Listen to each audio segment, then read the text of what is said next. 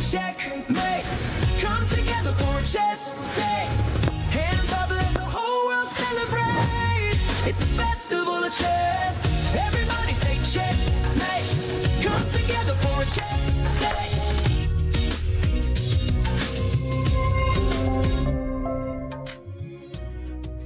Hello everyone, we sure hope you got the popcorn ready. Buckle up because it's another intense day of action coming up live from the Royal Opera House. This is day 4 of the Tech Mahindra Global Chess League, and yesterday was super dramatic. The mighty have fallen, and to take you through all the actions, twists and turns, joining me in the studio is the 8-time US champion Grandmaster Irina Krush, and of course, as always, international master Sagar Shah.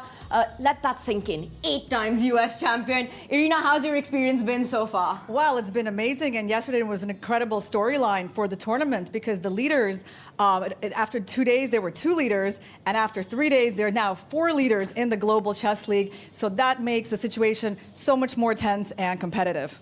Each and every team now has suffered a loss. They've all tumbled, showing perhaps, Sagar, there's a chink in everyone's armor. Yeah, absolutely. There's no one who's safe at the Global Chess League. And the big question today is, will the teams at the bottom try to come up, or will they get knocked out as early as round 4? You know, not knocked out, but can't make it to the finals. Well, there's one that's down there at the Mariana Trench. We'll get into more of that in just a bit. Let's bring up all the action that took on yesterday. And this was the storyline. It started with the epic, iconic showdown between Vishy Anand's Ganges Grandmasters against PBG Alaskan Knights. It was all eyes on the icon board, and Vishy said, no Guru Dakshina for you today, Gukesh. A 12-3 victory.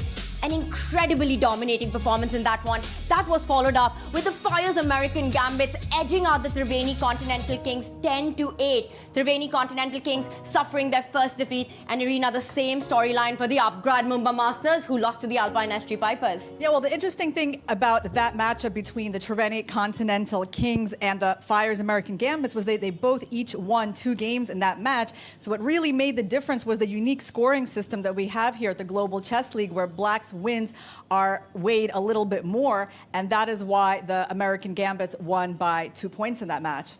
And what a blockbuster day it was. You know, you're talking about the Triveni Continental Kings going down, but there was one king who went down in that first match of the day. It was Gukesh, who lost on that icon board. But top to bottom there, we see the performance that the Ganges Grandmasters had. It wasn't only Vishy showing up for the team, but also Javakir Sindarov, the youngest ever World Cup winner, a huge win against Dominguez. Polina getting the job done on her board. Sagar absolutely winless. The PBG Alaskan Knights so far, not only no match victories for them, but not a single player has scored a win on any of their boards. I mean, when you get the team that has Gukesh, Arjun, Dominguez, Lagno, you would definitely think that, okay, it's possible they might lose games, but there'll be surely wins on individual boards.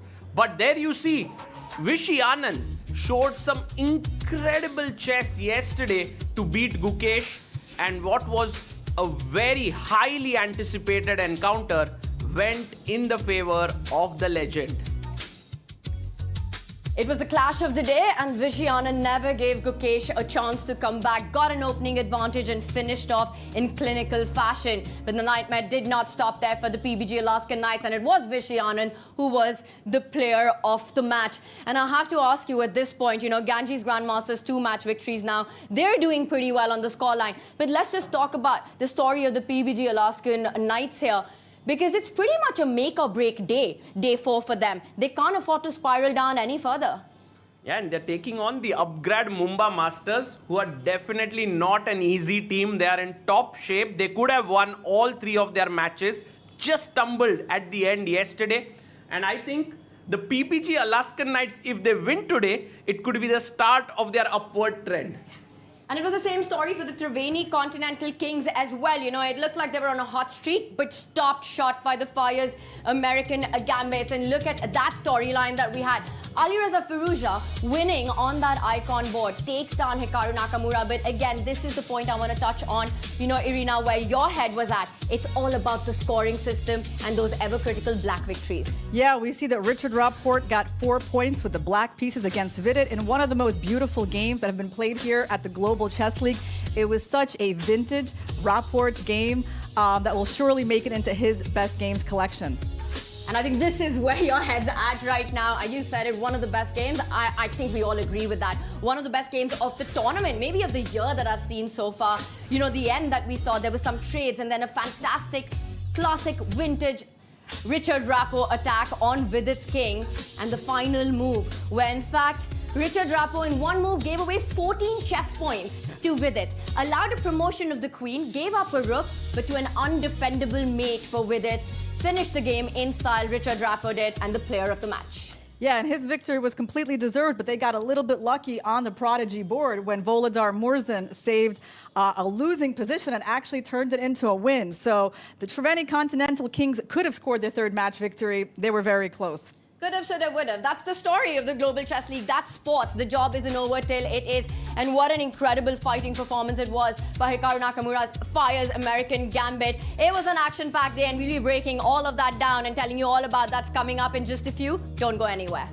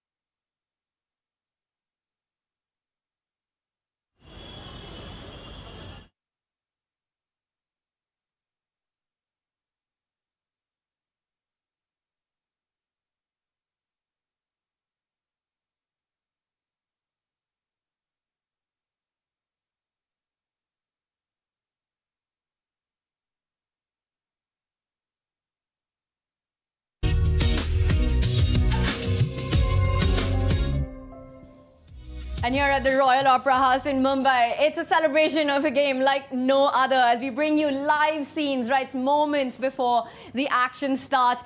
Lots of games going on down there. There are simuls by the greatest players, strong grandmasters being given. There are tournaments, and truly chess does break barriers. You see the young, you see the old, you see the boys, you see the girls. It's a full chess party here. Yeah, I was just downstairs before coming for the commentary, and it's so wonderful. It's a vibe. It's like a festival there. You know, you can be there, you can play chess, you can watch the commentary. There are books that are available. You know, you could talk to each other. It's just perfect. You know, you can plan an evening, come here, go back with a wonderful day spent. And maybe even face a grandmaster. Yes.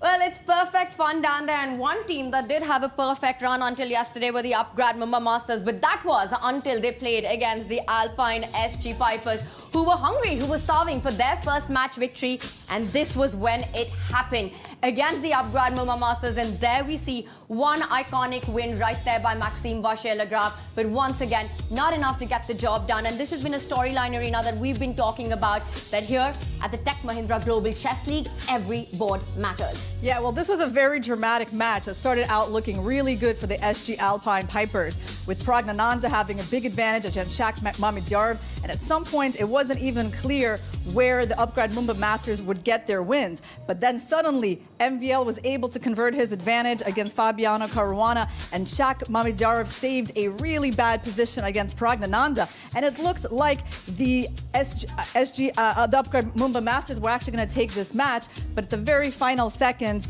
Leon Luke Mendonça found a beautiful way to checkmate Bardia Daneshwar's king. And what a finish this was, and this would have also gone Prag's way. Most important day is today. Right now, let's bring up the action that we've got lined up right ahead for you. We start the day with the Fyers American Gambit against Fabiano Caruana's Alpine SG Pipers there. And what a clash that is on the icon board. It's between the two titans of the chess world, the 5 times US champion apiece here.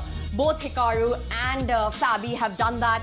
Then we've got Gukesh looking for that first team victory up against vachier-lagrave. And honestly, to my eyes, that looks like a very difficult matchup. You're playing a team that's so much in form, that's in shape, and you're still struggling to get up the board. We end the day with another iconic clash. On the icon board, it will be Vishy Anand's Ganges Grandmasters taking on Triveni Continental Kings. Which matchup are you personally most excited about, Irina? And I think I have an idea what you're going to say.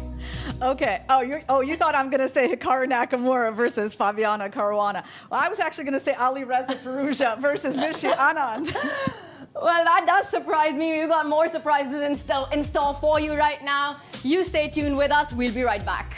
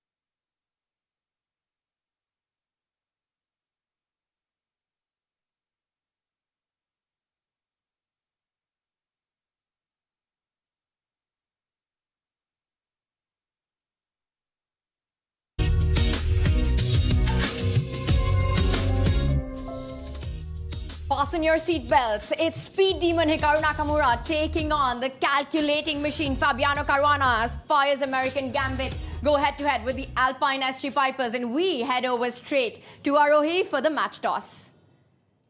Both teams come in with a winning momentum, and it is now time for the coin toss. The Fyers American Gambits, we have GM Srinath and Praveen Tipse for Alpine SG Pipers. Joining us today for the coin toss, Mr. Rishi Kohli, CIO Geo Black Rock, along with Mr. Bharat Singh Chauhan, the tournament director, and Mr. Ashok, the chief arbiter. May we please have the coin toss? Mr. Praveen Tipse will be taking the call. Heads is the call. Heads. Heads. White. SG Alpine Pipers wins the toss, decided to play white. Thank you. That's all right. Picked white. Why? Yes, I think we had a good day with white pieces yesterday, so I thought let's try with the same color today. Do we already have lucky colors now? Well, I think in chess, all colors are lucky because you usually get white and black alternately. But I think, yes, we have to see if you're already prepared with white, I think it adds to adds some advantage. But of course, their team has been playing extremely well and a very dangerous team, I would say. It's a very tough match I'm looking forward to. All right, all the best to your team today. Yeah, thank you. Happy with black? Yeah, happy with black. So, assuming you'd won, you would have picked black as well. Is it because of that one extra point that you get if you win with black? Partly, yes. Partly about what happens today, and partly also we are going to be facing these teams towards the end of the tournament, and those are going to be clutch matches. So we also had this in mind on what are the colors we want in the last couple of rounds, and we also took that into account. So you all had an amazing game yesterday. That does pump up the team for doing better in the coming games, doesn't it? Definitely. I mean, winning one game doesn't change a lot, but it does give you the confidence that you are on the right track. Well, the momentum is your way. All the best for today's. Thank you. That is it from the coin toss. The news from the center is that the Alpine SG Pipers have won the toss, opted white. It's a clash between two teams who took down the early leaders of the Tech Mahindra Global Chess League Season 3 just yesterday. A momentum versus momentum clash in this one. And Praveen Tipse there for the Alpine SG Pipers winning the toss and choosing the white pieces. And we've been talking about the scoreline, right? You win with black, you get 4 points. Does that decision surprise you at all? No, I'm not surprised that they chose the black pieces. They chose the white pieces. Is that right? The white pieces. Okay, the white pieces. So in their previous match, they were black, and so they're going for the alternating color strategy, which we've seen a lot of team captains choose in this league. So yeah, it makes sense to me. You put it like that, and then also there will be reversal of colors in the second half of the tournament. We'll see if he's able to prove that color pick of white. But now, you said a strategy in the color toss, but let's talk about the strategy board to board. And I want to start from our prodigy board here. It's a clash between two players who had a fantastic day yesterday. The young Volodar Murzin, a winner of the World Rapid Championship, taking on Mendonça, who was incredible with his last move, checkmate. How do we look at this clash, Sagar? I'll start with you.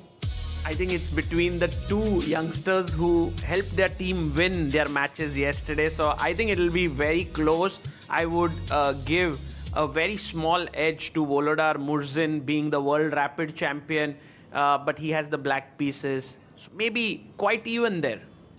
All right, an evenly matched board, that one. We've seen the prodigy board often decide the outcome of the whole match, and as well as the superstar women board can be the game changer in this. We've got Nino Batsiashvili taking on Inyak Teodora and Hu Yifan against Bibisara Asubayeva. I'll come to you on this one. Where do you see which team has the edge on the superstar women board? Well, honestly, between Teodora Inyat and Nino Batsiashvili, I think this match is a toss-up. They're pretty closely rated to each other and also in quite good form in this league. And in terms of Bibisara and Ho Yifan, Ho Yifan won their mini match in the 2024 Global Chess League, but Bibisara is known for her rapid skills, so I would say this is also a toss-up. And now here we have the superstar men, Richard Rapport against Pragnananda and Vladislav Artemiev versus Anish Giri.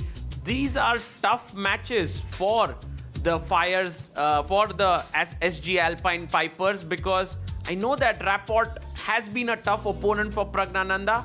And Irina, you were mentioning that Anish has had a tough time against Artemiev. And this is the clash of the titans that we've got on that icon board. Hikaru Nakamura taking on Fabiano Caruana. That's a fight between world number 2 and world number 3. Such a toss-up of a match. Hikaru, a speed demon. He's incredibly quick. He's incredibly fast. He's fearless, resourceful defenses. Where do you see Fabiano Caruana? How do you see him in this matchup? They've played endless amounts of games between each other. They know each other so incredibly well. Is this a 50-50?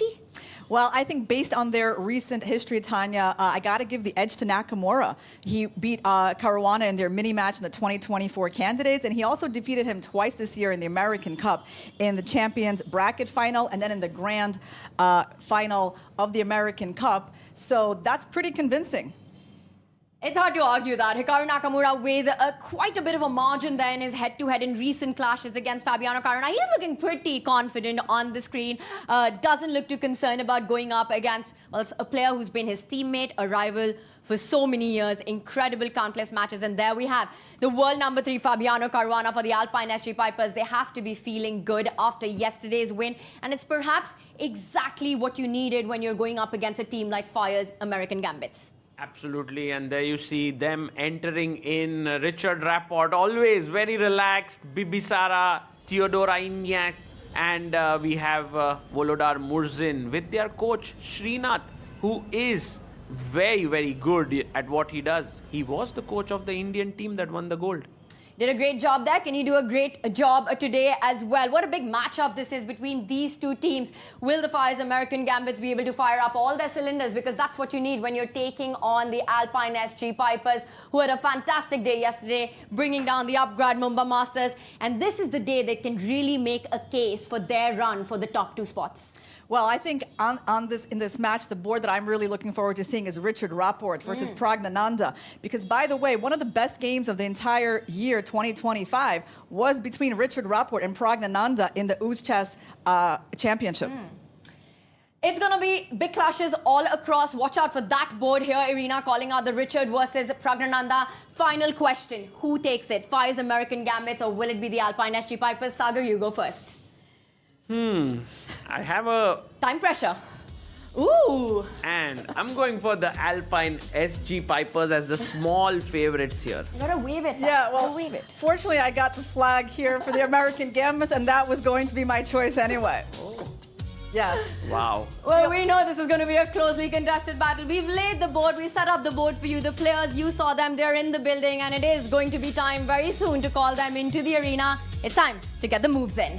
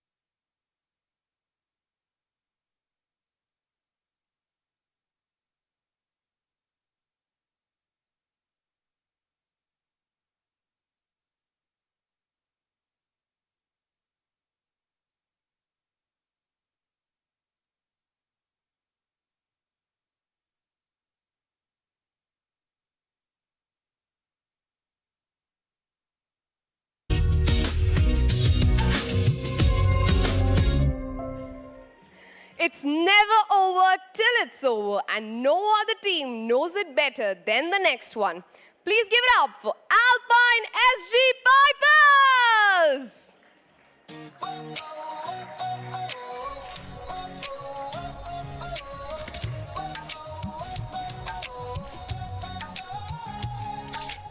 Spotlights burning through the night, legends stepping into the light, crowds roar like a rising tide. Let's welcome the players. Fabiano Caruana, Anish Giri, Ragnananda, 4 times Women's World Chess Champion, Hui Fa, Nino Batsiashvili, and Leon Mendonça, along with their coach, Mr. Praveen Tipse. Now, bold openings, bigger ambitions, small sacrifices, accomplished missions. Let's welcome team number 2, Fyers American Gambits! Come together for a chess day. Feel the pulse as the moments escalate. It's a festival of chess. It's a festival of chess. Please give it up for the players. Hikaru Nakamura, Vladislav Artemiev, Richard Rapport, 2 times Women's World Blitz Champion, Bibisara Azubayeva, Theodora Inyats, the reigning World Rapid Champion, Volodar Murzin, and their coach, GM Srinath. Thank you so much and all the best to both the teams. You can now take your boards. And now for the first move, may I please call upon Mr. Muthu Murugatpan, CEO, EID Parry India, along with Mr. Amit Khandelwal, Principal Solution Engineer, BMC Helix. Joining them is Mr. Bharat Singh Chauhan, the Tournament Director. And guys, we are now live with this big encounter between the Fyers American Gambits and the Alpine SG Pipers, with 2 knights coming out. Joining me is Grandmaster Irina Crush. Hello, Irina. Hi, Sagar. I am so excited for this matchup. And what is at stake is that if the Alpine SG Pipers, led by Fabiano Caruana, wins this match, they will actually catch up to the Fyers American Gambits in the standings. Wow, that's amazing. And the first game to begin is Ho Yifan versus Bibisara. And there you have Nino Batsiashvili taking on Theodora Inyak. And let's start with the Ho Yifan versus Bibisara encounter. We have the Sicilian on the board, Irina, and this little pawn move, which is not very common. Yeah, well, Bibisara has a very aggressive opening repertoire. She also plays the King's Indian defense regularly as black. So here she goes for the Sicilian, one of the most dangerous openings in chess. And Ho Yifan tries to keep it in calmer territory by playing a little bit of a sideline with that small pawn move to c3. And the big question, of course, for everyone who's not like super strong out there is, why can't you take this pawn? And guys, there is a huge double attack coming in here, so you can't take it because of the check and the knight falls. Yes, that is a beginner's trap, Sagar, that you don't want to fall into. Right, and that's the reason why Bibisara is not going to take that pawn. But how does black play? Oh, she goes bishop d7 and instantly creates the threat of taking the pawn. Exactly, and the other idea of that bishop move is that sometimes the bishop will go to c6 and attack the pawn from there, which is a little bit less common than putting a knight there, but also pretty thematic for these positions. Right, and there you see Prague and Richard Rapport beginning their game, and we have, d4. Prague going for the same opening that he played yesterday against Shakhriyar Mamedyaro. Will it be another London system, Irina? Yeah, I don't know, but it's interesting to see what Richard Rapport is going to come up with, because he likes to play these Benoni type of systems like he did against Vidit or King's Indian mixtures. So right now, it's really interesting what choice he's going to make. Yeah, I think he's waiting for it. He goes g6. That's actually going to be very exciting, because I think Prague already has fared badly against Richard's King's Indian. But now, knight d2. Yes, earlier this year, Richard won against Prague this beautiful game in the King's Indian defense. So he's sticking to that opening, and Prague is actually the one changing things up. He's going for a less standard line with that move knight to d2, leading to a quieter game. By the way, Irina, I loved how both the players were moving around the stage. And, you know, now it's becoming more and more important to see what your team players are doing as the icon board takes forth there between Hikaru Nakamura and Fabiano Caruana. It'll start very soon. And there you have the handshake between the two legends here. And the junior board, the prodigy board, also begins with Leon opening with knight to f3. Yeah, knight to f3, it's a move that's becoming more and more popular these days. Instead of putting one of the center pawns in the middle of the board, players are trying to avoid mainstream theory by going for this side development.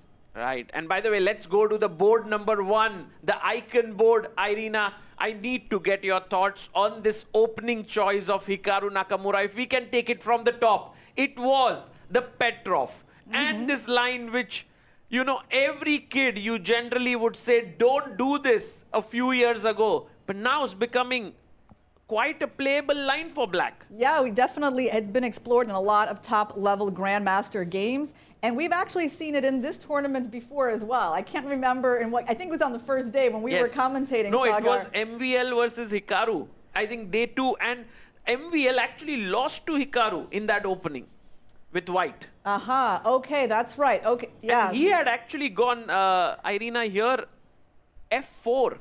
This is what he had chosen. That was MVL's choice, Right. f4, right. Now that rings a bell, yes. But actually, Fabi goes for the main line, d4. White is now a pawn up. Knight comes out, and black recovers the pawn for just a layman. What's happening here? It looks equal. Why is white better? Yeah, well, first of all, Hikaru is definitely playing an equalizing line. So what his opening choice shows is like he's not going for the most aggressive opening as black. It means that he thinks for his role in the team is to make a draw with the black pieces in this game. It's a symmetric pawn structure with white's pieces being a little bit more active, and that knight on b5 was threatening a fork on c7. Both players are playing still very fast, so they know what they're doing. Prep. Rook f8.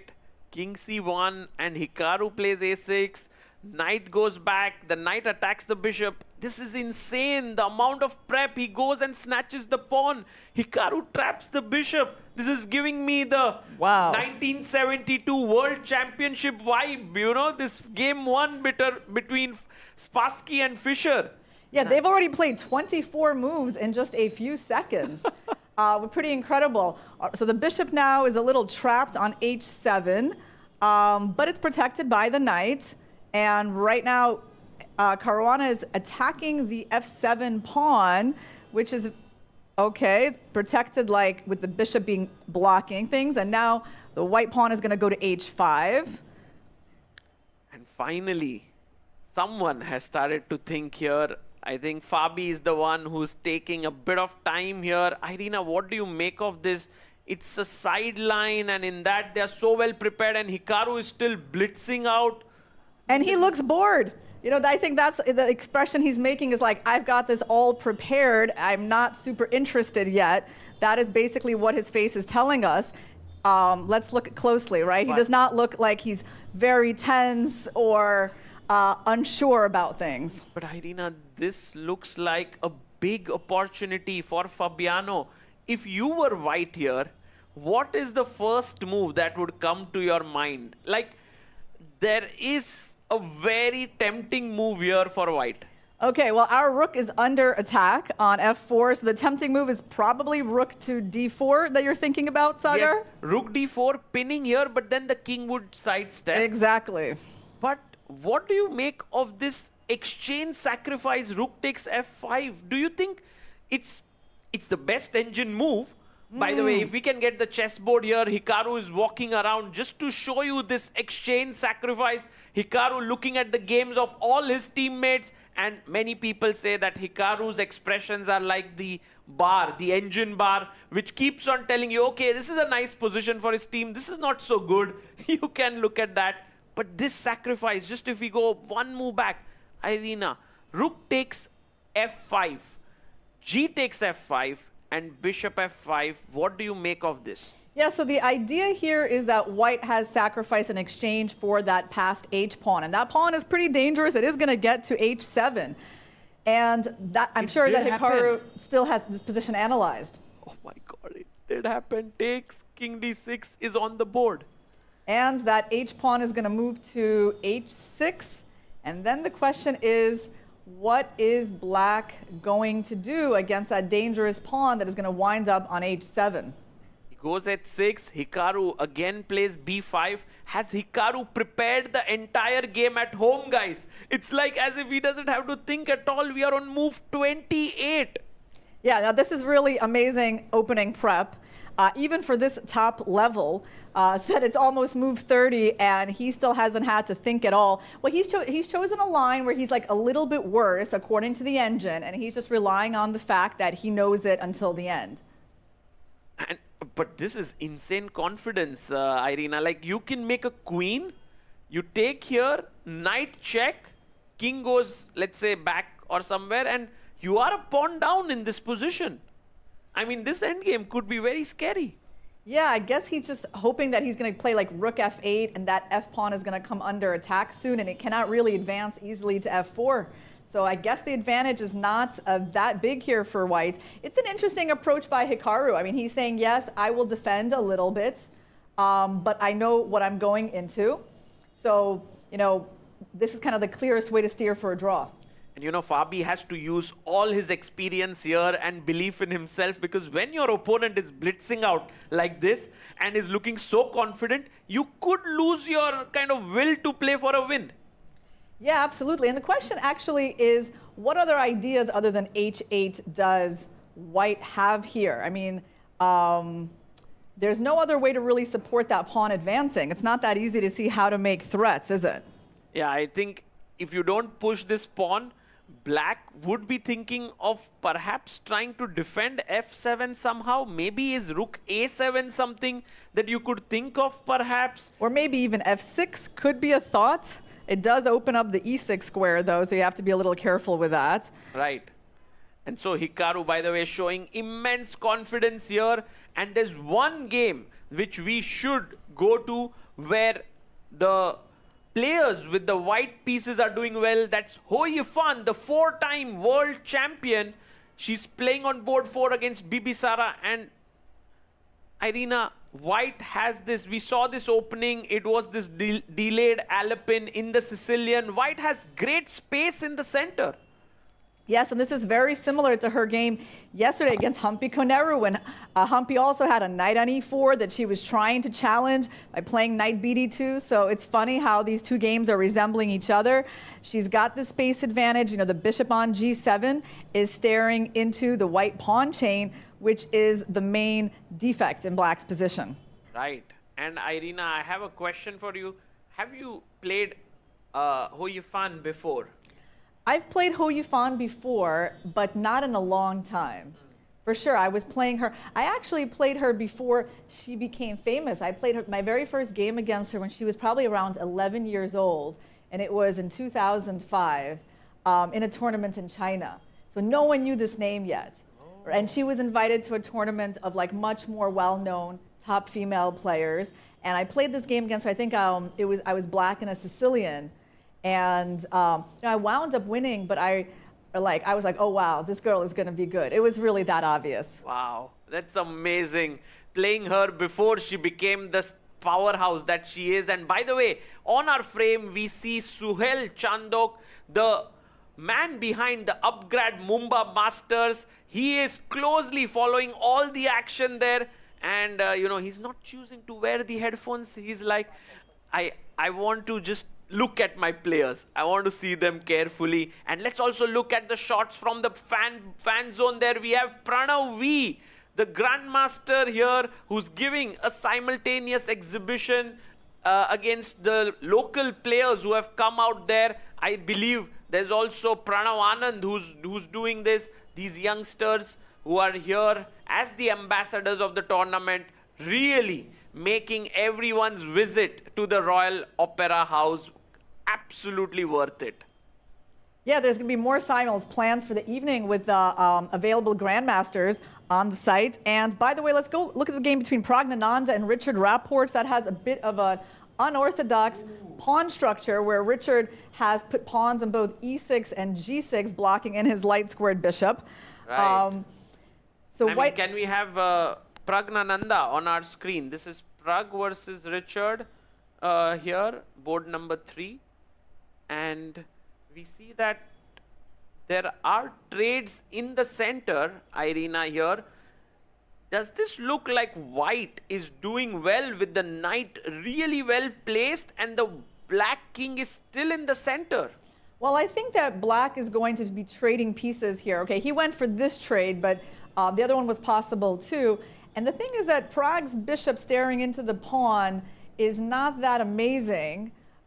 It's pretty soon until black is able to castle. So maybe he just goes here. Okay, he goes queen d5. Interesting choice because the endgame would be totally safe for him. So the white queen, I'm expecting it to move back to e2. I don't think there's a whole lot that white can do otherwise. And then the question is, where does this bishop go? Maybe bishop e7. I guess that's a safe move, right? And then you try to get castled. And this game definitely is not going to be any sort of brilliancy from Richard Rapport. It's very calm, very safe. But do you think like black does have some chances here? Like imagine I push my pawn to a3, then I get my bishop out. Would this pawn become a huge asset for black? Yeah, I think so. I think the position is still playable for both sides. I mean, even the fact that the white pawn on e5 is on a dark square could be something that black takes advantage of in the future. So, but it's true that Richard is unlikely to like play a brilliancy from this position. Right. And by the way, guys, very quickly, let's go to the game of Caruana and Hikaru. There's a lot of action that has happened there on the icon board. So after c6, where we left off, he made a queen. Rook takes, knight takes with a check, king came up, Hikaru just blitzing out stuff, bishop e4, Fabi's like, Hikaru, I'm a pawn up, I can try here, but rook h2, attacking this pawn, I believe if you push it forward, then maybe this entire second rank gets weakened, so plays rook f1, and now a5 and king d2, this is the live board position right now. Yeah, white's got an extra pawn that is kind of tricky for him to advance. And Hikaru is taking some space on the queen side that could be useful in the future. You know, of course, it looks like only white can win, right? It's a little bit unpleasant to defend these positions for black, but I think that's kind of, you know, that's something that Hikaru uses in his opening preparation. Sometimes going for these worse positions that he's still confident he can hold without too many problems. Yeah, but here I do get this sense, Irina, that, you know, you've got it all prepared, the engine is supporting you, but sometimes humanly being a pawn down and playing such positions is not so easy. Well, I agree, Sagar. I don't have any lines like this in my repertoire. You know, it kind of goes against how I want to play chess, right? Because it's just not fun to start a game and immediately be defending and only defending, right? But at the top level, that is a viable strategy. To make a draw with the black pieces is considered a success. So even if you have to suffer like a little bit, they're willing to do it. And what should be white's plan here in order to make progress? Because, you know, the black king is somehow you know, pressing the white king behind. I wanted this e3 square for myself so that I could push forward, but it's not happening. Should I take the knight? Should I keep the bishop? Well, let's try taking the knight and thinking about how black should recapture. He didn't take. So if you take the knights, yeah, you take with the king. And then the problem is, even if you put your king on e3, you still can't push the pawn because your pawns in the second rank are going to be attacked. So pretty difficult to make progress. And you can see the difference in activity between the black rook and the white rook here. Right, right. So Fabi decides to keep the bishop. on the board. And Hikaru now starts to think, you know, yesterday against Alireza as well, Hikaru played very quickly a slightly dubious line and then eventually lost that game. Yeah. So I have this feeling that he's trying something new. It works sometimes, sometimes it doesn't. Yeah, I mean, I think against Ali Reza, maybe it wasn't quite as intentional as today, because there I feel like he just sort of got caught in that position that was a bit worse, while today he's definitely entering it consciously. But in general, in his repertoire, yeah, I've seen him like try to defend these kind of Catalan endgames down a pawn, and just kind of doing it over and over again in Title Tuesday and holding that draw. So that's what he's doing today. And yeah, it doesn't make for a very exciting game on the icon board, right? Because it kind of went into a pretty technical position early on. But we do have some very exciting games. How about we take a look at Leon Luke Mendonça against Volodar Murzin? Oh, on the Prodigy board, we have Leon Mendonça with a clear edge here. Is that the extra pawn here for white? Yeah, he just won the c-pawn. There used to be a black c-pawn on the board just a move ago. This was the position, and I believe that Volodar got really worried about this bishop here, the pawn pushing forward, and he was like, let me just give up material. So he gives up a pawn here, and this doesn't seem enough compensation. No, White's pawns in the center are massive, and they're blocking those bishops, and they're threatening to advance. So this is like not just an advantage, it's like a very big stable advantage, a safe advantage for White. Really quite dismal for Volodar, who was, you know, he was losing yesterday and turned that around into a win. For him to do that again is going to be pretty tough from this position. Right. And so right now, if we look at this matchup, there's Hoyefan, who's doing really well for the Alpine SG Pipers. There's Leon Mendonça, who's doing really well. Where is this team of Fyers American Gambits going to strike? Which board is it? Well, let's go to the board between Teodor Ignác and Nino Batsiashvili, because that might be the answer to the question. Where black at least is going to have some sort of chance, although white is trying an interesting tactic based on the overload of the d-pawn. So if you take the knight, then you lose the knight here on c5. So you don't take it, but somehow there's a very good move here for black. Maybe even queen e8. Can we try that? Wow, queen e8, and that might be the best move, Irina. Well, it defends the c-pawn, attacks the knight, and attacks the pawn behind the knight. So that is probably the idea. And the thing is that black's pieces have a lot of explosive energy in this position, like that fianchettoed bishop on g7, potentially super powerful. And let's not forget the a-pawn. Let's highlight that pawn, Sagar, because I think in this game there's a good chance it's going to play a role. It might come to a3 and it'll open up this diagonal. Reminds me of some famous King's Indian games of, what was it, David Bronstein maybe? He used to play such amazing games. Could happen that way. And oh, she did play it. Wow, Irina, your move is on the board. Yeah, so Teodor Ignác, I mean, she lost yesterday, pretty dramatic way, to Alexandra Kosteniuk, but she's also delivered a big win for her team in the first match. Nino Batsiashvili has been doing well, but right now it does look like Teodora can strike for her team. But let's look at the time situation. She does not have a lot of time. Yeah. They're only on move 14. She's at 7 minutes, and she's got to make it to move 40.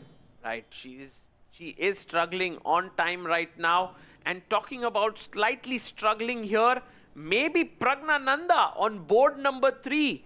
Guys, he is in definitely some trouble here, because look at this.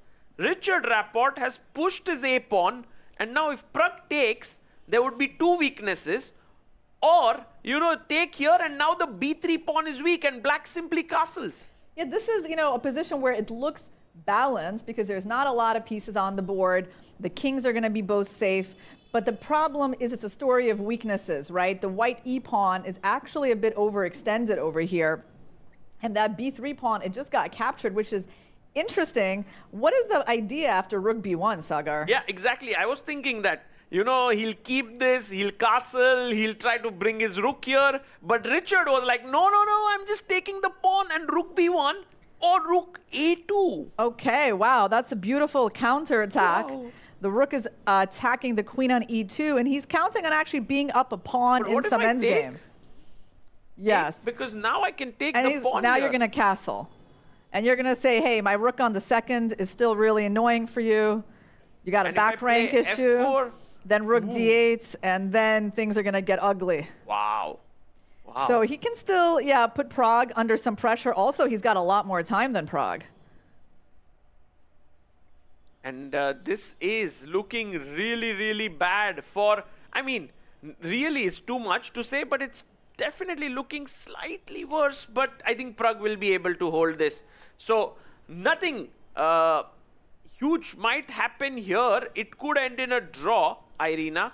Should we quickly check board number 2 between Anish Giri and Vladislav Artemiev?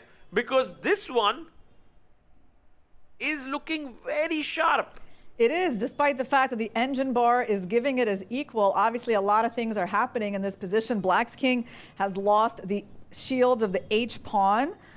And right now, there's going to be some trades coming up where white might have to take on d4 to move his knight away. But then the e4 pawn will hang, so black will get the pawn back.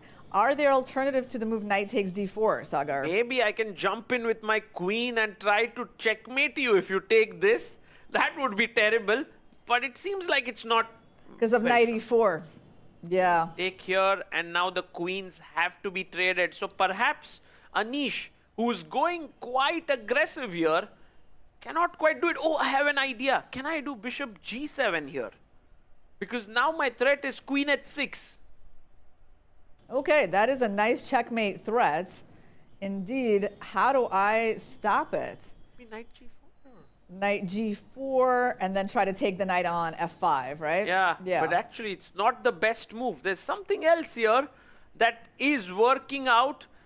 And Knight g8? oh, yeah. yes, knight Yes. to g8 is working out here, and somehow there's no mate. And look at this, a lot of people have come to the Royal Opera House today to watch these matches, and so many young kids. You know, I love it. I love the fact that young kids have turned up here, and you know, they are able to see the top players in action. One of them might go on to become the world champion. Yeah, you someday. never know. It's such a memorable experience for the up-and-coming kids, right? Just to see their icons up close, to get their pictures, autographs. I can see how it could be very inspiring. I'll tell you a story, Sagar. You know, Okay. it's not. You know how in the U.S. one of our top female players is the young Alice Lee, right?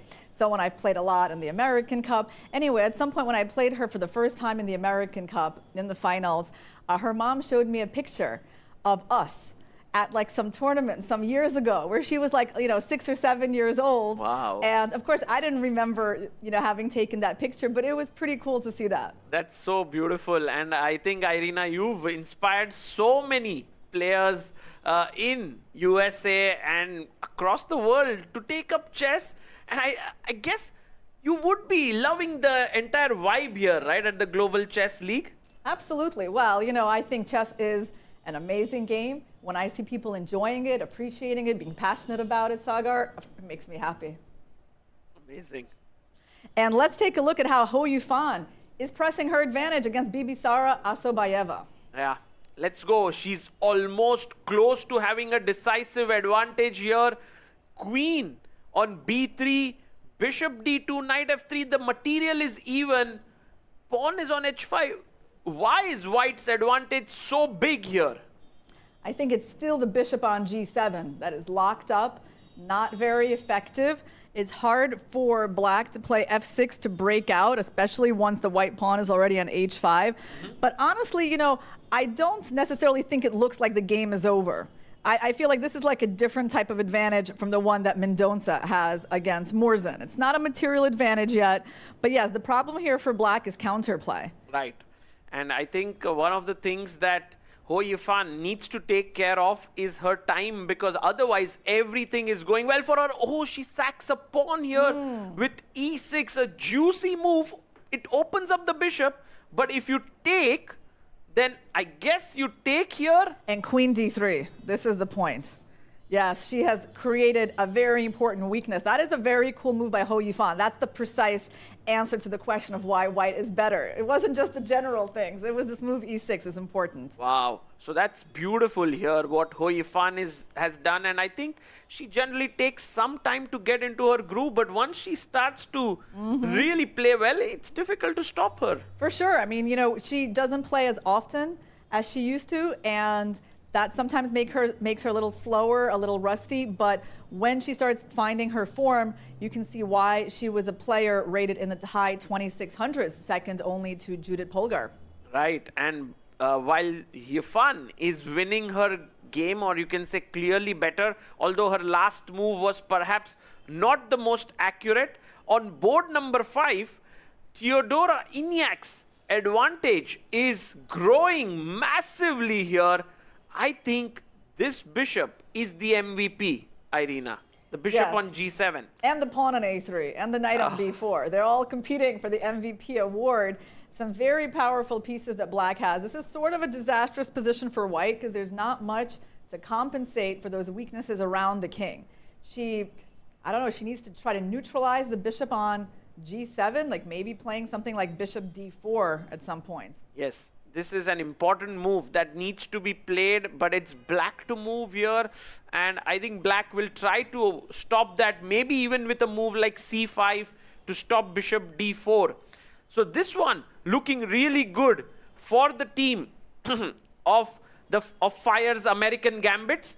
Let's go to Leon Mendonça on the Prodigy board. Before we go to the top board, the Icon Clash, it seems like white is going to win this. Leon has a big edge here. He's almost like up 2 pawns at this point because now that he's blockaded the black queenside pawns, they're not going anywhere. He just has those 2 extra pawns in the center, and it's just a matter of time before he starts pushing them. So I don't know what went wrong from Murzin, but this is like such a disastrous position. Wow. Okay, so right now the team of Alpine SG Pipers are looking strong. On board 6, they are better. On board 4, they are better. Oh, but Leon's last move seems to be a big mistake.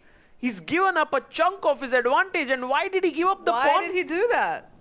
He thinks that the D pawn is going to, be really strong, and it will be. It will be, but was it worth it to give up one of those important pawns in the center? That seemed a bit premature. Yeah, that seems very risky. And now I think Volodar Murzin has his chance here. He's already creating his counterplay against the black king, against the white king, threatening mate in 1. Queen g2 is hanging.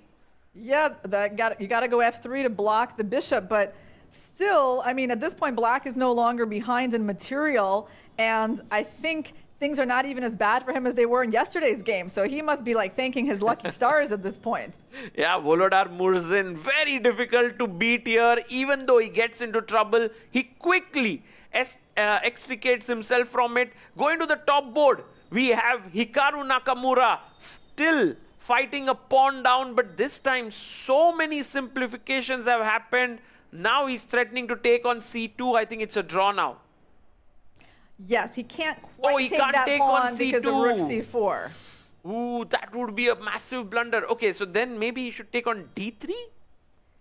Still would have to suffer a bit, yeah, after king d3. Pawn down. This is an extra pawn here. Okay, so not like completely dead yet. It's not, but I feel like Hou Yifan's advantage is getting smaller. So we want to take a look at that board because the SG Alpine Pipers were relying on her advantage in that game, and it has gone pretty crazy where she is now, well, she's down a pawn, still with an active position though.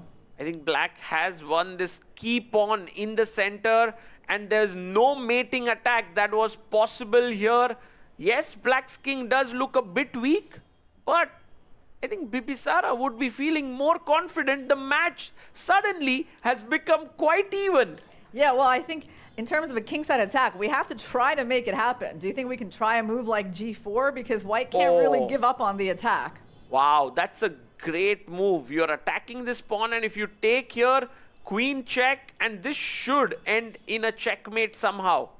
I don't know, maybe moving the rook somewhere. Even rook c3 is probably good enough. Rook c3? Yeah, rook c3, knight f7, maybe. Maybe you just need to open up the diagonal to play bishop h6. This is a great move, by the way. And yeah, so this one, g4, actually might be the move that Ho Yifan might make, and then Bibisara has to decide how to react to it.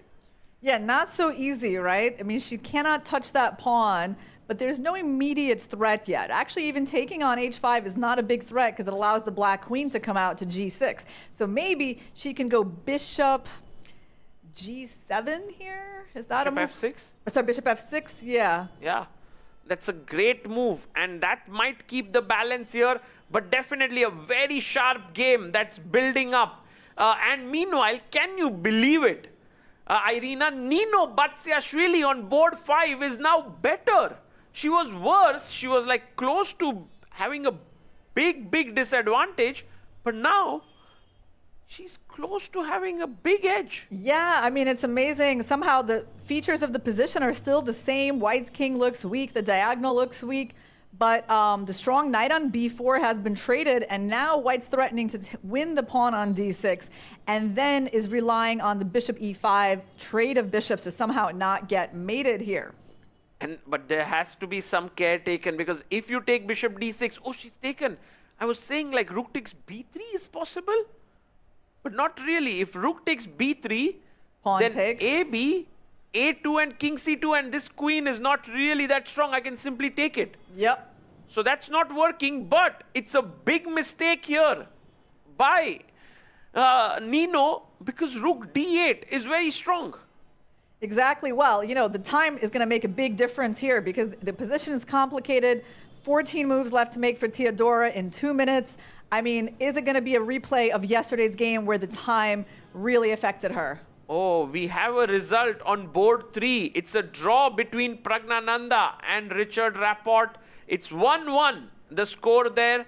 And, well, the results are starting to come in. The match, the game is getting exciting on all boards. Let's go to the game of Hikaru and Fabiano there. And they're still in the end game. That is not the most thrilling, yeah? I mean, the F-pawn from White still has not moved an inch since we've seen it a long time ago.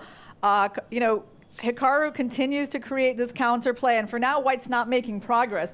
So maybe we can go to the board between Ho Yifan and Bibisara, because it looks like the women's boards are actually, women's and juniors board are probably going to decide this match. right, and by the way, here, the move that was chosen by Ho Yifan was queen d3, putting pressure on g6. The rooks got traded, and this is the live board position that we have. Both players have just 2.5 minutes left on the clock. And how many moves do they need to make to get to move 40? 15 moves, that's a lot of pressure on them. Black would love to go rook c8 and trade the rooks now, but the problem is that would hang the g6 pawn, so she goes to f5 to block the queen's attack on that pawn. Right, and I was wondering if the knight could jump in here to attack the rook and then the d5 pawn would hang. I still feel that white is better here, like, although the engine gives it as equal. It looks like White's chances are somewhat superior. You know, I think what it is like the knight on f5 is like an amazing defender. The bishop on g7 is pretty good. She can't really make inroads to the black king anymore. I think even rook c8 is probably a possible move, like despite the fact that it gives up the d pawn, because you can get the b2 pawn in the end. Oh, it's happening. Exactly what we just spoke about is happening. Queen takes d5 has happened, and maybe snatching the b2 pawn. Can Bibisara here? Okay, this game is also turning into an equal one, but I guess the game that could, it's the ultimate roller coaster here, is between Teodora Ignac and Nino Batsiashvili. It was a big edge here for black if she would have taken with the rook, but she decided to take with the queen here, and now maybe this one is not so easy. Black is a pawn up. Sorry, piece up. Piece up. Black's a piece up. I can see why she thought this might be simpler, but it actually reduced her advantage because now she doesn't have a chance to attack the white king as effectively with the queens off the board. So that might have been a costly decision by Teodora. So she still has to make almost 10 moves in just a minute. Irina, Intense you know time what? trouble. I have a feeling that even white might just start pressing here. Like, white's moves are so easy. C5, you move the rook, B4, I come up with my king, maybe try to win this. Otherwise, I come up and push these 2 pawns. Yeah, absolutely. I mean, it would not be shocking if white even pulls out a win here, especially with the time situation. Right, and so this game is definitely going to be a decisive one, is my feeling. Although, guys, if you look at it objectively, this is equal, and all the remaining boards are equal. That are the 5 boards. Hikaru and Fabi are still equal. Pragnananda has drawn his game against Rapport. We have Anish Giri, who's also equal against Artemiev. Do you think this might be the first match, Irina, that could have all 6 draws? You know, I was thinking about that, Sagar, and I still think no. I don't think we're going to see all 6 draws in this match, because when things get down to seconds, mistakes creep in, and the positions are still sufficiently complicated that anything can happen. Let's maybe take a look at what is going on between Leon Luc Mendonça and Volodar Murzin. Yeah, let's go to the Prodigy board there. And here we see that white is still pressing because of this pawn on D7. The rook and queen nicely placed. Pawn to F5 could come in at the right moment. So Leon definitely pushing. And he's got an advantage on the clock as well. Okay, let's go to Ho Yifan versus Bibisara. I feel like this game, with the little time they have, they're both under a minute and the position's still so complicated. Something is going to happen here. Yeah, she jumps in with her knight. I love this knight here on F7, just taking away some of the key squares from the black king. And also the pawns are a bit weak. Queen D7. Oh, she goes on the counter attack here. Bishop F2 could be a threat if the queen moves away. Yeah. Check. King G7, okay, King H7, Knight G5, looks pretty crazy. Wow, what's happening with that king? There's no mate here I mean, you've walked into a discovered check though, Sagar. How is that king surviving? I don't know. Look at Bibisara. She's walking a tightrope here, but she's walking it brilliantly. Okay, is the game going to end in a repetition though? No, I don't think Ho Yifan will repeat, although she has so little time. Oh, she goes back. She goes back. She wants to fight on. But she still might go to G5. She takes the bishop. Check. And now knight takes. Wow. For an equal position, this is one of the craziest positions ever. Look at her king now moving in. She's moving in with the king. This is a brilliant game. Queen takes E7. A mistake by Bibisara perhaps. Check. So white has some advantage because of those queenside pawns, the 2 against 1. Yeah. And wow, bishop C3, block. Maybe right here is a good moment to block. She blocked with the bishop. I don't think it's going to be perpetual. Looks like Ho Yifan is outplaying her. Yeah, there's no perpetual here. The knight is pinned on G7, but checks are not stopping. Somehow. Okay.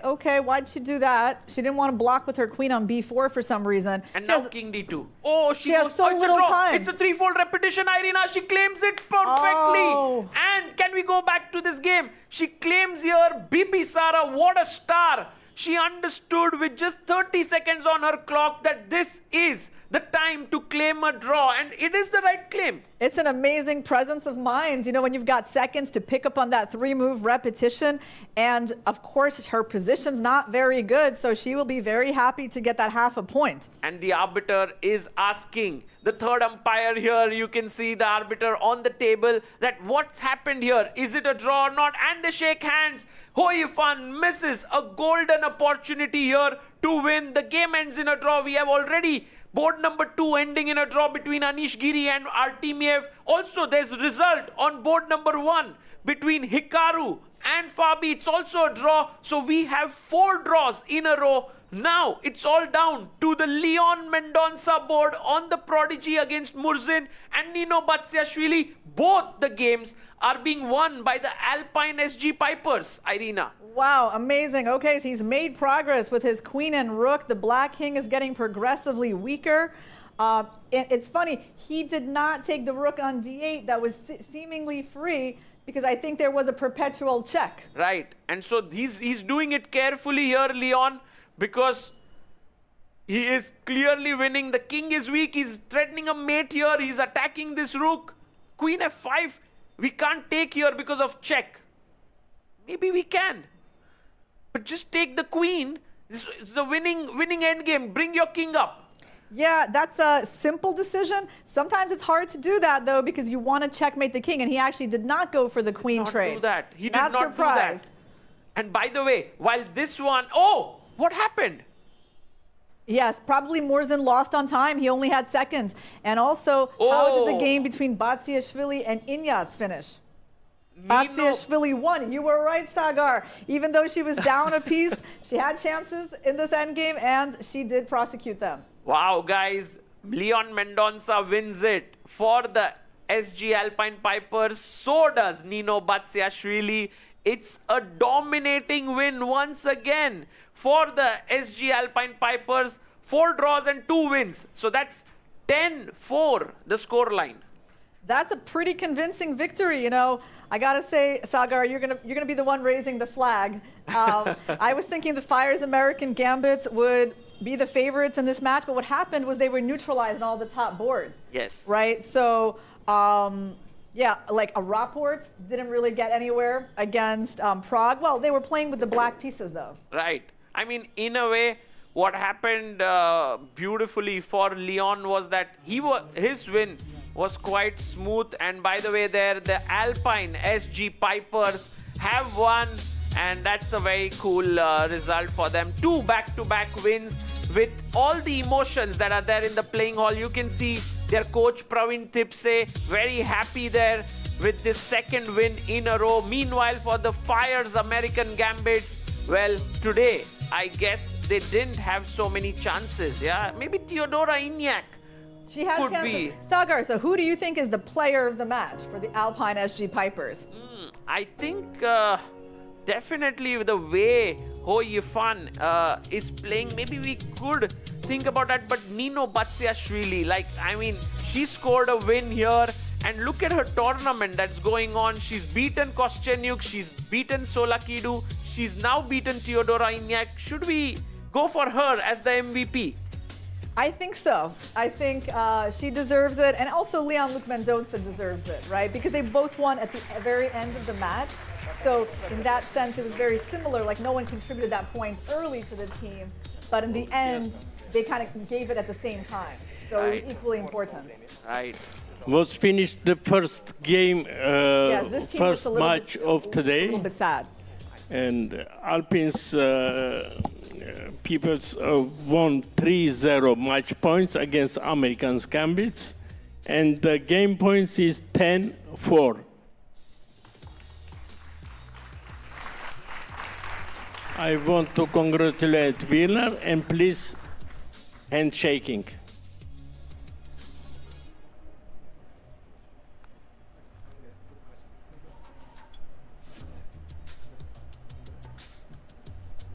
And there we have the handshake between the players. Amazing play here by the Alpine SG Pipers. So good. They are now starting to suddenly look so stable after their first 2 losses, Irina. Yeah, well, Ho Yifan, Nino Batsiashvili, and Leon-Luc Mendonça on the lower boards look very good today. Yeah. And that's the thing, the teams objectively are all so strong that it's never that surprising when they start turning things around and just winning the matches. There's not much that separates all these teams. True. Absolutely. And maybe this match could have turned around completely if Theodora Inyak on board 5 would have converted that. You can see that she's dejected. Meanwhile, Nino Batsiashvili, she is the MVP of this round for sure. She really played well. And in this tournament itself, she's doing so well for her team. She's doing amazing, right? She's not like the highest rated player in the league this season.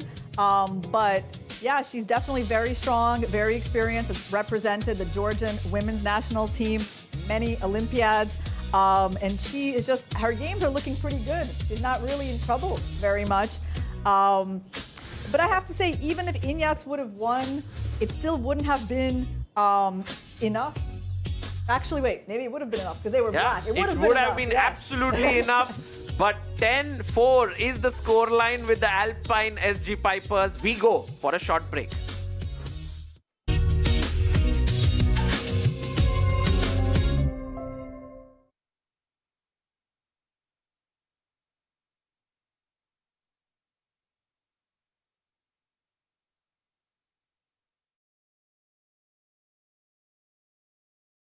Sir, आपका goalkeeper से लेकर the ball तक के पीछे का secret क्या है? Secret नहीं, ताकत। मैं स्टेडियम को मजबूती से खड़ा करने वाली स्टील से इंस्पिरेशन लेता। APL अपोलो स्टील पाइप्स, देश की बढ़ती ताकत। Proud sponsors of Alpine SG Pipers. Chess हो या मार्केट, जीत उन्हीं की होती है जो दूर का देख सकते हैं। फायर्स एडवांस ऑप्शन चेन और 50 मार्केट डेप्थ के साथ मार्केट का हर मूव आपके सामने है। Fyers, for those who are born to trade. Investment in securities market are subject to market risk. Read all the related documents carefully before investing. Sir, आपका goalkeeper से लेकर the ball तक के पीछे का सीक्रेट क्या है? सीक्रेट नहीं, ताकत। मैं स्टेडियम को मजबूती से खड़ा करने वाली स्टील से इंस्पिरेशन लेता। APL अपोलो स्टील पाइप्स, देश की बढ़ती ताकत। Proud sponsors of Alpine SG Pipers. Chess हो या markets, smart insights can change the game. जैसे FIA, Fyers Intelligent Assistant. Get in-depth sector and stock analysis and deep portfolio insights. Fully AI powered. Fyers, for those who are born to trade. Investment in securities market are subject to market risk. Read all the related documents carefully before investing. आज हम कुछ नया सीखेंगे। एक दिन school में football आया और फुटबॉल ने मुझे बताया, ये सर सिर्फ पानी का मटका उठाने के लिए नहीं बना, ये पैर डर के भागने के लिए नहीं बने, घुटने किसी के सामने झुकने के लिए नहीं बने,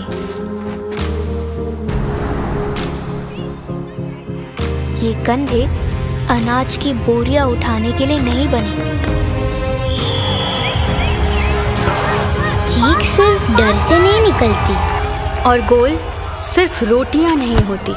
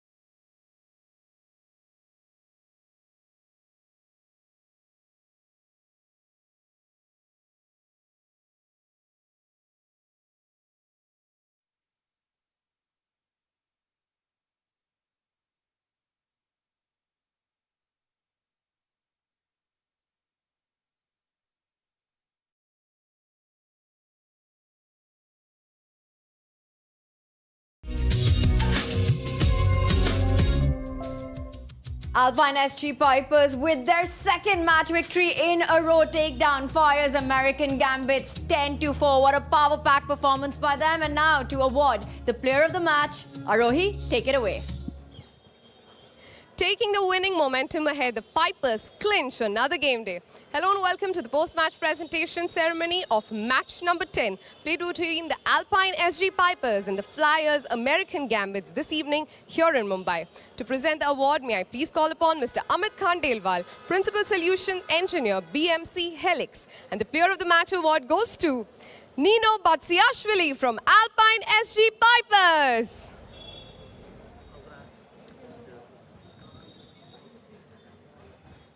First things first, since when did the pawn become more stronger than a bishop? I don't know then, but I play it just all in, push my pawns, and in some point it's worked. First you had Kostenuik, then Savarula, and now Inyats. Is it going to stop anytime soon? I don't know. It's difficult. Everybody plays here very, very strong, and it's a very difficult game. Which was that one point today, point of time in the game where you felt like you had this one? When I went this king f3, king e4, and I kick here bishop from this diagonal. So can we see more pawn action from you going ahead in the games that are about to come? I don't know, probably. All right, congratulations on today's win. Hope to see you soon. Thank you. That is it from the presentation ceremony. Alpine SG Pipers take this one. We'll be back with the next game. Nino Batsiashvili there with 3 wins and a draw. Undefeated so far here in Mumbai in the 3rd season of the Global Chess League. Making a strong case for herself as being perhaps the most valued player for the Alpine SG Pipers. Well, she's delivered so many wins to the team, so I think they can be very happy with her performance. And sometimes it helps to be a little bit underrated, to be seen as the underdog, right? Because she's not one of the higher-rated players, hasn't won any titles in like World Rapid or Blitz Championships. So probably the other players are hoping to get points against her, but that's not happening. And Sagar, just pushing a little bit on that as well, because I don't think the score tells the full storyline of what happened in that game. It could have gone any way, an absolute roller coaster of a finish. Yeah, because in the end, you know, Nino was in trouble at some point just before the end. And if Theodora would have won that game, today we would have the Fyers American Gambits as the winners. And that would mean we would have a completely different leaderboard than the one that's about to come up just now. Because take a look at that. With that second back-to-back victory, we see that it is now at the very top, the Alpine SG Pipers with 6 match points. There's still 2 battles remaining to be played out today. But for Alpine SG Pipers, 2 losses to start the league with. And now, a big turnaround there. We've got the Upgrad Mumba Masters, Triveni Continental Kings, 5 teams with 6 match points, and PBG Alaskan Knights yet to get on the scoreboard. Yeah, and with this win, they actually have gone ahead of the Fyers American Gambits because in game points, they have 4 extra game points. So, a huge win for the Alpine SG Pipers. And Irina, this leaderboard is quite fascinating because you see 5 teams with the same match points. How critical down the line do you think those game points will be to try and get those huge margins and not just focus on the match victories? Yeah, indeed. Like the teams haven't been able to separate themselves much. Everyone is going neck to neck. So those game points are probably going to be important. But still, I feel like when it comes down to the end, there's still only going to be a couple of teams that are in the plus score in terms of the match wins. So I wouldn't overestimate the importance of the game points. Every single board matters, and that's the storyline that's building up here in Season 3 right now. Game points might be the decisive factor, and this board has been one that has been showing all the colors by Mendonça right here, getting that win again. It wasn't just Batsiashvili's board, but this one scoring that 10-4 margin, which might play out in the end in a big way. I think Leon was the stable player for the Alpine SG Pipers. Right from the opening, he got an advantage. He kept it, although at some point he did lose a bit of it.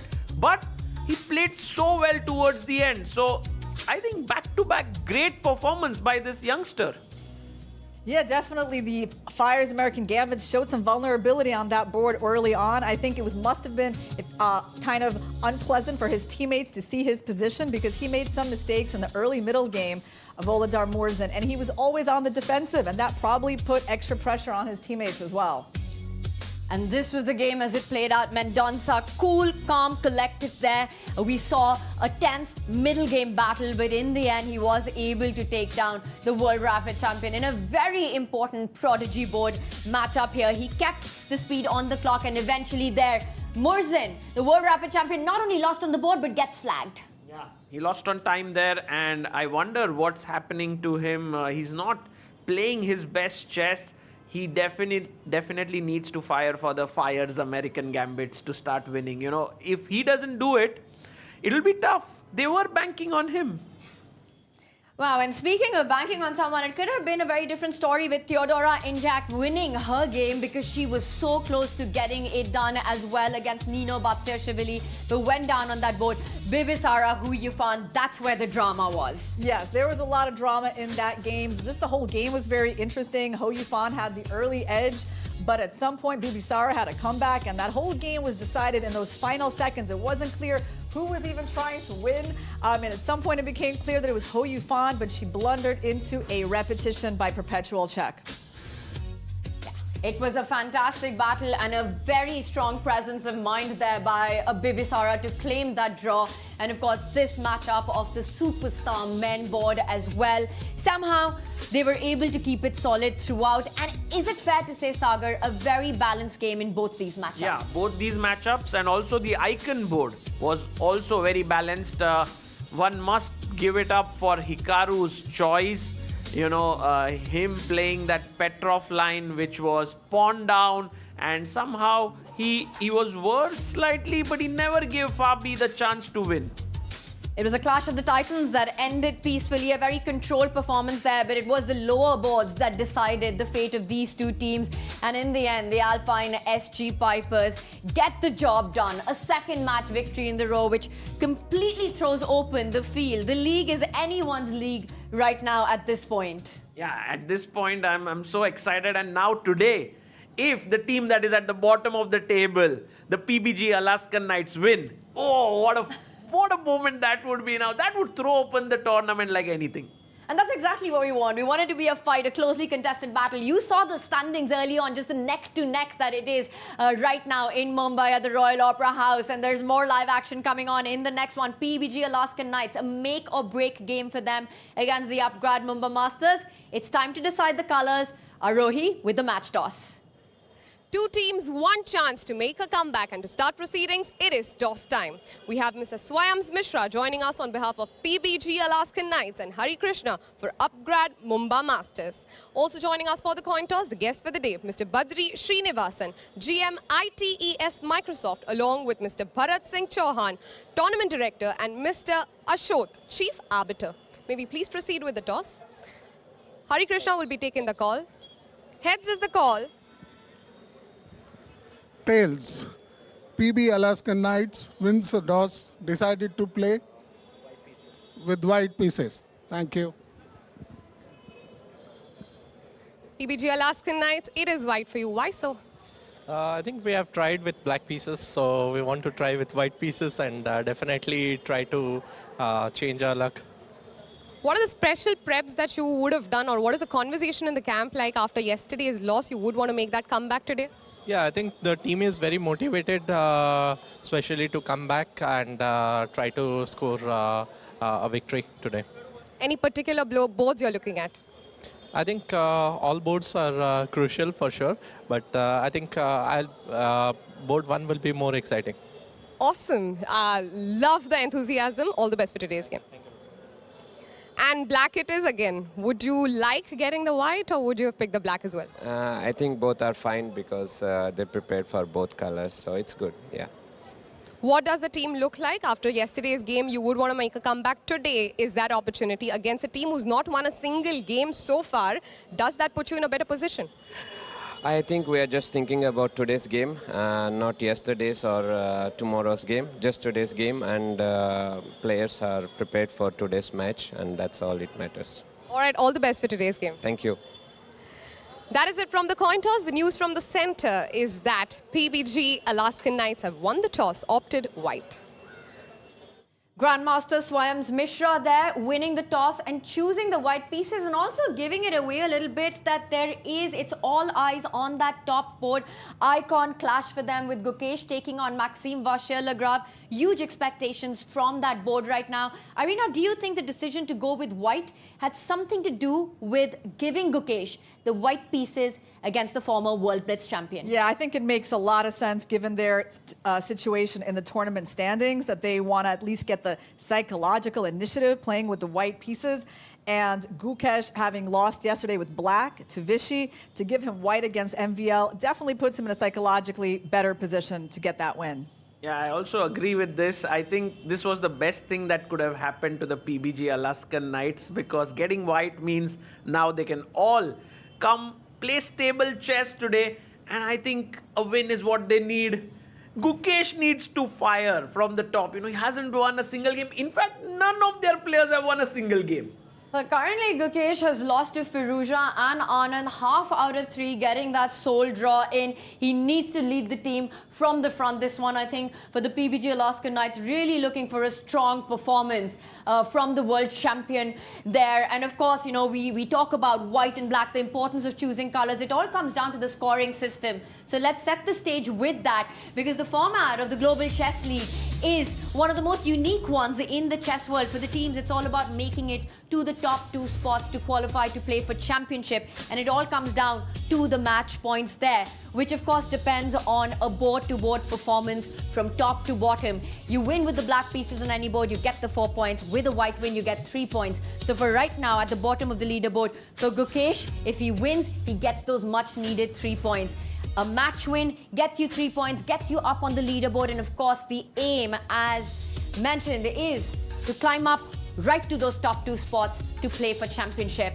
And this is our time control, 20 minutes to start with, 2-second increment, but only from move 41. So you have to be incredibly careful about where you choose to spend the time, the critical moments. You lose on the clock, you lose on the board, which is why I think, Arena, we've seen so many turnarounds, so much drama when we're reaching that 40 move mark. It's not as easy as it looks to get to move 40 and gain those 2 seconds increments. I mean, at some point, the time situation is really starting to impact the quality of the players' moves. Sometimes they have like 30 seconds to make like 5 moves, right? It's very hard to keep up the quality of play at that point. And even when they get the 2 seconds, it doesn't make it a lot better. 2 seconds is not a lot of time. It's barely enough to get a move on the board, and Gukesh will have to get a move for his whole team on the board to get up on that leaderboard, because take a look at that. While we've got all our teams with 6 points on the leaderboard, there's one at the bottom of the pit. It's PBG Alaskan Knights with no match victories. Not a single player has managed to get a win on their board, and that, Sagar, to me, has been the most shocking story of the league so far. Absolutely, and this could very well change today, but at the same time, the Upgrad Mumba Masters are a tough team to beat. They have MVL, Wesley So, Mamedyarov, Humpy, Harika, Daneshwar Bardia. Amazing team there. And I think that MVL has been playing very well on board too. I mean, yesterday he defeated Caruana with the black pieces. He's got 2 wins out of 3, so it's not going to be an easy task for Gukesh to get that win. Gukesh and Arjun playing for the PBG Alaskan Knights, the 2 big storylines here, you know, the titans of Indian chess, the younger generation taking the world by storm. When we talk about the younger generation, one player you can't help but talk about is, of course, Pragnananda, and he's live with Arohi right now. Joining us, the young icon Pragnananda from Alpine SG Pipers, riding high on the win today, Prags. Yeah, it's great that we won back-to-back matches, and that puts us in the contention for like the top 2. So it feels great, especially like first 2 matches didn't really go well at all, and it's great to see Leon striking, and also Nino and Ethan are also striking. So it's just the top 3 are not really striking, but hopefully we'll get a few wins from there as well. So, you know, you've played around leagues around the world. How does this one make it different? What is that one thing you're looking forward to in this league that makes you excited to play here? I think this is a very exciting format, not only for the fans, but also for the players. But it's just that when you lose on one game day is just you have to take that loss for 24 hours before you get another chance. So that is the one thing that annoys. But if you keep winning, then it's fine. So overall, it's a fun format. I think also having it in India, seeing so many fans and so many kids coming and watching the game, it's fantastic. Well, what do you think of the fan zone? You know, all these fans have come here to meet you. You get to be in such close contact with them. They get to be in such close contact with you. Now that you are interacting with them, they're just so excited to meet you. How do you feel as a player who has so many fans and they come here to watch you, to talk to you, to play with you? Yeah, I think it's great for both us and the fans because fans get to see the top players. They can interact with them. They can take inspiration from them, especially the kids. Because I remember I've had these few instances when I was very young to see Anand sir after World Championship and so on. So all these things definitely gives you a lot of inspiration. So it's really nice to see them, and I think because of them we have such a league that is going on, and it's for them. So it's really nice that they're also enjoying it. Well, one insider question, I want to know this from you. All of y'all are friends. I know y'all are different teams, but when y'all are at the hotel, y'all are having meals together. Do y'all share some advice for each other, or does that competitive spirit stay there throughout the league? You mean within the team or? Between players from two different teams. Okay. Let's say, do you talk to Vidit or do you talk to Anand sir? I don't think, we are... I don't think we are hiding something so important here. Yeah? For example, I am meeting Arjun every day, but it's not like I'm trying to hide a team strategy, which there is no team strategy basically. So I think we are just normal. We are enjoying the tournament. I think that's the most important one. Well, that is what we want. We want to see that fierce battles on the board when you're on the stage. But then otherwise, everybody loves the bromance between all the players. Thank you so much for joining us. The fans love you. I think they want to get back to talking to you and get that interaction with you. Thank you so much for joining us. Thank you. We'll be back with the studio shortly. But before that, a short break.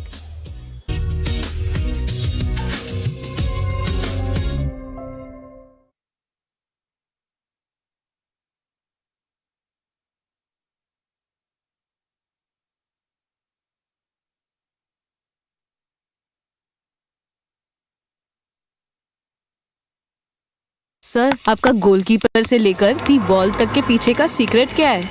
Secret नहीं, ताकत। मैं stadium को मजबूती से खड़ा करने वाली steel से इंस्पिरेशन लेता। APL अपोलो स्टील पाइप्स, देश की बढ़ती ताकत। Proud sponsors of Alpine SG pipers.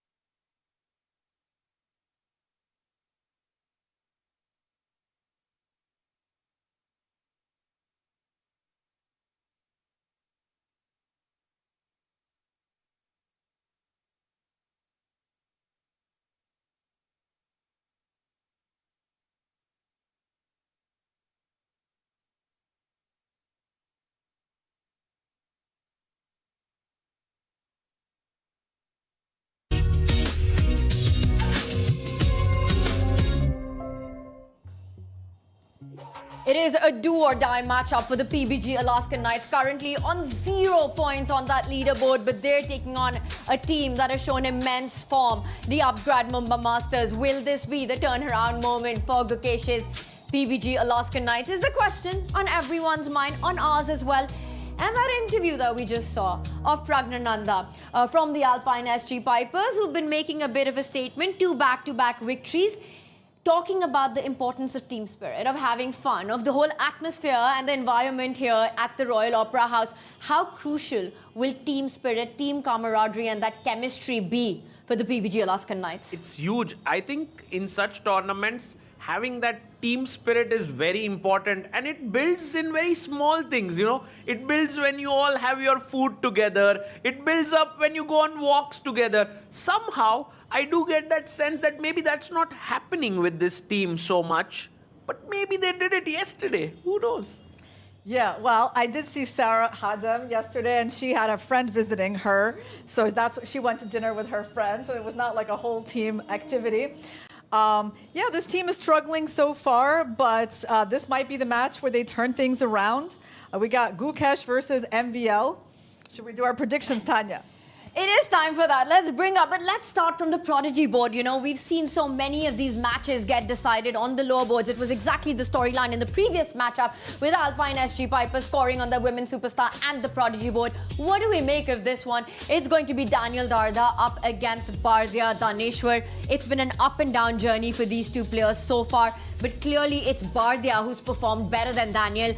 How do you see this one playing out? Is there a favorite, Irina? Well, so far there's been no games between them that I could find in the database, Tanya. Daniel Darda is an aggressive player, as he showed in his opening play yesterday against Raunak Sadwani. So I guess I will go for the PBG Alaskan Knights on that one. Wow. Yeah, I mean, for me, Daniel hasn't won a single game here. I mean, 2 draws, 1 loss. I think I'll go for Daneshwar Bardya. So a 50-50 clash here in our panel for that Prodigy board. All right, let's keep going up. Let's see the women's superstar board. And there we see a clash of former world rapid champions there. Katrina Lano taking on Koneru Humpy. That's a clash between 2 world champions. Then we've got Sarah Kadam, the young Sarah, against Harika Dronavali. Who has the edge on the superstar women boards? Oh, that's a tough one. I mean, first of all, I've always been good friends with Harika. Hard for me to, pick against her. Also, Sarah is a very, very nice girl that I've gotten to know at this event. So actually, we will go for the draw on that board. Yeah, for me, I feel like on the Humpy versus Lagno board, I have a feeling that Lagno is a small favorite there in this format, although not in judging from this event, but just generally. While I think Sarah and Harika would be very solid and the game would end in a draw. But what do you think in these women's superstar boards? What will be the decisive factors? Because all 4 of them, incredible fighters. While I see the case to be made for the strategic positional battle we can expect between Sarah and Harika, for Katrina Lagno and Humpy, it's going to go down to the wire. Yeah. And I think Lagno will go all out. She did that yesterday against Shuvalova. She wanted to beat her. She played like this very sort of not so popular E4, E5, Knight F3, D6 that just goes to show that she wants to win at all costs. And today, she'll have the white pieces. So I think she is a favorite for me in that matchup. The only thing is that if you look at their history, Lagno and Koneru, there's so many draws. And they have very different styles, but it's like draw, draw, draw. And that's the big question, right? You'd be happy to take a draw when you're clashing against another Titan, but given the team situation, you start with the white pieces. You want to push. You want to fire all your cylinders. You want to just go for it. And for Lagno, I think her task is cut up. For all the PBG Alaskan Knights players, they don't win this match, it's pretty much the end of the path. Let's put the pressure now on the men's superstar boards, because these are some very juicy matchups, Sagar. I see the expression on you. I'm going to start with Arjun versus Wesley there at the top. What do you make of this clash between these two? Stylistically, absolutely poles apart. But if you see like this entire matchup, what Arjun is on board 2 is what Shak is on board 3. And what Wesley is on board 2 is what Dominguez is on board 3. So it's very big difference in style in both these matchups. I have a feeling that Arjun today has to strike. You know, yesterday he was at the dinner table, he was eating his food quietly, he was like very focused. He wants to win. I have a feeling that Arjun might score, and Dominguez, he would be very solid. Again, a little bit of going towards the PBG Alaskan Knights over here for me. So on both boards, Sagar, you're saying it's a battle between tactics and strategy. Yes. And probably seeing that depth and kind of balancing it out against a case to be made for the PBG Alaskan Knights choosing the white pieces, Arena? Well, I mean, Lanier is going to be up against Shaq with the white pieces. I don't think that's actually a bad pairing for the Upgrad Mumba Masters because, you know, when Shaq has been white, like I've seen their games, it looks like Lanier wants to neutralize him with the black pieces, right? So giving him white and being like, well, you try to beat this crazy player with his like unusual style, I don't think like the Upgrad Mumba Masters are going to mind Shakhriyar being black on this board. So it's Shakhriyar Mamedyarov who will be going for the kill with the black pieces for the Upgrad. And then we've got Arjun Aragaisi on both three. He's got ice in his veins. Magnus Carlsen called him the madman of chess simply because of the chaos that he created. He's got to bring that on for his team. I want to see one of the flags here now. In the Superstar Men board, who are you going for, Sagar and Irina? You get your pick. Yeah, well, by the way, Wesley So won his match against Aragaisi in the Tata Steel 2024 Rapid and Blitz. He won both in the Rapid and the Blitz, which is a little bit unusual. So, but that's the backstory to this pairing. I don't think he's going to be feeling too nervous. So I guess I will go with Wesley. Ooh, that's amazing. Yeah, I think Irina is really backing it up with like those numbers, arguments, the yes, research. Make a case for your point. I'm going more with the feel, you know. I'm like, come on, he was looking a little bit focused yesterday. Today he might do it, you know. There's no backing of any scientific evidence there. I think somewhere in your heart, just like the fans, they want the PBG Alaskan Knights as well to at least start their journey to make it an even more closely contested battle. But of course, it's going to be all eyes on that top board. Gukesh Domaraju carrying so much expectations right now. As the world champion, I have to say he has underperformed for the PBG Alaskan Knights. At half out of 3, 2 losses, 1 draw, hasn't won a game. Meanwhile, for Maxime Vachier-Lagrave, except 1 road bump, he's been showing great form. This is the moment that Gukesh needs to show up for his team. Yeah, and look at Gukesh's expression here. He's smiling so much. What are you talking about? What are you guys worried That's about? the scientific evidence that you're using to predict the results. I'm just saying, like, this would be his expression if he won today. You know, it's not right now. He's not so happy. But I think this one will be very tough for Gukesh. He has had not so great results with MVL. I remember this year in Grand Chess Tour, he lost a classical game to MVL. So while I mean, he's white, he's the world champion, he's like a favorite of all the fans here, I think it's a very tough game for Gukesh today. And Irina, is it also fair to say that yes, form is one thing, but stylistically also the two players quite different from each other? Yeah, I think so. I mean, I don't know how different Gukesh is from MVL. I mean, they're both good calculators. They're both good dynamic players, both principled players. So actually, I see less of a stylistic clash between them than on the next 2 boards. The only thing I see is that, you know, MVL has less pressure on himself because he's playing pretty well. His team is not in a total must-win situation. That makes his situation a little bit easier to handle. Well, there's a lot of pressure to be handled for this team as PBG Alaskan Knights winless. Not a single match victory, and we see them there with their captain, Grandmaster Swayams Mishra. They know what they need to do right now, but they're up against the Upgrad Mumba Masters, who keep upping their game. They need to do a rebound from what happened yesterday as well, meaning business, a strong roster depth for this team as Hari Krishna there with the team flag. And I want to touch upon that icon board just a little bit more. You know, for Maxime Vachier-Lagrave, he loves to play those complex battles. If there is a chaos on the board, he thrives on it. Calculation, but I would almost go on to say based a lot on tactics as well. While Gukesh perhaps feeling more safe in slightly more positional strategic battles when things are more under control.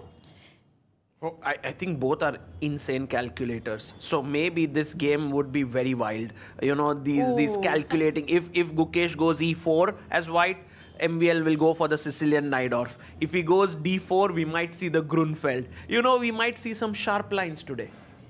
And that's exactly what we're hoping for, and that's perhaps exactly what the players are also hoping for, because when you're in a must-win, you want to get those positions where there's an opportunity to go wrong for both players.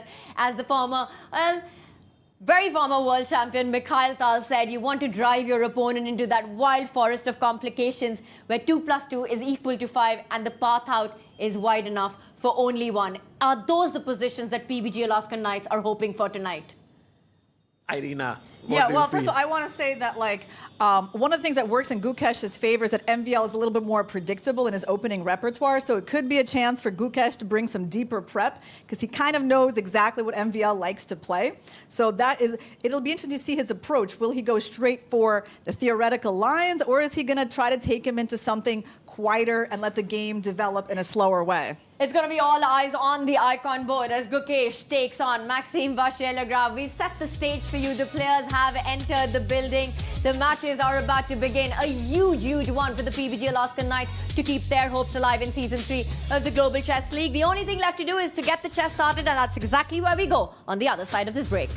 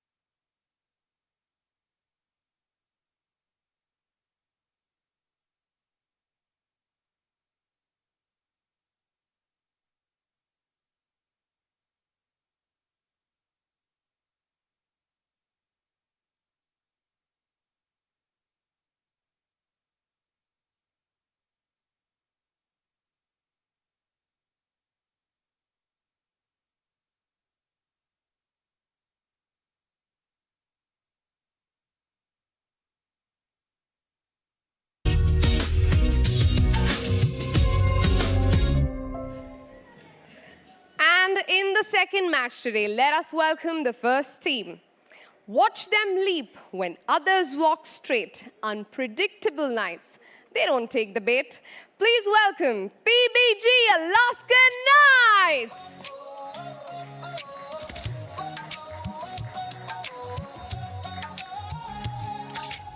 Spotlights burning through the night, legends stepping into the light. Crowds roar like a rising tide. Biggest stars standing side by side. Let's welcome the players, starting with the reigning World Cup champion, Gukesh Dommaraju, Arjun Erigesi, Lenia Dominguez, Katerina Lagno, Sara Khadem, Daniel Darda, and their coach, Swayams Mishra.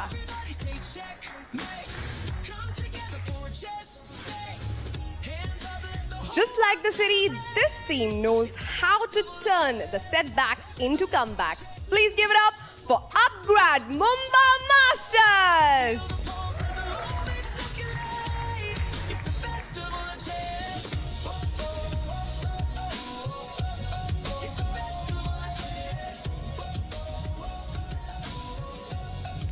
Let's start with welcoming the players.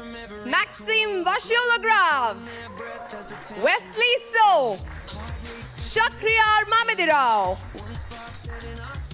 reigning World Women's Rapid Champion, Koneru Hampi, Harika Dronavalli, Bardia Daneshwar, along with their coach, Hari Krishna. Please give it up for all the players playing in match number 2 today.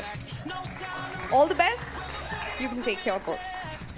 And now for the first move, I would like to call upon Mr. Ronnie Screwwala, along with Mr. Badri Srinivasan, GM ITS Microsoft. Joining them is Mr. Bharat Singh Chauhan, the tournament director. And welcome everyone to this amazing encounter between the PBG Alaskan Knights and the Upgrad Mumba Masters. We have the team owner of the Mumba Masters team playing H4 and A5. Whoa! Deadly opening there. Joining me is none other than Sahil Tiku bhai. Hello, Sahil bhai. Yo, Sagar bhai. I think game बहुत ही spicy. We can already see pawns on the corner being moved, breaking the principles of the game. So we can expect something interesting in this game. Yeah. Unlikely that would happen. And a handshake on the board of Katrina Lagno and Koneru Hampi and Sara Khadem and Harika also shake hands as they begin their game with D4. The stage is set, guys. 6 boards are set. And Sahil bhai, let's head over to Hampi versus Katrina Lagno as that game has begun. Guys, remember there's a staggered start. We start with 2 games, and then the next 2, and then the final 2. Everything happens after a couple of minutes. But Sahil bhai, firstly, a huge congratulations. Just got married. So just feeling good. Yeah, celebrating my honeymoon right at the GCL. And Sagar bhai, I must say, while the games start, the other players even feel the tension. Sometimes the players don't even sit at the chair. Yeah? They'll get up, start moving because they feel the tension in their bones. And right now, a very interesting opening already. Wow, and we can see A6 on the board, controlling that important B5 square. And what do you make of this position, Sagar bhai? It feels like White has the center. White is doing pretty well. Yeah, this is a very interesting line that Koneru Hampi has played, and H4. Sagar bhai, H4 happened in the ceremonial move. It was supposed to happen and it's happening right now. H5 incoming. Yeah, H4, H5 will be played in this position. This is looking quite interesting and exciting as we go to the other games here. Arjun Erigesi shakes hands with Wesley So. And we have Shakriyar Mamedyarov and Lenier Dominguez. This is going to be extremely exciting, and Saga would love to get your opinion. The standings dictate that Gukesh and his team at the bottom of the table.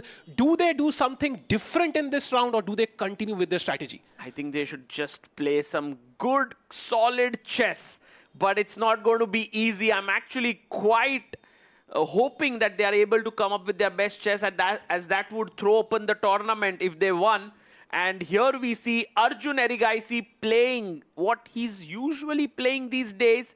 This very solid Queen's Gambit declined and somehow letting the black bishop come out and then chasing it with his knight.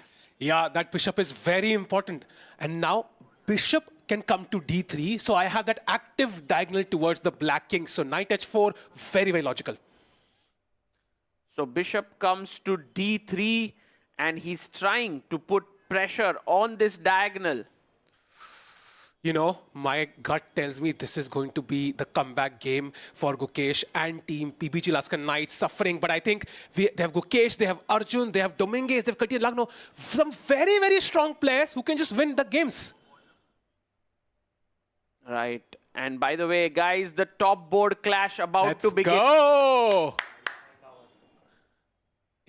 Important game. Handshakes. Let's go. 20 minutes on the clock. E4 by Daniel Jarda and E5. Solid opening choice. And we see Gukesh playing there. Very interesting move.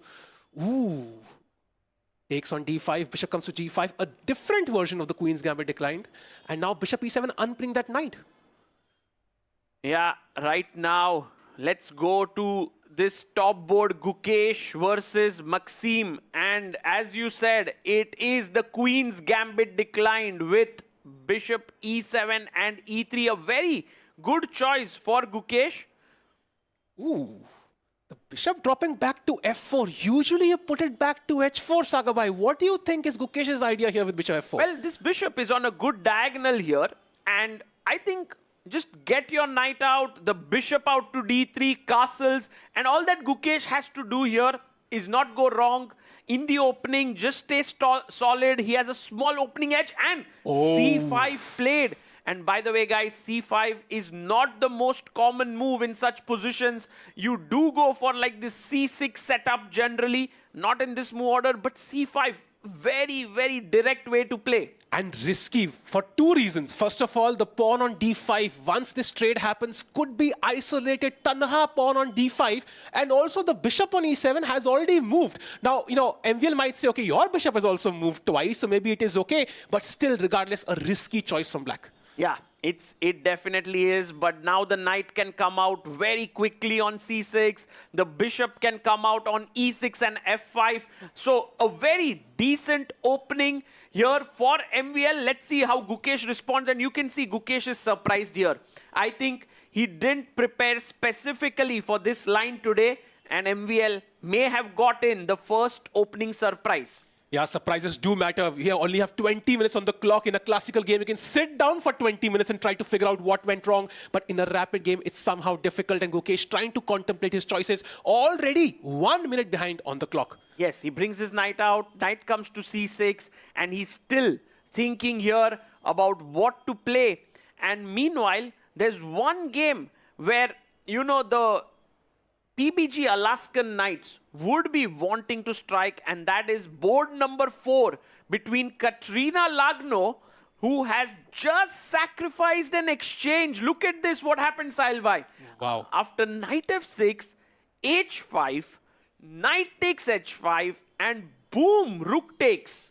You know, this is a line even from the London system, knight f6 structures. You often just take that. You don't even think twice. Grab that knight. Queen comes to h5 on the same diagonal as your king. You castle queenside. Black is not developed. And white will have a very, very strong attack. Ye game mushkil lag rahi hai. Yeah, takes here. Queen takes h5. And guys, Koneru Humpy, if we can zoom in on this board, she is in some trouble, I would say, already out of the opening. Yeah, and you can see the clock situation as well. 3 minutes behind, more than that actually. I think, and where do you put the black king? You know, the king side jayenge to bishop d3, e5, rook h1, that's dangerous. Queen side jayenge to beech mein bhai 3 piece aisa hai, wo 3 nikalte saas nikal jayegi. So I think this is a very difficult choice, and time pressure could be also a reason jahan pe, you know, it could be a factor later on in the game. So as of now, Lagno in the driver's seat. Yeah, absolutely. This is trouble time here. And what do you think here should be Humpy's move after queen h5? What should she do here? Yeah, I'm wondering, I would love to kind of attack the queen, right? Knight d7, knight f6, but she chooses a solid choice with pawn to e6. Has pros and cons. Aapne apna bishop c8 ka block kar diya. But you also prepare for all white attacks, right? Knight d5 possible nahi hai. And your queen can come into the game now. Queen f6, for example. Queen g6 offering that trade. So Humpy wants to keep things flexible. And now see, e5 immediately breaking in the center. You know, Lagno knows, I have the initiative. I have to use it right now. Yeah, Well, e5 is on the board, and this is excellent play here by Katrina Lagno. She's showing why she is one of the best speed chess players on the planet.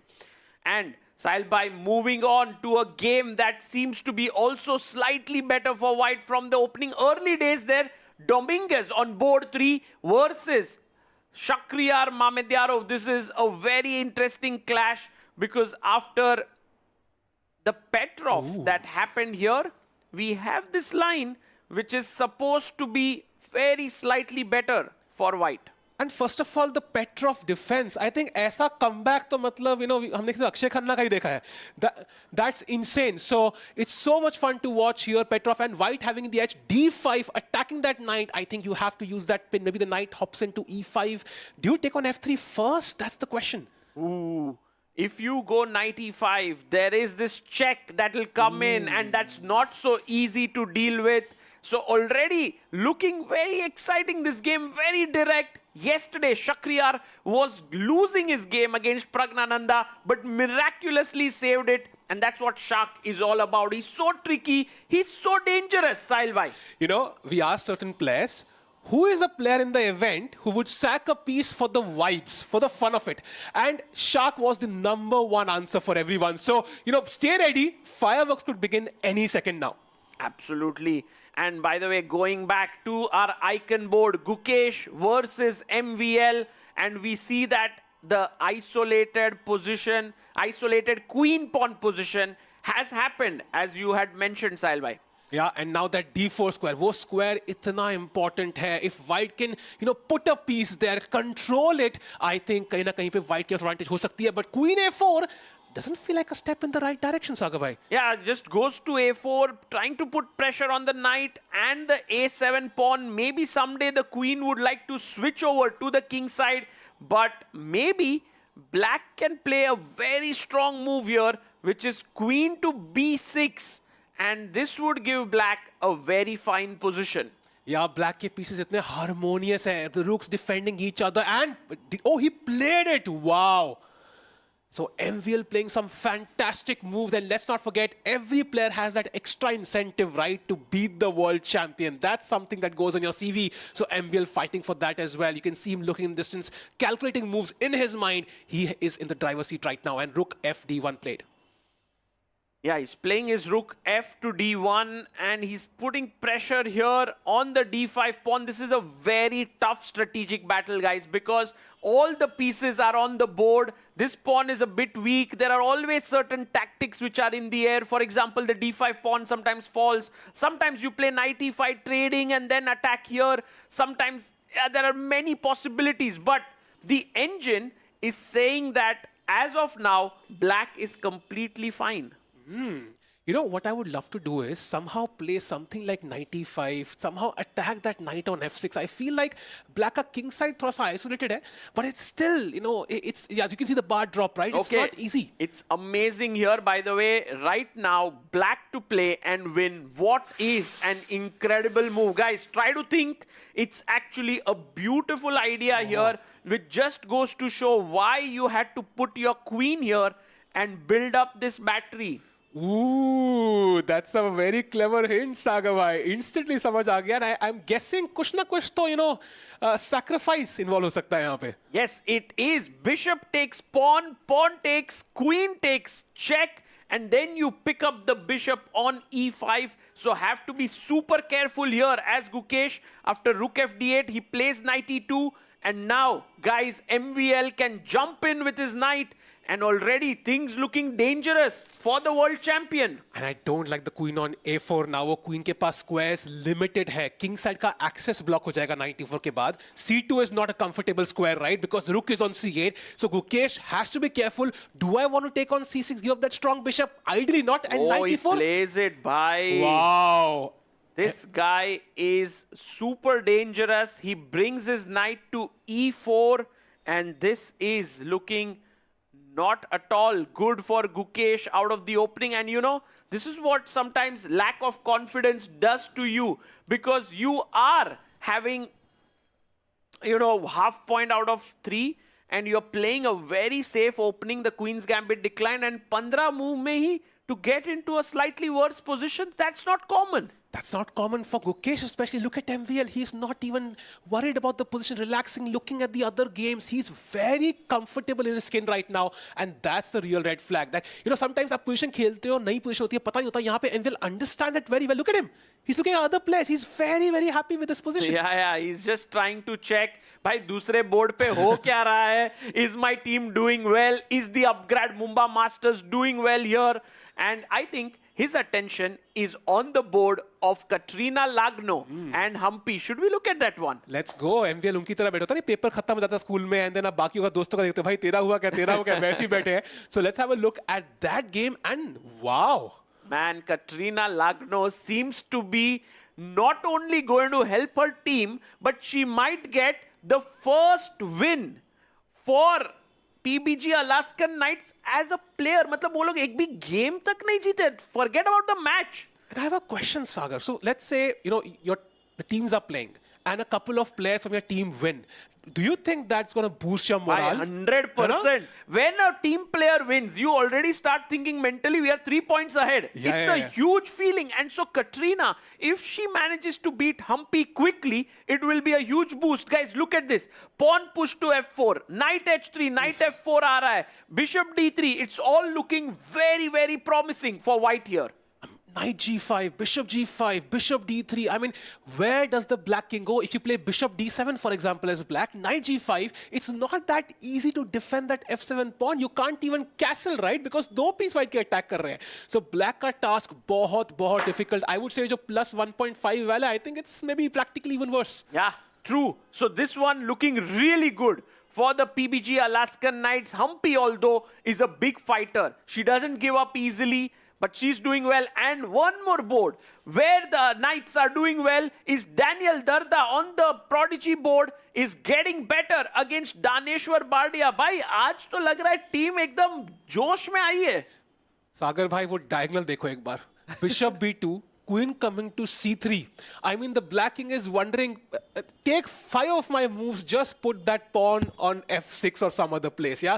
That diagonal is so dangerous, and I think it's going to be very difficult practically to defend long term. Yeah, the knight is hanging, and if you bring the knight back, my queen enters in, and this is looking so dangerous, although we must not let the black pieces form a blockade. So I have to do it a bit carefully here. True. And as of now, both players thinking time is roughly balanced. So very interesting position on the board. We can see queen to e7 played. See, already practically not easy for black to play this. Yeah, not at all easy here.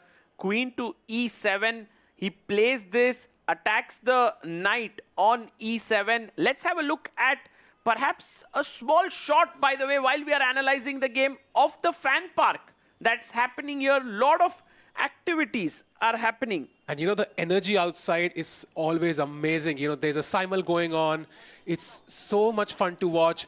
We can see there a simul going on. Players, I think that's Jospam, right? Yeah, that's Jose Martinez, who is making his moves super quickly. I think he's going to finish his simul in less than an hour, you know. Yesterday, we did see some simuls lasting very long. And by the way, inside the field of play, you can see that people are enjoying the commentary. It's a very big innovation that they have brought in here, where people can see the players and also enjoy the commentary, Sahil. Yeah, it is electric atmosphere inside the hall. I've been there shooting some content, and I can tell you it's a vibe, it's an experience. You know, मैं भी balcony से देख के आया. I was like, भाई मैं movie देख रहा हूँ यार बालकनी में बैठ के. अलग ही एक्सपीरियंस है. So do visit on site. It's always fun to watch. Commentary सीधा आपके headphones में आप सुन सकते हो. Players सामने हैं. And you know that we even saw Anish and the team do Namaste once, I think. Yes. तो वो बहुत बढ़िया था. It was amazing. And by the way, so while this is a good position for Daniel Darda here, let's quickly head over to our icon board between Gukesh and MVL and see what's happening. The last move that Gukesh played was not a very happy one, but Sahil bhai, things are becoming exciting here. Imagine you take the bishop.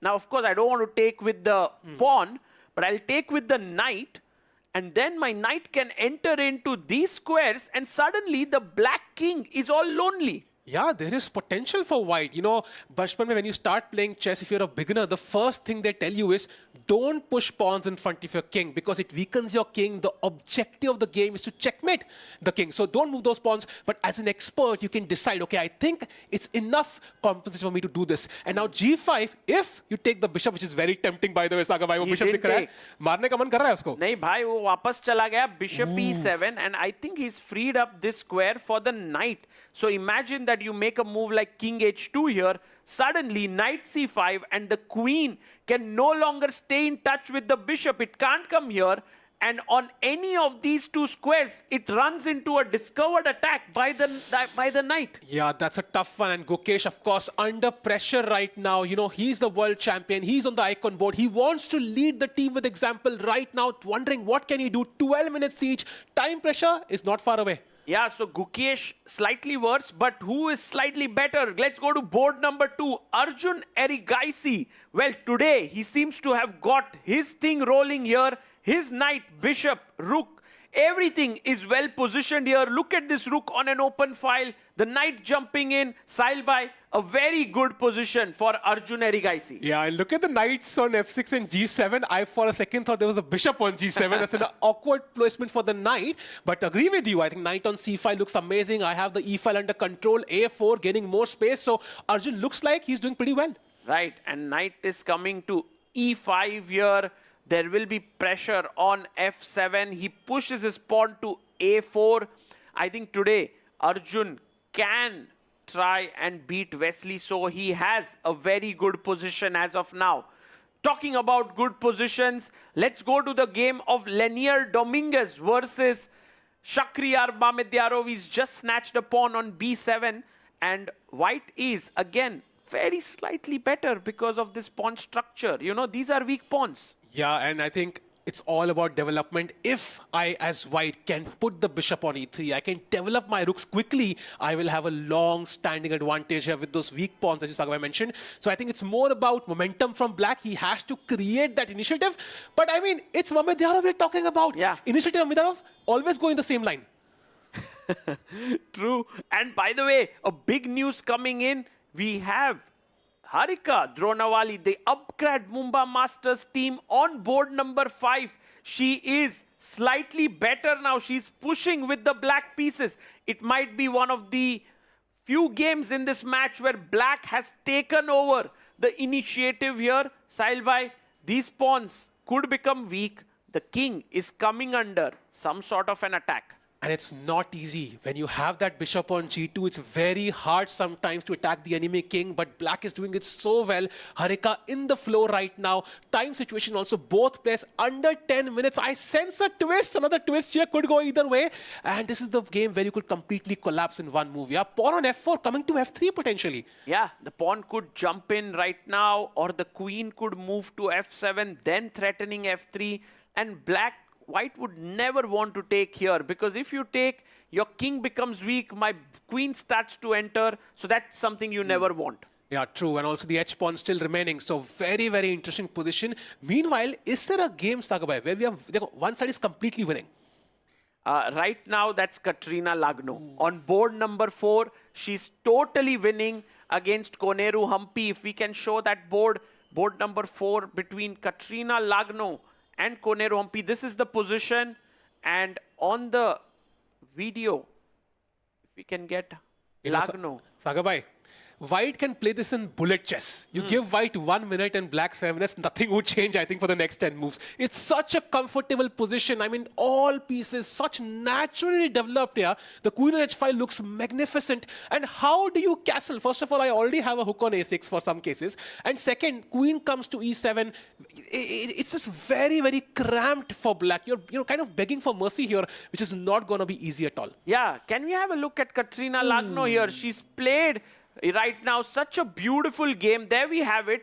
And now Hampi's last move, she wanted to release some tension in the position. She plays bishop b5, but Sailbai, this is over if Katrina Lagno finds the move f5. Oh. I mean, it's such a big strike here.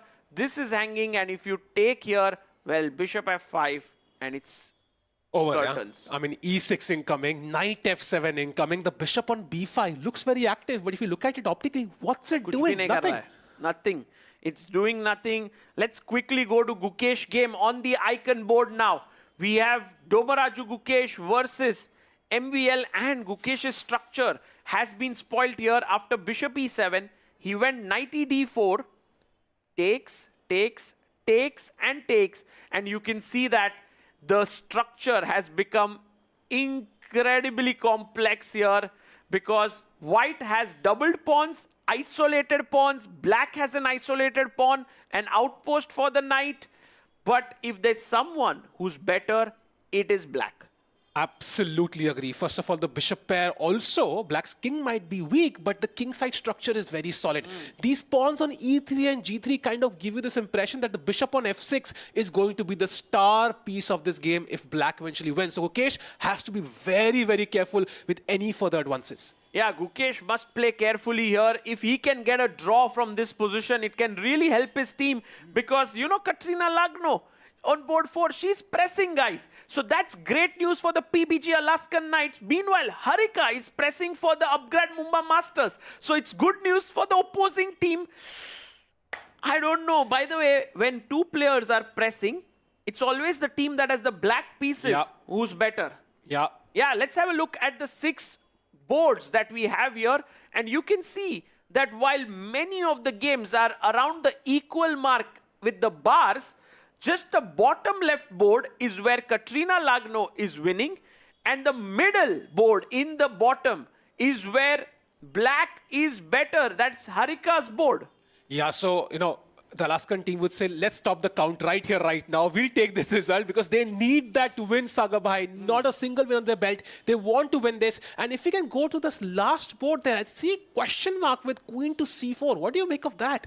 Wow. So this was the board where, you know, black was doing quite okay, had to go to h4. But, you know, we discussed this, Sahil. This game, although black is what? Just count the pawns. I can't even believe it. 1, 2, 3, 4, 5, 6, 7.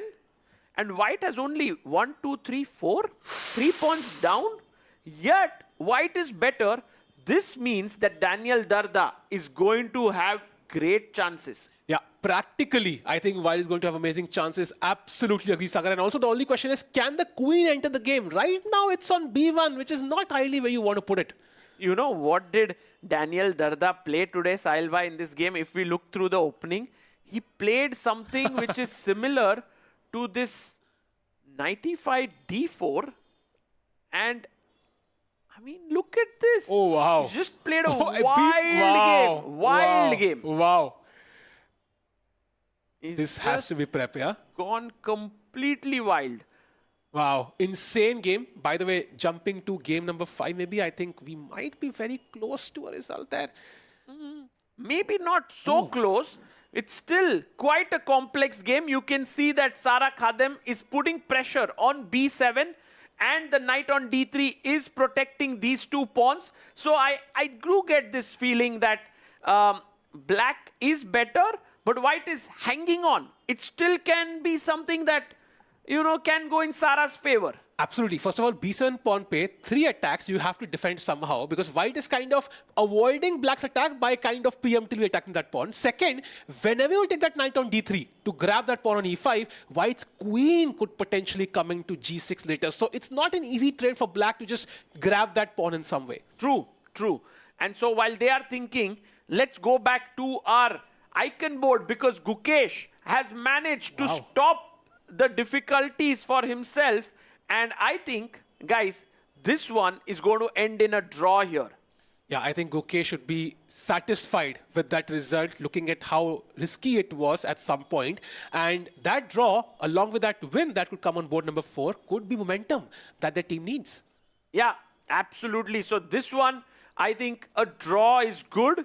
So then that means that, you know, you have equality on board 1, maybe equality on board 2, maybe it's all fine on somewhere, you know, the PBG Alaskan Knights have to strike along with Katrina Lagno. Like one more game they need to find. But it's not happening right now. Oh, wait, by the what? way, huge change. In the Humpy and Lagno game, if we go to board 5, things have shifted incredibly quickly. If we go to board 5, look at this, guys. She played her pawn to f5, good move. Bishop takes d3, and now she found perhaps, sorry, board 4. It's Humpy versus Lagno. Yeah, there we have it. Board 4, and here, instead of taking f takes e6, threatening here, threatening this, threatening the bishop. What did she do? She took here cd3. Sagar bhai, this was the game in the bag for the team. Suddenly, the match is wide open. Anything can happen now. And you know, it's kind of... in most games, Lagno would find this in a second. I think it's the pressure of playing for the team, right? You have such responsibility. You need to convert this game. And sometimes you can be overcautious in that case. I mean, it's still quite promising for White Sailbai, but objectively, Humpy is back in the game. And you rightly pointed out, it's the pressure that's making the PBG Alaskan Knights go wrong. They are not able to win a single game. Yeah, pressure can mount very quickly right now. Humpy wondering, she can probably even sense maybe this wasn't the best move, but now she just has to grab the pawn and she takes it. Takes it, e6 on the board. This is a huge moment in the game now. e6, and there's only one move, that is queen d6. That needs to be played here for black. If queen comes up to d6, black is doing okay. And look at this. You go queen d6, e takes f7, and does she do it? Oh, she does it! Wow! Queen d6 and Koneru Humpy showing her class for the Upgrad Mumba Masters. You can see her face there. The determination on her face is so immense. Yeah, and that subtle glance at the clock. She's aware of the clock, aware of the position. And such a hard move to find. Queen d6 allowing white to take on f7 with the pawn and check. And king d7. And then somehow this pawn is going nowhere. Black is an exchange up here. So maybe this could also turn the other way around. I think many games are turning. You know, there's a tide incoming, and it's very difficult for the PBG Alaskan Knights. If we can have a look at all the 6 boards, because I sense a shift suddenly, Sagabai. You can see the bars. Couple of games at the bottom right, better for black. Yeah. Bottom right, Harika better for the Upgrad Mumba Masters. Daneshwar Bardia now better for the Upgrad Mumba Masters. Where is the white point coming from? Maybe on board 3, Lenier Dominguez. Let's go to that one. Yeah, let's quickly check. Lenier Dominguez versus Shakhriyar Mamedyarov. This one, I mean, it does look slightly better, but it's not so easy. Yeah, and that A pawn, yeah, I think that's the trick, and black can probably just grab it at some point, and that's going to make it very difficult. Right now, both players under 3.5 minutes for Dominguez. That's also not going to be easy. By the way, if you take rook takes a2, there is knight takes d6, and then after cd6, you have queen d6, takes, and what an incredible position this is. The knight is lost by all means. You can't go rook a7 because this is controlled. If the knight moves away, it's a mate. If you go back knight f8, I have rook d8 with bishop c5 coming. भाई क्या position है? Subtle difference, yeah. White का pawn h3 पे है, black का नहीं है. एक हल्का सा difference, and the evaluation goes from 0.00 to completely winning. सब कुछ बदल गया, and guys, the bishop could even come like this. So rook d1, and now it's actually a key moment in this game. Shak must not take the pawn on a2. If he does that, the PBG Alaskan Knights will win that game. Oh, meanwhile, a big one. Arjun Erigaisi on board 2 is winning. He's winning his game against Wesley So. Wow, that was a big shift there. And Ajju, by the way, with the pawn on g4, yeah, what a move. Limiting that knight on h6. Usually that's not a good idea, but here, black is absolutely cramped. Yeah, black is very, very cramped, and that's the point now. Rook b7, I'm going after your b6 pawn, then the c6 pawn, and this kingside weakening is not really impacting me as white. Yeah, black doesn't have the piece activation to utilize that right now. Arjun about to play his move. He has almost 4 minutes. I think decent time to convert this. His team needs it really. If he somehow misses the advantage, I think this could be curtains. Bhai, we have to go to board 4. Katrina, Lagno, Koneru, Humpy. Humpy is better. Oh my goodness, what's happening? This could be the comeback of the year, Sagar, I think. What a comeback. Putting your king on D7. And suddenly from that blistering attack, black is the one attacking. Man, I mean, I love it when Humpy does well. I love it when the Upgrad Mumba Masters do well. But for the PBG Alaskan Knights, this was like a point in the bag. You know, like they had +3 advantage after move 15 or 16, and you can sense it from Katrina Lagno's expression. She knows that things are going wrong. Yeah, this is the morale breaker, so to speak, Sagabai, and they would love that somehow they managed to win this match, but the problem is they have the white pieces. Even if they get 2 wins, 2 losses, they end up losing. Yeah, that's also a very important point that you mentioned. But this match is super, super exciting. I'll tell you why. Gukesh and MVL is going to end in a draw.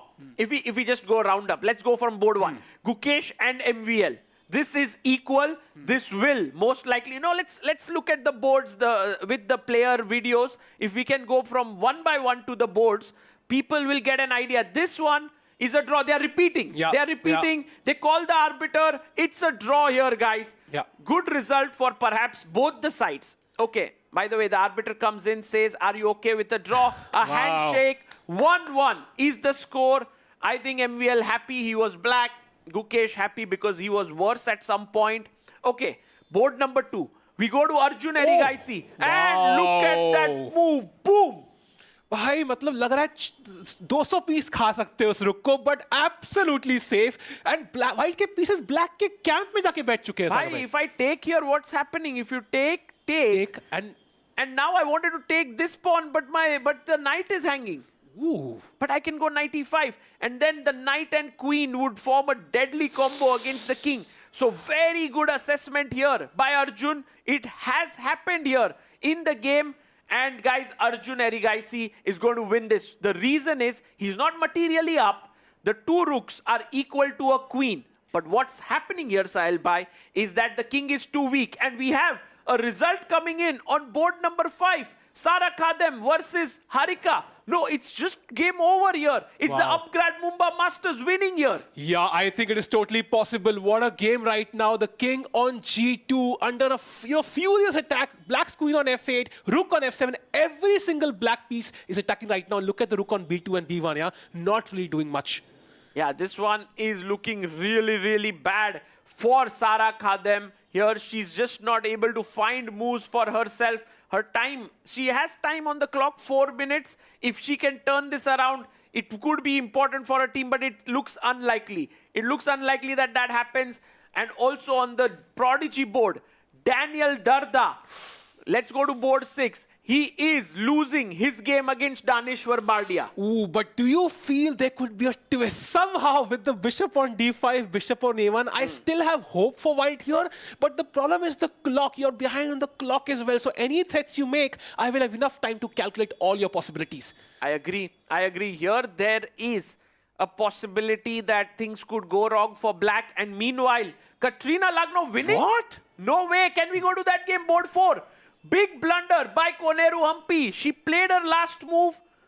Is that correct? Rook F6. Is that a broadcast error? Not really. Edge G7, Sahil Bhai. Wow. It's an insane move, sacrificing the queen. Rook F6, and then a checkmate coming here. The pawn moving forward, but it's too difficult to find. Do you think she'll find it? Sagabai, this is the tournament-changing move potentially. If she wins, suddenly the balance shifts, and again, the PBG Alaskan could win this match. Huge it's an important moment. Huge moment. Can we go full screen on Katrina Lagno and Humpy? Rook F6 played here, and Lagno has 1 minute 40 seconds to figure this out. I think she might play it. She might play it, Sagabai. She knows she was losing. Oh! She takes it. Wow! What a sacrifice here. And take pawn on the 7th rank. And now she's completely winning. It's all about execution. She has 1.5 minutes, Sagabai. I think she will do it. Yeah. Oh no! Wait. She takes the knight, blunders, and misses queen G4. She had to take the rook. Oh! What a turnaround. Insane game, Sahil bhai. Oh. Wow. This is not good for our blood pressure, Sagar bhai. What a game. Not just ours, for PBG Alaskan Knights, not good for the Upgrad Mumba Masters. No one, but right now, it's great news for the Upgrad Mumba Masters as Humpy's winning. Absolutely. That was the crunch game, right? If they win that, I think they're very likely to convert this match as well and could be like 4-0. Now Humpy is going to win this. So there you see vachier-lagrave knows that she's blundered. It's a big, big moment. This could have turned around everything. But Humpy now, calmly, I don't think there are any more twists here. This is clinical. This is very easy now. You are just queen up. Yeah. There's nothing, you're queen up. Yeah, the White King will try to hide on B3 for a while, but I think it's just the G pawn, yeah? You somehow mop it up and it should be over. Yes, she gives a check. Humpy has 1 minute on the clock. The king comes to B3. Rook goes to G3, stopping the pawn here. It's going to be resignation. There's nothing more happening here. Unfortunate. Terribly unfortunate for vachier-lagrave here. Oh, the rook falls. She's just given up. And wow, what a match. What a game by Koneru Humpy, the fighter. Ultimate fighter and the ultimate seesaw game here. And that means the score is 5-1 in the favor of the Upgrad Mumba Masters. And one more game that is going to go in the favor of Upgrad Mumba Masters is Harika winning her game against Sara Kadam. She's totally winning. This is completely over. Look at the bishop on E3 cutting the White King. Like one check is basically checkmate, Saga bhai. Exactly. Look at the bishops and the other bishop comes here and the king is like, bhai, main to gaya kam se. Yeah. Aaj to matlab Humpy Harika. Oh, there it is. What a game. By Humpy Harika both scoring wins. This is a dream for the Upgrad Mumba Masters team. So that's 9-1 the scorecard, and now you need wins on all three remaining boards. Wow. That's so difficult. Let's go to Dominguez versus Shakhriyar Mamedyarov on board 3. The board 3 here, I don't know what's happening. I think this will most likely end in a draw. Yeah, and I'm just hoping somehow we see some drama with the 30 seconds on the clock. Anything is possible. Maybe the A pawn somehow conjures up a twist, but it tough takes one. the queen, but it's a draw now. Oh, it's a perpetual. It's a perpetual here. Check with the knight. He gave up his queen to make a forced draw here.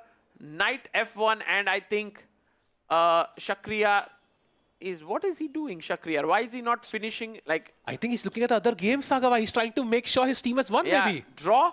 So that's a draw, and Upgrad Mumba Masters have clinched it. Yeah, they have. Because score is 10-2. And 2 more games going. Even if Arjun wins, which is looking unlikely now on board 2 if we go to it, he will only be able to muster up 3 points. And actually, Daneshwar Bardia is winning on board number 6. So that's going to be another 4 points. That's going to be 14 points for the Upgrad Mumba Masters. Not only is that a crushing win, a crushing loss for the PBG Alaskan Knights, also, Sagabhai, it's like we saw few results go your way, one suddenly twists. All the players are always looking at the screen, by the way. Every player always checking the screens. You sense momentum shifting. You suddenly feel more pressure on yourself to win that game, and you don't play your best chess. So somehow, this is a very interesting event. Aapki psychology or moves, dono a game pe aani chahiye. Kya baat hai? I think you hit the nail on the head. This is a big loss. And guys, the PBG Alaskan Knights not only slump to their 4th straight defeat match-wise, we are still searching for that one win from a player. Bhai, unke abhi tak ek bhi player ne ek win nahi ki. Bhai, Arjun should try it here. I mean, even if it's not, because one more game that's going on is Daniel Darda versus Daneshwar Bardia. If we go to the 6th board, guys, Daneshwar is just going to win this, it seems. But, ek minute, bhai. Look at the queen and bishop lined up.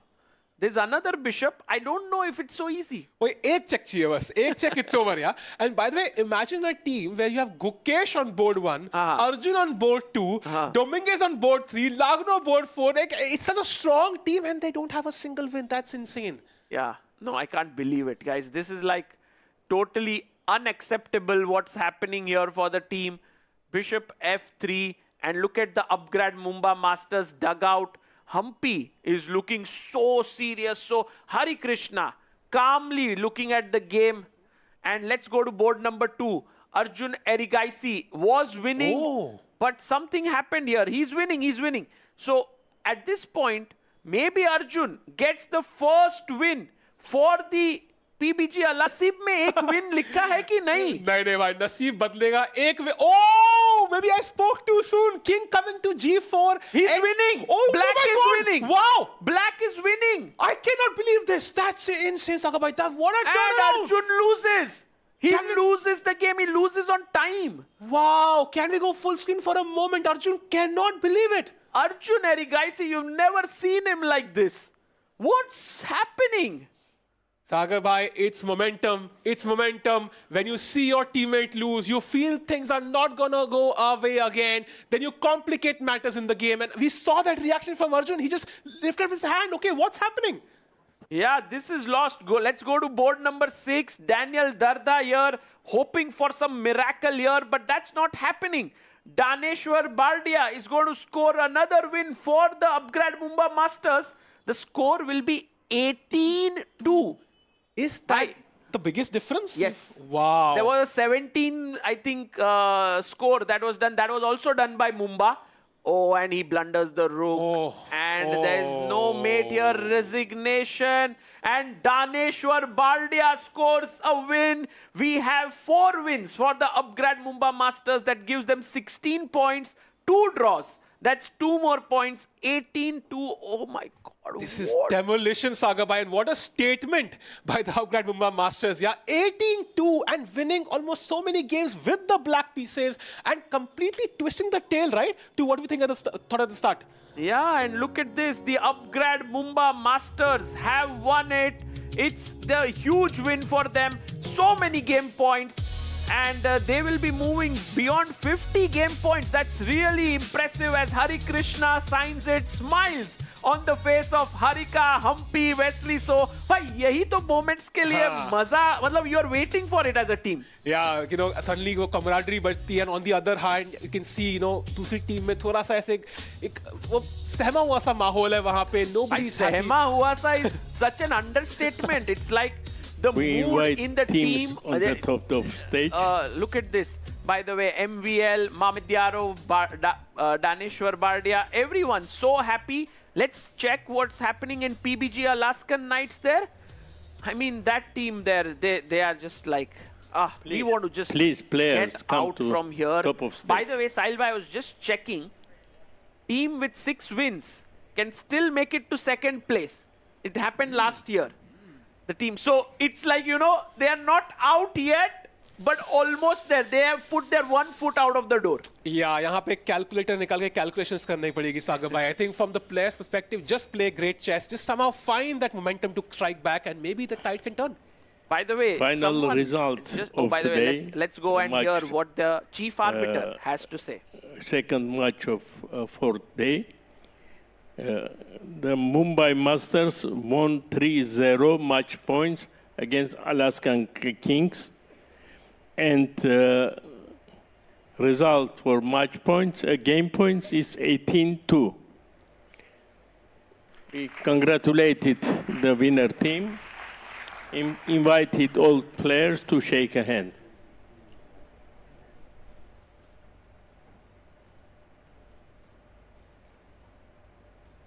I think, Sahil bhai, in this one, the player of the match award should go to Harika, I believe. She played the most smooth game. She definitely did not put a foot wrong. And I think she really made sure that the Upgrad Mumba Masters get those 4 points on board number 5. Absolutely. Tough choice, but yeah, I think that was a very smooth game, and that attack on the King side was, you know, F4. It's such a strong attack from the display by Harika. And overall, 18-2. Yeah, wow. 18-2, and there you see Gukesh and Arjun talking to each other. Lenier Dominguez all alone. He had a good game today. He drew, and Sara Khadem, Daniel Darda. Meanwhile, the Upgrad Mumba Masters upbeat there. Shark smiling, Harika smiling there. Humpy has a nice smile on her face. And this is really, really huge. And look at Hari there, and Suhel Chandok and Ronnie Screwwala. They're the owners of the team. This is so nice for Ronnie Screwwala. You know, he came today and he's like, The boys and girls have done it. Yeah, आज का team dinner बहुत ही exciting होगा सागर भाई. I would love to be there, but yeah, I don't know how the PBG Alaskan Knights strike back. That's going to be tough for sure. But yeah, 18-2. Wow. And 18-2 is the score, and it's time for us to go for a short break. And on the other side, we'll come back.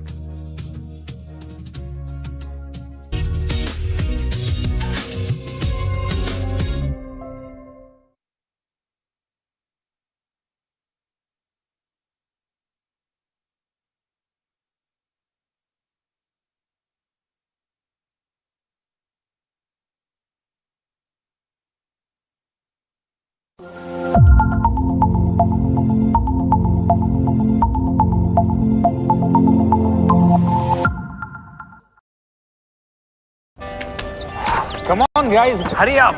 अरे सुन ना, एक break ले लेते हैं. Guys, I'm telling you, तुम लोगों को सही से ट्रैकिंग नहीं आता. But that's okay, you can learn. रोज इसका ढक्कन देना. तो ये रेड वाला है, सही वाला देना. वे ढक्कन.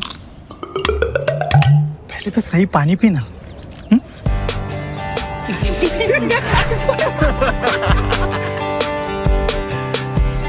Manikchand Oxyrich, proudly Indian. Some moments deserve something extraordinary. Melted Joy's limited edition assorted box. Crafted dark chocolate, naturally sweetened, made to share, made to savor. Celebrate the game. Celebrate yourself. You Mumba, new champions of season 2015. Table tennis season 6 winner, you Mumba GT. Some moments deserve something extraordinary. Melted Joy's limited edition assorted box. Crafted dark chocolate, naturally sweetened, made to share, made to savor. Celebrate the game. Celebrate yourself.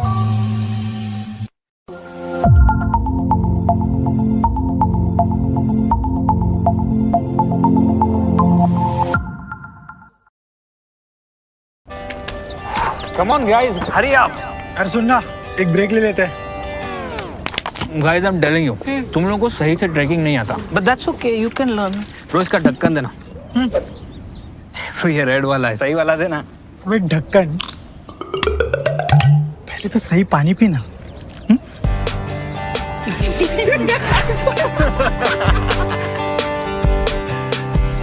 Manikchand Oxyrich, proudly Indian.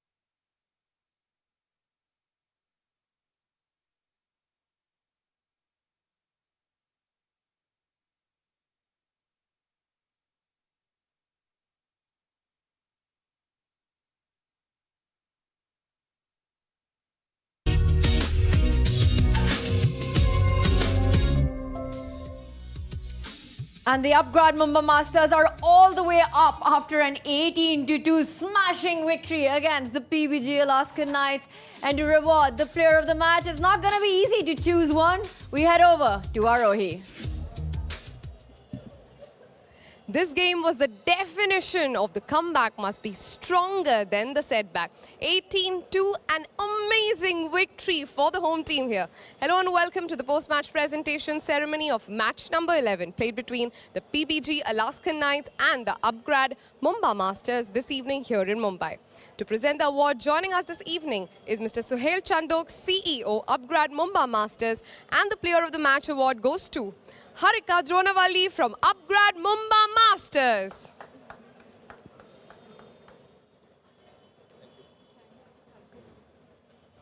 Harika, congratulations. What a flawless win today. Right from the start, you were in the dominating position and you took it right to the end. Yeah, it was a tense moment in between because also like there is a lot of team pressure, right? Like I want to do well for the team. So when I was ticking down on the clock and couldn't figure out the winning plan, I was slightly tensed. I wasn't sure like how much better I was. But then finally I found some tricks and I think, yeah, it went on clean game. But more than that, I'm happy that our team won back again after yesterday's hard luck. So. Was your attention also on the other boards? Because there were quite a few turntables, especially Humpy, if you saw her play. I didn't get time to see the other games, but I know that from black especially, one win would matter a lot. So my game would definitely be important.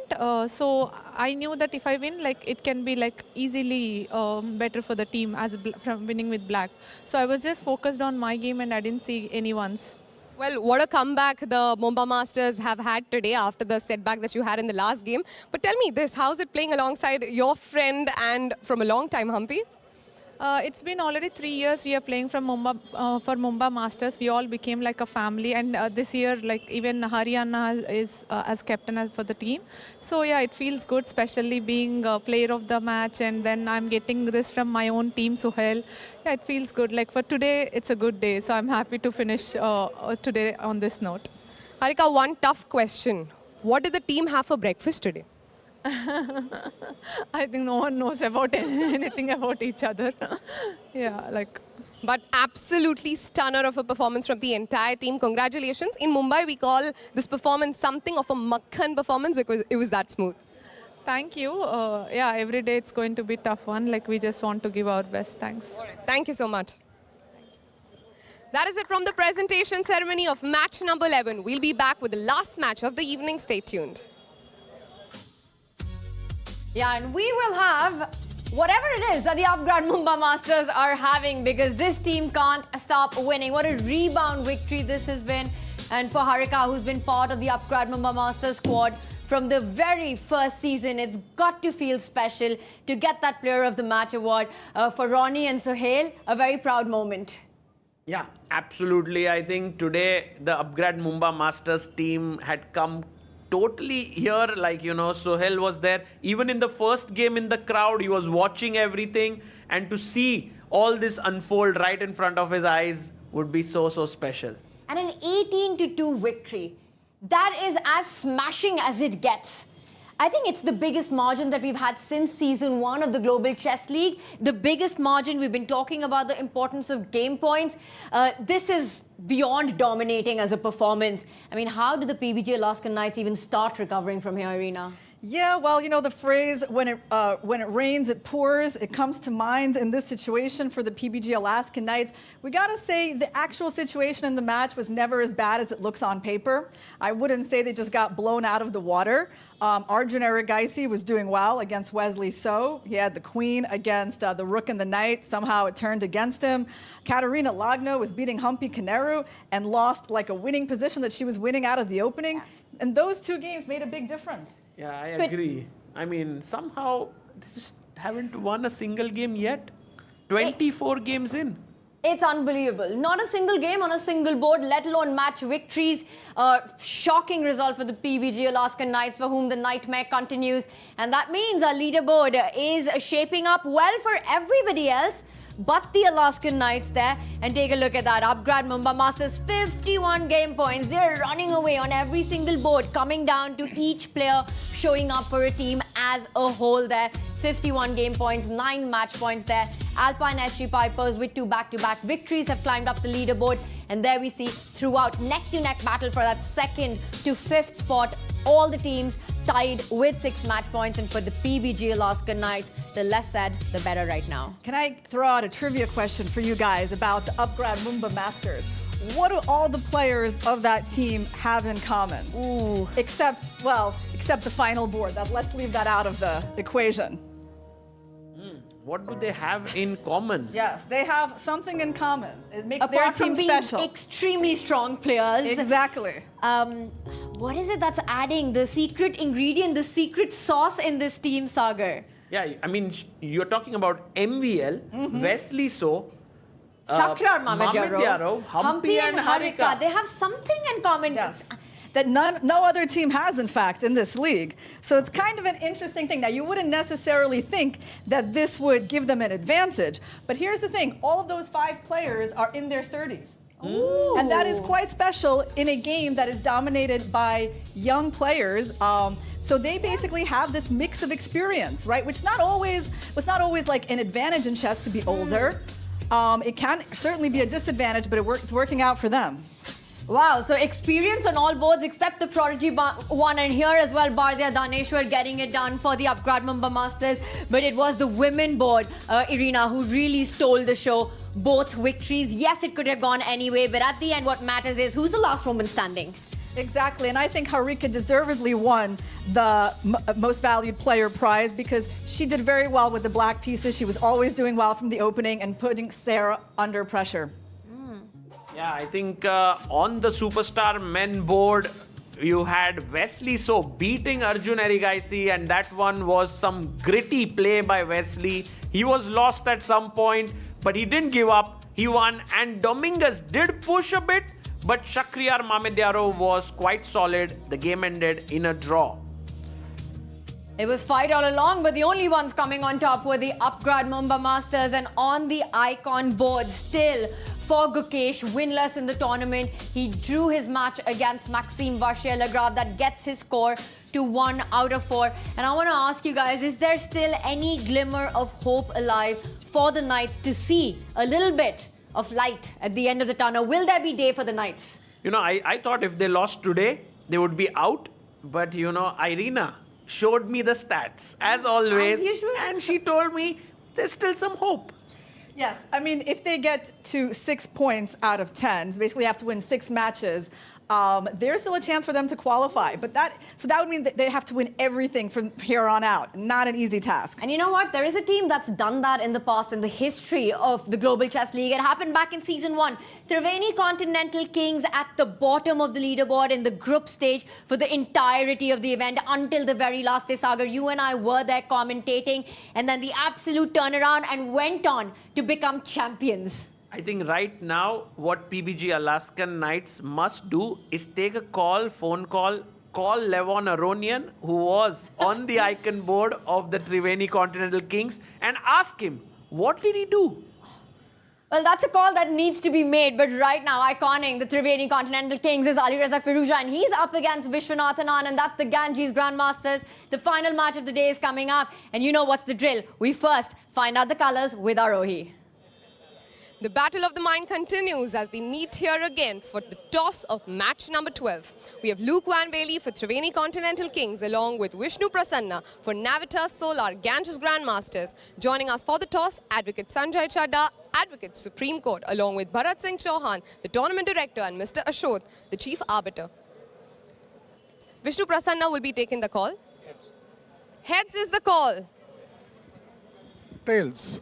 Triveni Continental Kings wins the toss, decided to play white. White. Thank you. Triveni won the toss, opted white. Why so? Well, yesterday the reverse psychology didn't work, so I thought now probably our opponents now today want black, so I take white. So I just wanted to comply with them. So both of you all are happy with what you all have gotten. However, your team has to make a comeback after the loss yesterday. What are the plans? Well, you know, we won the first 2 seasons and the first 2 matches, and actually the loss yesterday was kind of a good wake-up call. Both feet back on the ground, and well, we start from scratch again. As they say, the Kings don't forget the crown, so hopefully you'll get this one today and play the best chess that you can. Yeah, thank you very much. Thank you so much. Happy with black? Yeah, we'll live with it. I think I was not sure how the shot, so we are prepared for both. So we're happy with black. So the Grandmasters did win the last game and one more game before that. However, Vishy won his first game in the last game that you all played. I mean, big confidence boost for the team? Yeah, definitely. We are very happy when Vishy is doing well, and the team is high spirits whenever he's in form, and he's a very important part of the team. So yeah, that's a very optimistic thing that we took away from, apart from winning the game. That's definitely an optimistic thing we took away from the game yesterday. Absolutely. All the best for your game today. Thank you. Thanks. That is it from the coin toss, and the news from the center is that the Triveni Continental Kings have won the toss, opted white. The Kings will start their rebound battle against the Ganges Grandmasters with the white pieces. Leo Kwan Valley Grandmaster there saying that, you know, their decision to play black did not work to perfection yesterday. They suffered their first defeat. He wanted to switch things up. A good strategy, you know, you change, you fix what feels slightly broken. Yeah, I think taking the white pieces is a good idea today. And also Vishnu said that he was happy with black for the Ganges Grandmasters. So both sides pretty happy. Yeah, well, the Ganges Grandmasters, they're going to go for those 4 points. 4-point wins with the black pieces. And the Triveni Continental Kings are going to have the advantage of the first move, led by their icon board, Alireza Firouzja, who's on 3 points out of 3. Yeah. Alireza Firouzja on fire, but the team that is absolutely hot in Mumbai, it is the Upgrad Mumba Masters. Look at them, all smiles there, along with Ronnie Screwwala right there, proud of the team that he's got for so many years. Maxime vachier-lagrave has been the icon, Harika there, Humpy as well, retained by the team, and Sohail, you can see all smiles. Yeah, this is such a nice day for them, and I think, as you said, Tanya, they're going to celebrate tonight. And also, if you heard Harika, she's like, today is a great day. And I see the chess players like to live from one day to the next day. You know, if one day is good, let's just end it nice, have a nice dinner, sleep well. Tomorrow, anything can happen. 18-2, it's a pretty good day to get those celebrations in for the Upgrad Mumba Masters. But there is a lot of celebration for the fans left, as we've got Alireza Firouzja and Vishwanathan Anand coming up right after this break on the other side.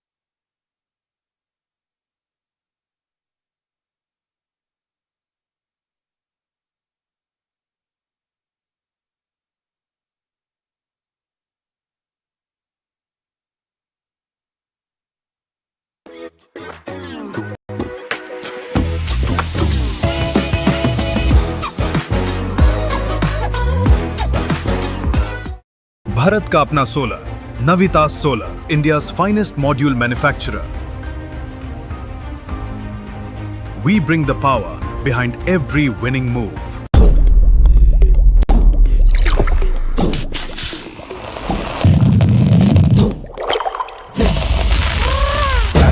Grab it, visit, grab it, grab it,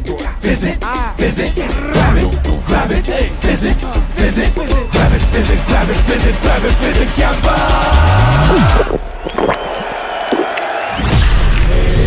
Grab the fizz.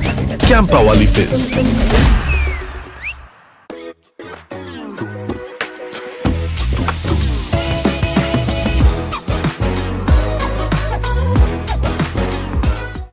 Bharat का अपना solar, Navitas Solar, India's finest module manufacturer. We bring the power behind every winning move.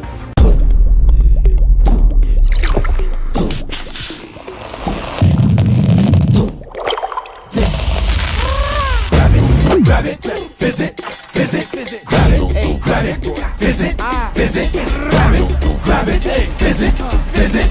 it, visit, grab it, visit, grab it, visit, Gamba!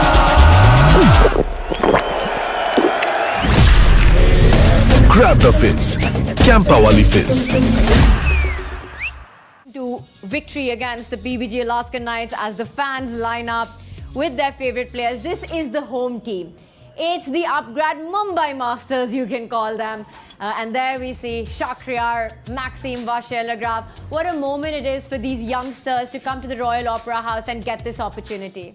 Yeah, I think this is just the most amazing thing that can happen. And there we have the next matchup coming up. Triveni Continental Kings takes on the Ganges Grandmasters.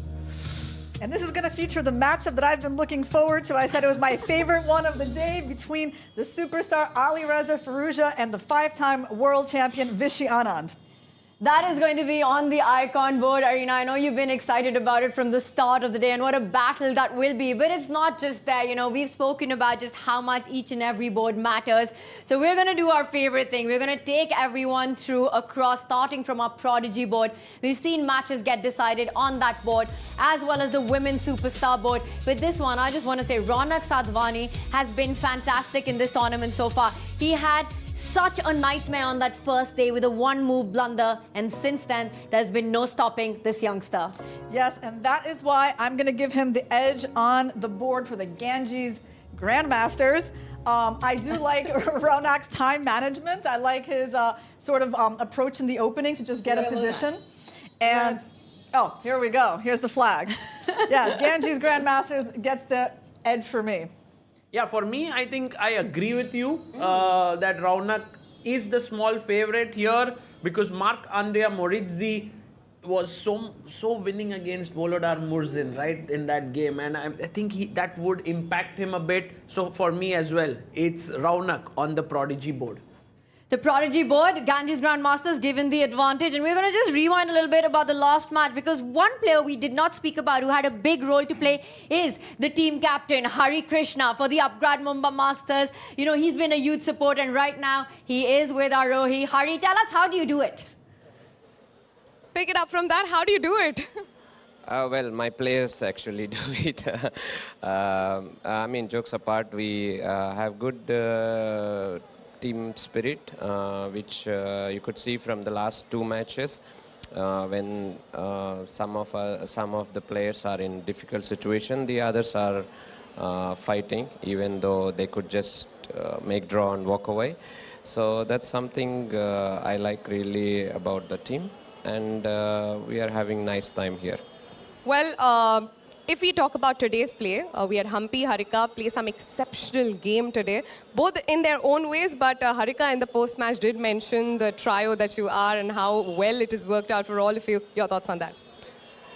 Well, so it's nice. We have a good team bonding and understanding. I mean, I was a little bit worried about Hampi's position initially, but she fought back and she played most practical way, and she fought back. So that's one thing. And also Bardia, actually, I think he was quite hungry. He took a lot of points in the game. But he was defending against all the mate threats. So it's wonderful to see the match. So I did speak to you at the toss, and I wanted to ask about how the conversation went in before, because you wanted to get back from a loss, and now you're playing this game. Tell me, what is the conversation going to be like tonight? What to eat? And what is going to be the answer to that? I don't know. Well, basically, it's the same thing. Just to, the match is over, so we just relax a little bit for this evening, and then start preparing tomorrow for next match. It's pretty much same, I think, every match. I don't believe in too much analyzing the match once it's over.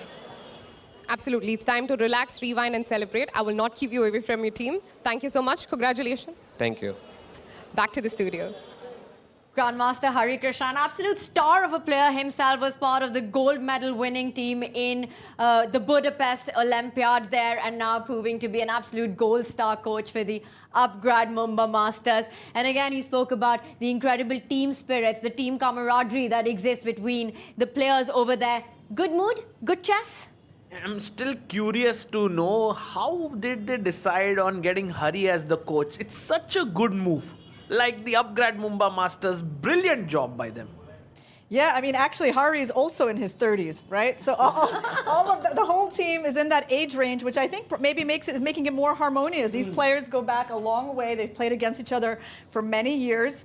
And in this part of their career, they're probably just very friendly with each other. I love that shout out that you just gave to being 30 and over. That gives Sagar and I some hope, in our diminishing playing career, Sagar. Although we may never be able to make it to a GCL team. We'll be here. We'll be in the studio, bringing all of you the action. Well, the action's about to get started, and we take you to the Superstar Women board. You guys said it, Ganges Grandmasters. You gave a slight edge on that prodigy board to Ronak Sadhwani. Now, looking at the lineup here for the Triveni Continental Kings, you've got the chess queen Alexandra Kostanovic and Zhu Jenner. They'll be facing off a very in-form Polina Shivalova, as well as Stavrula Solokido. How do you assess these two boards? Irina, I'll start with you. Well, I think Alexandra has turned her tournament around with the victory against Inyat yesterday. So I think she's back in form. Her experience in rapid chess, I will give her the edge for the Triveni Continental Kings. Yeah, I agree with Irina. I think Alexandra is the heavy favorite in that clash, not just in terms of strength, but also if you look at the form. I just feel, Sagar, you've been convinced by the scientific, statistical approach that Irina has had throughout the day. I will say whatever she says, going with the same team. I want to see what happens on the next few boards, then we'll see. I think I have to start with Sagar next one. Yeah, I think I got some scientific evidence coming up for that first board matchup, too. Well, let's take you straight there then. It's the fight in the Superstar Men board. And just look at this lineup. But Tanya, what about the other board? I was ready to... Zhu Jenner versus Shivalova. What a board. Well, let's bring that up first then. Where are you guys on that? And then we'll speak about this one. Yeah, so for the Shivalova board, it's a very tricky one because Zhu Jenner is the stronger player on paper. But Polina Shivalova has won all 3 of her games. But still, I'll go for Zhu Jenner here. Ooh, so that's another TCK flag going up right now. Irina, where's your head at on this? Yeah, this is a very tricky matchup because actually both players are in good form. Like Shivalova has won all her games, but Zhu Jenner is also doing really well. It's hard to put her as the underdog. So can I go for like the 2 flags for this matchup? Love that. So a tough call there. That just goes on to show how you expecting this one to be a neck-to-neck fight, a close battle between them. And we move on to the next 2 boards now. And this is a fascinating clash right there. We'll start with Javakir Sindarov taking on Vidit Gujarati. Javakir, the youngest ever World Cup winner, fresh from that victory, also had a great performance at the recently concluded Freestyle South Africa Grand Slam. He's playing against Vidit, for whom this year has been a bit shaky. There's been so much going on in his personal life. He got married, so sort of still finding his rhythm with professional chess at the absolute elite level. What do we make of this clash, and how do you assess Vidit's chances? Because to me, on paper, given the form, I would say Sindarov's been looking very good over the last few months. I think if you go back like a few months, Vidit, I think, scored really well against Sindarov. Like, he would do quite well against him. But now at this point, the way Javokir is playing, the way he beat Pragnananda here, I think for me it's Ganges Grandmasters here. Yes, I'm going to go also with the Ganges Grandmasters, especially given Vidit's game yesterday with the white pieces where he got kind of crushed by Richard Rapport. Yes, so coming off of a loss is always tough, and Sindarov has been in great form recently. Will Javokir Sindarov continue enjoying his run in India? He won the World Cup in Goa just last month. Mumbai proving to be equally fantastic for him. Or will the local boy Vidit Gujarati put a stop to that hot streak? We move on to board number 2, and this is between the runners-up of the World Cup, Wei Yi, who's really, it's been a resurgence of Wei Yi over the last year that we've been seeing. He finds himself at the World Top 10. You know, he's like that silent assassin in any tournament that he plays. He's up against the one player who's had the biggest improvement in his chess career. It's been a breakout year for Vincent Keimer. He's gained about 50 rating points, climbed to world number 4. To me, this is a clash of two absolutely fantastic players who've been showing incredible form. Draw. Draw? Draw, do you agree? I'm going to go with Wei Yi on this one, just because it's rapid chess. And I feel like maybe rapid chess is still like not Vincent's strongest part of the game. So, and Wei Yi is very convincing in that. They don't have a lot of games between each other. I was only able to find games from like 2024 onwards. Vincent won their matchup in the Prague Masters this year, but this is rapid chess, and that was classical. Lots of spicy action coming up. And before we break down the final icon match, we've got a very special guest with us who makes it all possible for the Triveni Continental Kings. Mr. Dhruv Soni, the owner of Triveni Continental Kings and the former president of AICF, joins us here. Firstly, welcome. How does it feel to be a part of this Grand Chess League, the Tech Mahindra Global Chess League? You've been here for 2 years. This is your third. How does it feel? You know, it reminds me when we first started in AICF, when we had 2 grandmasters, and I have the same spirit I feel here with the youngsters. The crowd taking autographs, the feeling, especially the ones under 10, 12, 14. This is a great thing for us. And I really feel, I was telling Ronnie just now, who won very well, that this is next to cricket, you know. I mean, we have the best global players of the world. We have the youngsters. We have a tremendous amount of people online. And for chess and for us in Triveni, we are so happy that we are able to contribute towards the progress of the game. So I look forward to Anand's Tech Mahindra Global Chess League taking on much more things. And the team spirit we found in Triveni Continental Kings is unbelievable. These are all fantastic players on their own, and they're able to bond with each other and play with each other and help each other. And we have a fantastic captain. So, you know, we couldn't ask for more. Thank you. Thank you so much for joining us today. Thank you so much for being here with us and in association with us for 3 years. We look forth with you for a long, long partnership going ahead. Thank you so much. And you have some fabulous commentators too, you know. They're going to thrill us even more. Thank you. Absolutely. Thank you so much. We'll be back with an exciting game. For now, back to the studio. Thank you, Mr. Soni. He is truly a great lover and a supporter of our game. Sagar, Triveni Continental Kings, over the last 2 seasons have emerged champions under his leadership. And we've seen him, you know, in the dugouts, in the guest areas. He's constantly glued to the screen when the players are playing, and he will do just that as his icon, Alireza Firouzja, takes on the 5-time world champion Irina. That's a clash that you've been waiting for. This one is truly a generational clash here. Vishwanathan Anand won his first world championship back in 2000 when Alireza Firouzja was not even born. Yeah, that's a huge clash here. And Vishy Anand beating Gukesh is in top shape right now, feeling good. I don't know the statistics of their previous encounters, but I am like a true Vishy fan going for Vishy Anand here. A 22-year-old Ali Reza Firouzja against the 56-year-old Vishy Anand, both showing incredible form in this tournament. 3 out of 3, a perfect score for Ali Reza, who led the team back in London in Season 2 to victory to win the championship. He's showing up this time as well, and there we see Van Velde with the flags. He is a happy captain. How do you assess the icon matchup, Irina? Yeah, if you just look at the stats, it's very hard to go against Ali Reza on this one. I mean, he's won all his matches so far in the league, even defeating the number 2 rapid player in the world, Hikaru Nakamura, yesterday. Vishy came back with a win in his 3rd game against Gukesh. Last year in the 2024 Global Chess League, Vishy lost 2-0 to Firouzja. And I am sure that he remembers that. It's something always that stays with you when you lose 2-0 in a match to someone. I think, you know what? He lost 2 games here to start with, and then he won the 3rd. He lost 2 games to him in the 2024 GCL.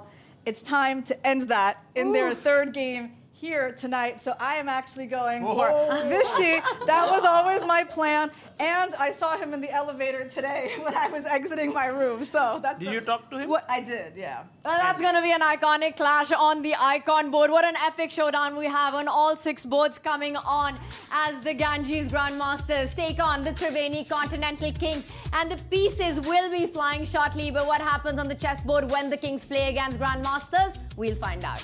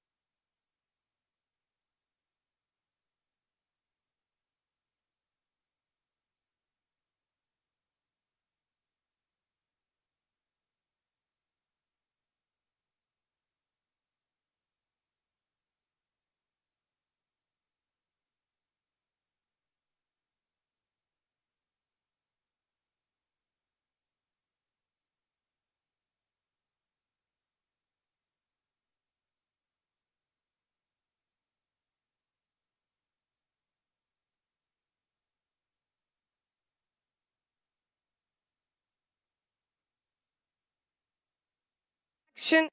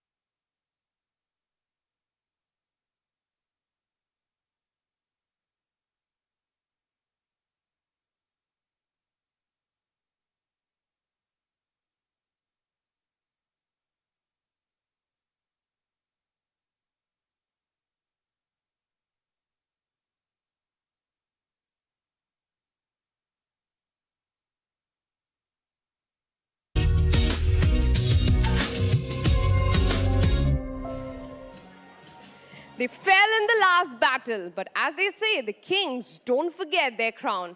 Please give it up for Triveni Continental Kings.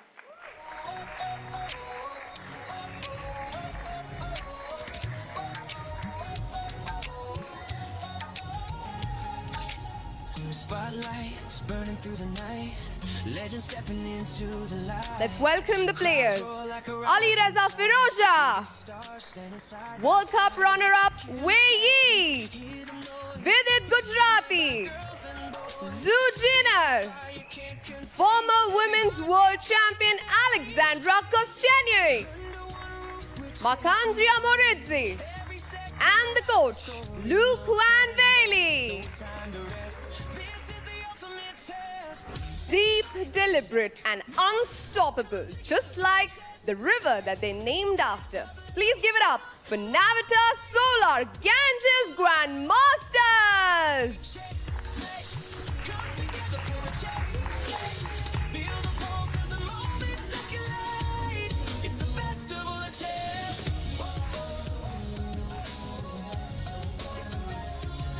And now the players, starting with five-time World Chess Champion Vishwanathan Anand, Vincent Kaima, Javokesh Sindarov, Polina Shuvalova, Savrula Solakidu, Ronak Sadvani, and their coach Vishnu Prasanna. All the best to both the teams. You may please take your board. And now for the first move, may I please call upon Dr. Puneet Kaur Kohli along with Bharat Singh Chauhan, the tournament director.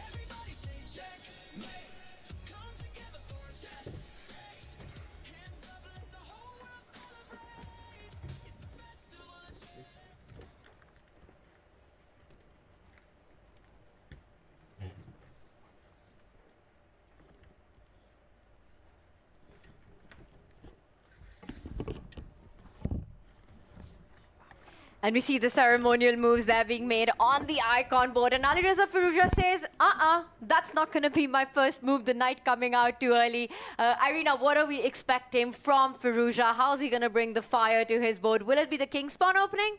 I think it will be the king's pawn opening. That is generally the move that he does better with. He can open with the queen's pawn, go into some sort of sidelines, but I feel like he will want to test Vishy in the main lines, given that Vishy is not as active these days. And we also got Zhu Jinner on the top women's board, starting with the move D4, something that she's been employing this tournament so far, not her normal repertoire, because normally she starts with the king's pawn. And there we see the superstar women board starts in action first, which will then move on to the superstar men board. Finally, we'll have the prodigy and then move on to the icons shaking hands and getting their first moves in. And this is the board between Polina Shuvalova and Zhu Jinner playing with the white pieces. And it looks like it's been a London system. It's a London system, one of the favorite openings of Magnus Carlsen, actually, and he has been the player to popularize it the most in the last few years and show that it is a good weapon, especially in rapid and blitz chess. And so Zhu Jinner continues this strategy of avoiding her usual opening move and going for quieter systems, looking for play in the middle game. And Polina immediately striking up on that edge of the board, hitting the bishop already. A decision to be made here for Zhu Jinner. Does she give up the bishop pair early on in the game? Yeah, I definitely would feel like the bishop should move away, that it cannot just stand there. And this move, knight h5, I'm not super aware of it. It's not the most popular move in the position for black for sure. So this is something that Shuvalova has prepared for this game. And you can see that Zhu Jinner is spending some time here. And as she does that, we'll also go over to our other board where the action started. Let's head over to Chess Queen there. Alexandra Kostenyi playing with the white pieces against Tavrula Solokasido here. And this is what we have in front of us, a very different middle game where we already see a lot of open lines, a lot of trades right now. And the side pawn is currently on pre, can be picked up. Yeah, Alexandra Kostenyi has employed one of her pet lines, the C3 Sicilian. As also, look at that, Irina. There's a start on the men's superstar board with it going head-to-head against Sindarov. And it's a King's Indian. That's what it looks like it's going to be. Sindarov is employing one of the spiciest openings in chess, the King's Indian defense. So that game is sure to be unbalanced. And that might develop in a similar way to Vidit's game against Rapport. And a very different one on the Vachier board right now. As we first go over to the Vidit Javokir Sindarov, you mentioned the Kings Indian defense. Usually when a player employs that, Sindarov playing with the black pieces there, is that a statement that I am looking for a full-bloodied fight in this one? It's always a statement, with the one exception that there are certain players that really just have the King's Indian as their main weapon in their repertoire. So when they play it, it's less of a statement. When someone has a few different openings and the King's Indian is not their main one and they still choose to play it, then it's always a statement.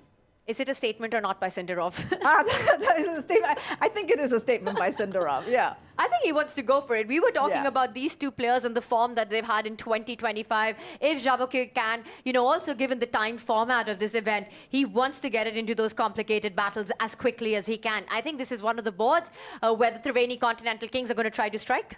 Absolutely. I mean, he saw how Vidit's game in a similar structure developed against Rapport yesterday, and he's employing the same strategy as Rapport to create a complicated game. So we also have a start on the Prodigy board. It is an E4, E5 opening, the most classic opening in chess. As it is on our icon board as well that we see here. But interestingly enough, Alireza Firouzja bringing on not only a second move surprise, but a third move one as well. He first takes out the knight on the left flank instead of the usual one from G to coming on to F3, and then a really strange A3, but I like how quickly Vishwanathan Anand just sticks to principles here and continues with development. Yeah, I mean, it's a trend in chess these days, these little side pawn moves that are look really innocuous, but are being employed by players to leave opening theory early. Sometimes it works out pretty well for the side doing that, but obviously it's not a very scary approach. This is starting to look very scary already. With the speed with which Alireza is playing, it feels like he's brought a surprise on, but Vishy looks very unconcerned as he's blitzing the moves out. A central trade has happened, allowing Alireza's knight to that spot where it's just jumped onto. I think Vishy has to be extremely careful on the clock in this one. He just can't let the margin on the clock go very down, and it can't have a huge time deficit. I agree, because Alireza, when it gets down to seconds, he gets so dangerous. He can make so many moves in just a few seconds. So we don't want to turn into like a 2-second increment battle between Firouzja and Vishy on that board. Meanwhile, in the game between Zhu Jinner and Polina Shuvalova, we're starting to get some kind of clarity in the pawn structure. So maybe we can go there. Let's do it, and let's just backtrack. I'm going to take this one from the top here, Irina. It was a queen's pawn opening with the knight coming out, and this is where the London system starts, an early bishop development to the dark square, and then we see the other bishop being developed. And when the trade was offered, here Zhu Jinner does take a pawn at the other flank, doubling up her own pawns, usually a weakness on c5. And look at that pawn formations. You've got, well, excuse my coloring skills there, but you've got two double pawns on the board here, and black for Shuvalova. She just wants to continue with development. Very fascinating. Puts the bishop on a square where it hit the pawn, defended, castles. White continues developing the pieces as well. And so far, this is where we're at the live board. Zhu Jinner won the c5 pawn, hasn't given it back. So Polina Shuvalova is playing for activity here.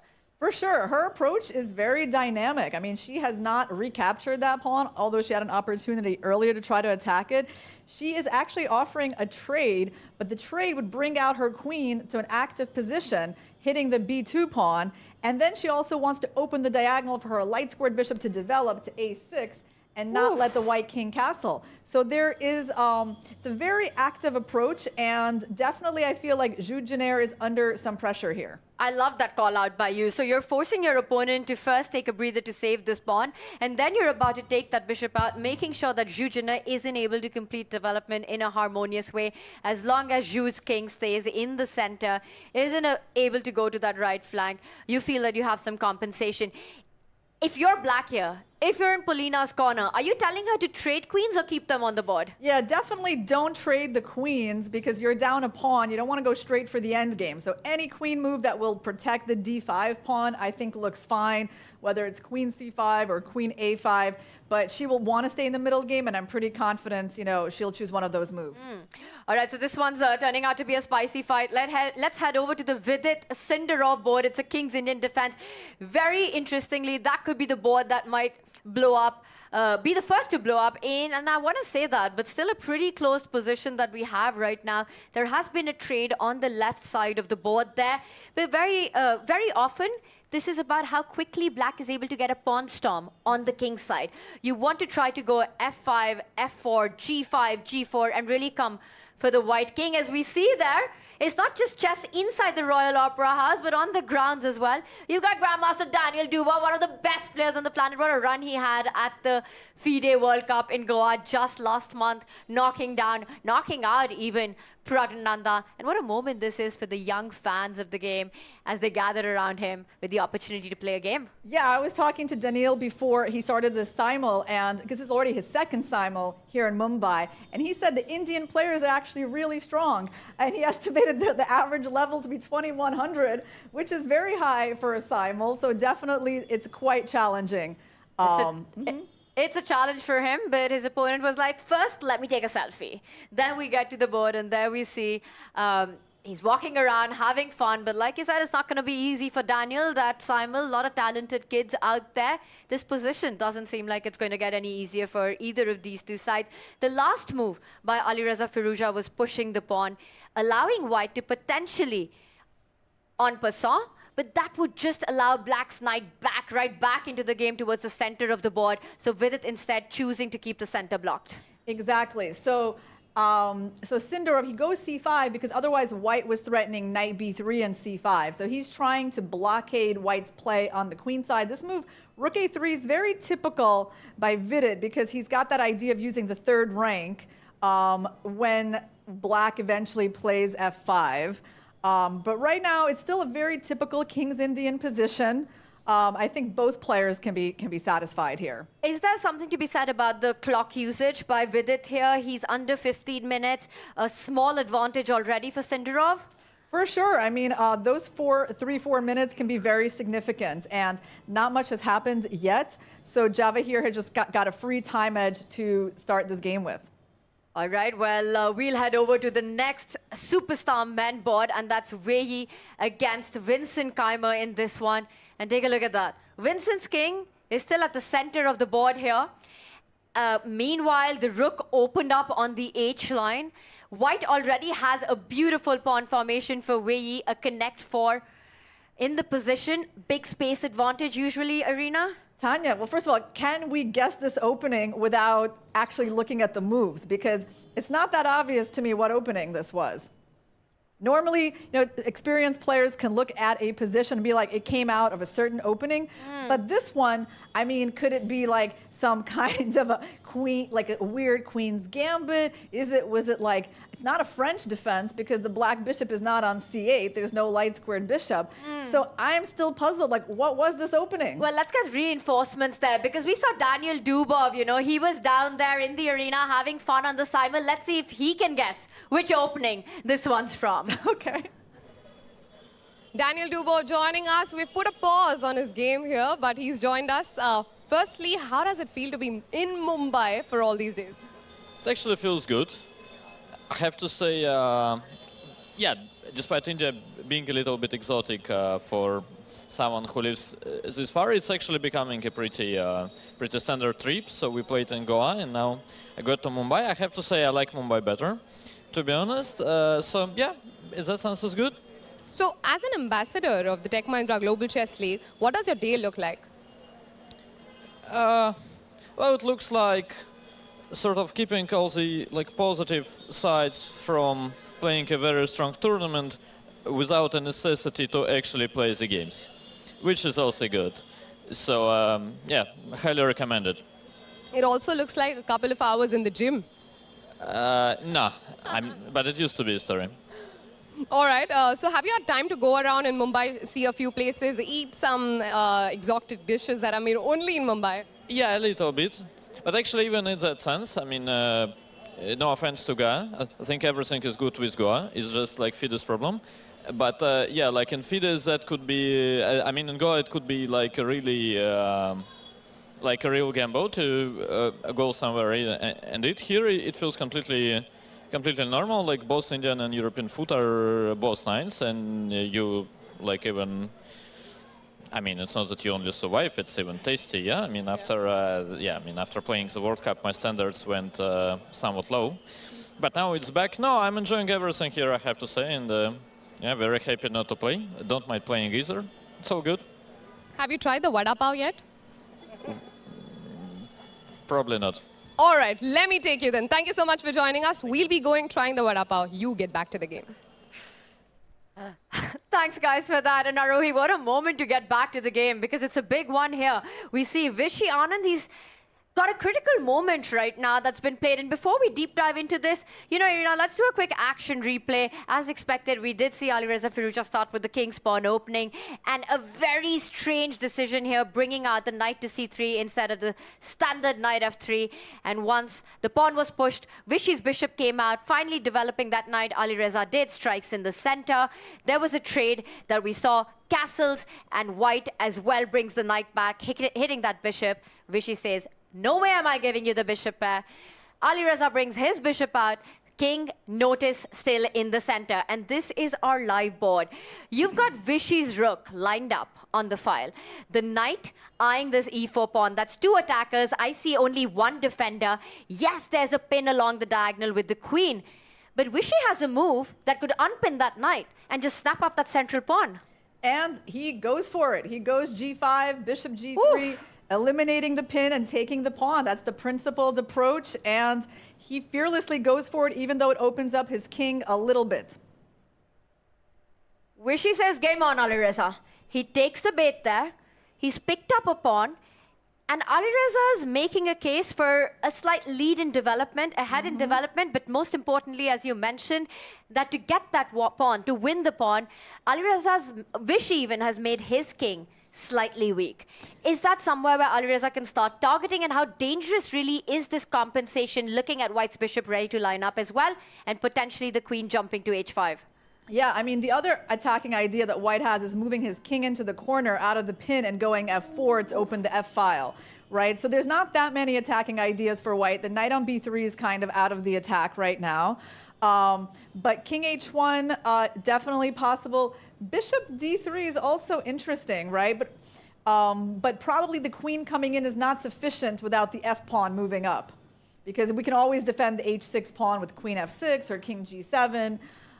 So he probably needs that king h1 move. And I see our evaluation bar. It does like Vishy's position. But again, engines, they're greedy. They pick up the pawn and they defend like machines, because they are machines. They don't have emotions. They're able to play it out to perfection. But from a human perspective, this looks like very sufficient compensation for white. Black does need to be precise. For Vishy, for the Ganges Grandmasters, you want to be really careful. Alireza on the attack can be an absolute beast. Yeah, absolutely. White does have compensation. White is going to get an initiative. On the other hand, Vishy has done something quite standard that he can be pretty confident made sense, that was logical for that position, that white can't just not have that e4 pawn defended and get away with it for free. So I think that is going to make him a little bit calmer. And we often speak about Alireza's speed, right? Let's talk about Vishwanathan Anand. He was the lightning kid, the tiger of Madras here.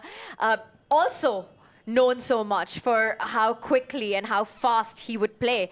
How do you see that battle? Well, I see that Vishy's managing his clock quite well in this game. He's up by about a minute and a half.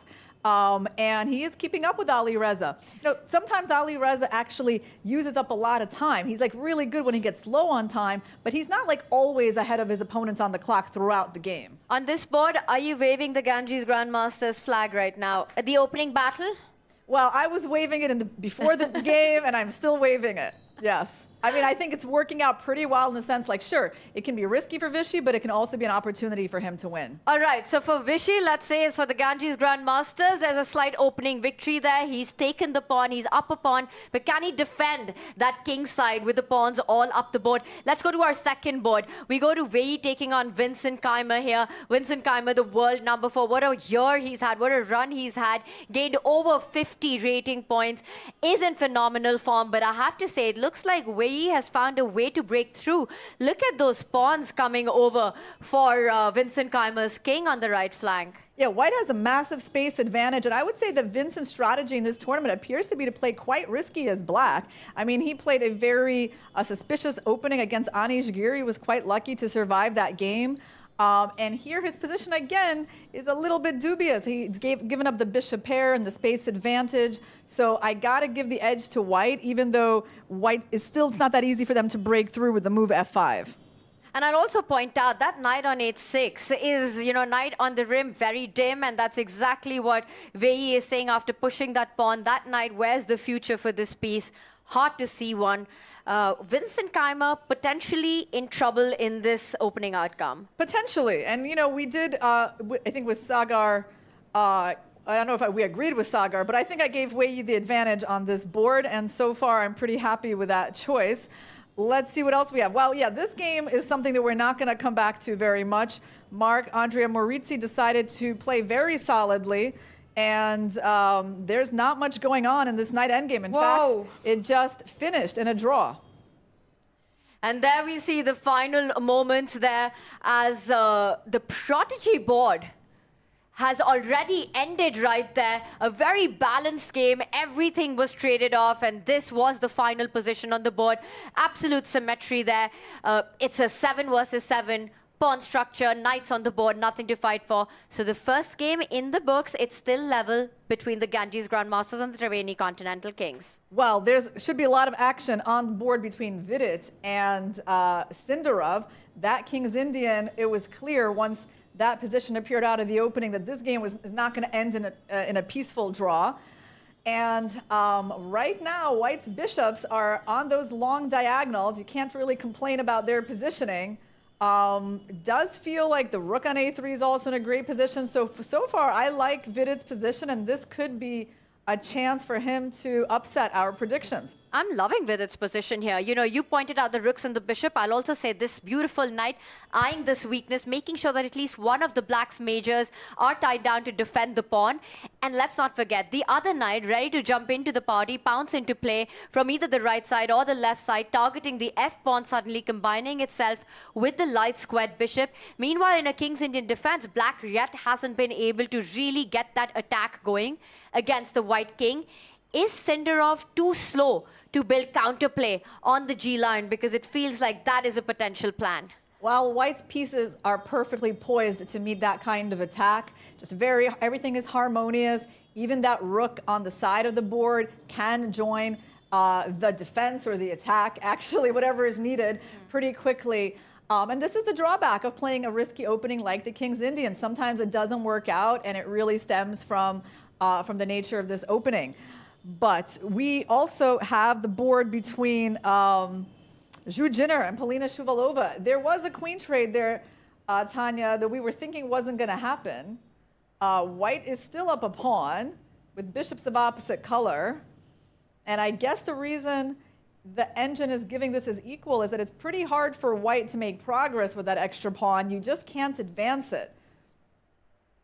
And it's the opposite color complex, right, which have such big drawing tendency as well when the two bishops are on different colors. You control one color complex, your opponent the other. And notice how White has actually blunted Polina Shuvalova's bishop with a pawn formation that you've taken, but very hard to improve on that. You can't push the B pawn, try to create that pass or make use of the extra pawn, because that would leave a huge weakness. And that's exactly what Polina Shuvalova with her last move has stopped. No more B4, and I'm expecting her to triple down on that C line. Just saying, you might be up a pawn, but that pawn is useless. Well, let's go back to our icon board, Tanya, because Ali Reza and Vishy, I think this game is going to bring us some excitement. So Ali Reza has sacrificed a pawn, and wow, somehow the Vishy's bishop has gone from the queen side to the king side in just a very short time, where I like it more because it protects the king. That's good news for Vishy. Still has that extra pawn. He needs to protect it now. It's under attack. So we might be seeing either the move bishop e6, or he might prefer to actually push that pawn, which is very reasonable as well. Wow, opening up the center. But I'm just going to backtrack for a moment here, the moment that Vishy won the pawn. And this is where we checked in last. We saw Alireza castle and say he's going to come for Vishy's king. You come for the king, you best not miss it. Vishy says, I'll just continue with development. Alireza reroutes his knight to better pastures, greener squares there. He jumps with the knight forward. And look at that. This is the maneuver that you were talking about. The bishop from one flank drops down to the other to be the guardian of his king there after being pushed back. That's a beautiful defensive piece right there for Vishy. Alireza, he's setting up your idea, Irina, the one that you mentioned, of opening up with the f-pawn so that eventually you can target the f7 weakness once the rook comes into the game. Anand step forward with the pawn, forcing Alireza's knight to retreat. And this is where we are at. So Alireza setting up a knight takes pawn idea combined with the queen and the knight with a single defender, which is why you wanted to make the decision of advancing it, trade off as many pieces and pawns as possible. Yeah, and I think maybe one of the reasons that bishop e6 is a good move is that after the move queen f3, there could be just a simple queen d7 stopping the knight from coming to f5. So let's have that on the board. So you defend the pawn. Alireza could potentially continue with putting more pressure, you know, eyeing the d1 square for his own pawn to move forward, and then queen to d7. And this would be a good position for black, very, very healthy. Instead, we do have a decision. And he has played pawn to d4, the other very natural move.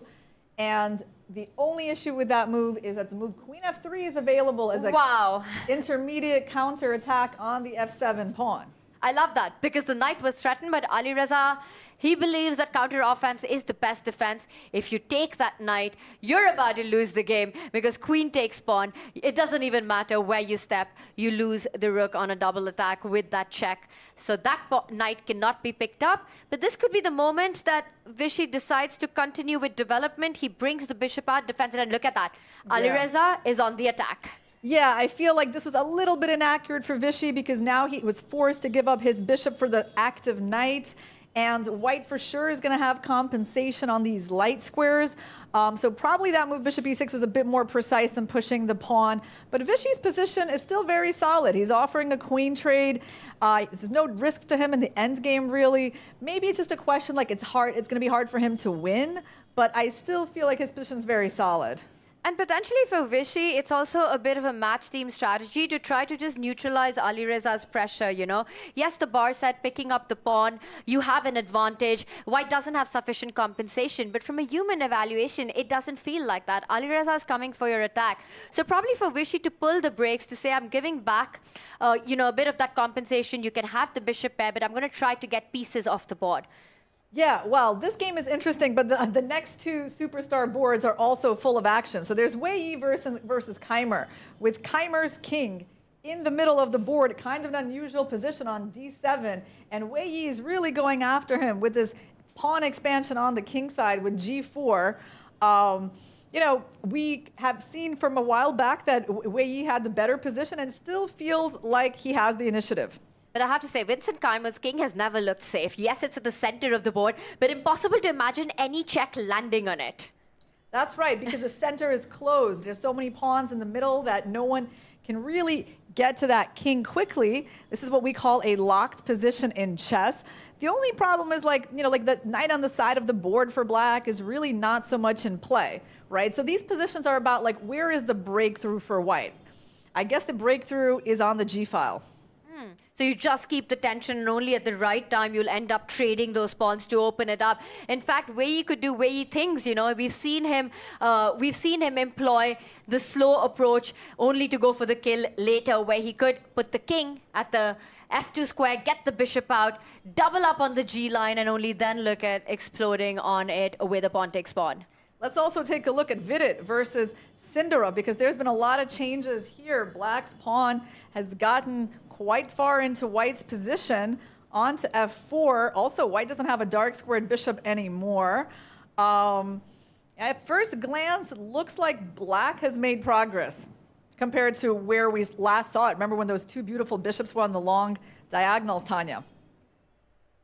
For the Triveni Continental Kings, this is definitely progress on this board. You know, I don't see the attack right now that's coming through. And Looking good for Vidit. I want to do a quick overview here. You know, Triveni Continental Kings winning the toss, choosing to play with white. On our Alireza Vishy board, we saw Vishy was up a pawn, but Alireza playing for the compensation. How do we evaluate that one? Alireza playing for compensation. Well, I evaluate that as Alireza probably having some sort of edge at this moment because it feels like the initiative has gone in his favor in the last couple of moves. It really has, because he's won a pawn on the left flank, attacking Vishy's other pawns, also a huge threat of lining up the rook against the black queen and winning the knight on c6. A lot of threats on queen side. Is Alireza taking over? It feels like that. It's not a good thing that the board is open so much when white has the bishop pair. Also, black has that weaker king. I mean, black's pieces don't really have that stability anymore. So yes, I am feeling a bit nervous for Vishy's position here, and if he can make a draw, that would be very good from what he currently has. All right, so on the icon board, Alireza looking good. Too many threats right now. Vishy has to be incredibly careful. He's also a little bit down on the clock, touching the 7-minute mark. Let's move on to our board to Wei here. Fair to say he's putting the pressure. He does start with that G-file idea. Irina, we were mentioning he's first to line up the rook, and I think it's advantage kings here as well. Yes, definitely Wei Yi is in the driver's seat in this game due to his space advantage and the black knights not being active yet. So that's two boards where we're saying the Triveni Continental Kings have the upper hand. Let's see where it is that the Ganges Grandmasters can strike. Is it going to be on the Javakir Sindarov board? Well, I think this board is completely unclear despite the fact that right now white's got everything under control, but I also feel like when you play the King's Indian, this is kind of position you're looking for as black. So would it surprise me if Sindarov won this position? It would not. And therefore, I would say this position is balanced. But white's move d6 is very interesting because it's blocking the rook from swinging over to g6. However, I expect that pawn to get blocked, perhaps with the light squared bishop going to d7. Yeah, that's a beautiful move. Suddenly, it just divides the board into half. This last move that white has played, and that's the top right board that we have there. So it's a game for all three results. Extremely unclear there. And let's move on to our bottom left board. There's Zhu Jinna playing with the white pieces against Polina Shuvalova.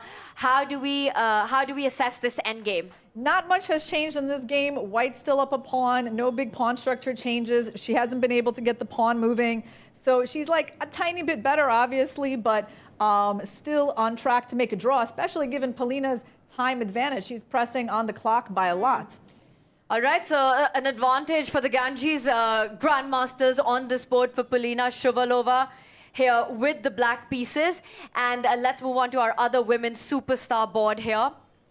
Okay, well, Alexandra Kostyanyuk, look at the time situation. All you got to do is actually examine the clock here. 8 minutes, 25 seconds to 2 minutes, and the bishop pair and the c-file.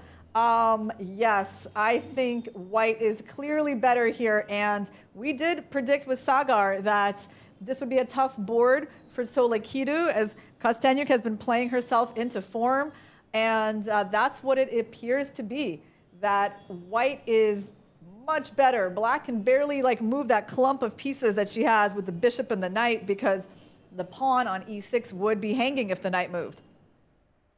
Wow, so we've given for our Triveni Continental Kings the top two boards as an advantage, and these are the ones where Ganges is fighting back. I want to take us to the Prodigy board right now with the fight between, well, that one's already ended in a draw, so these are just the 5 remaining boards.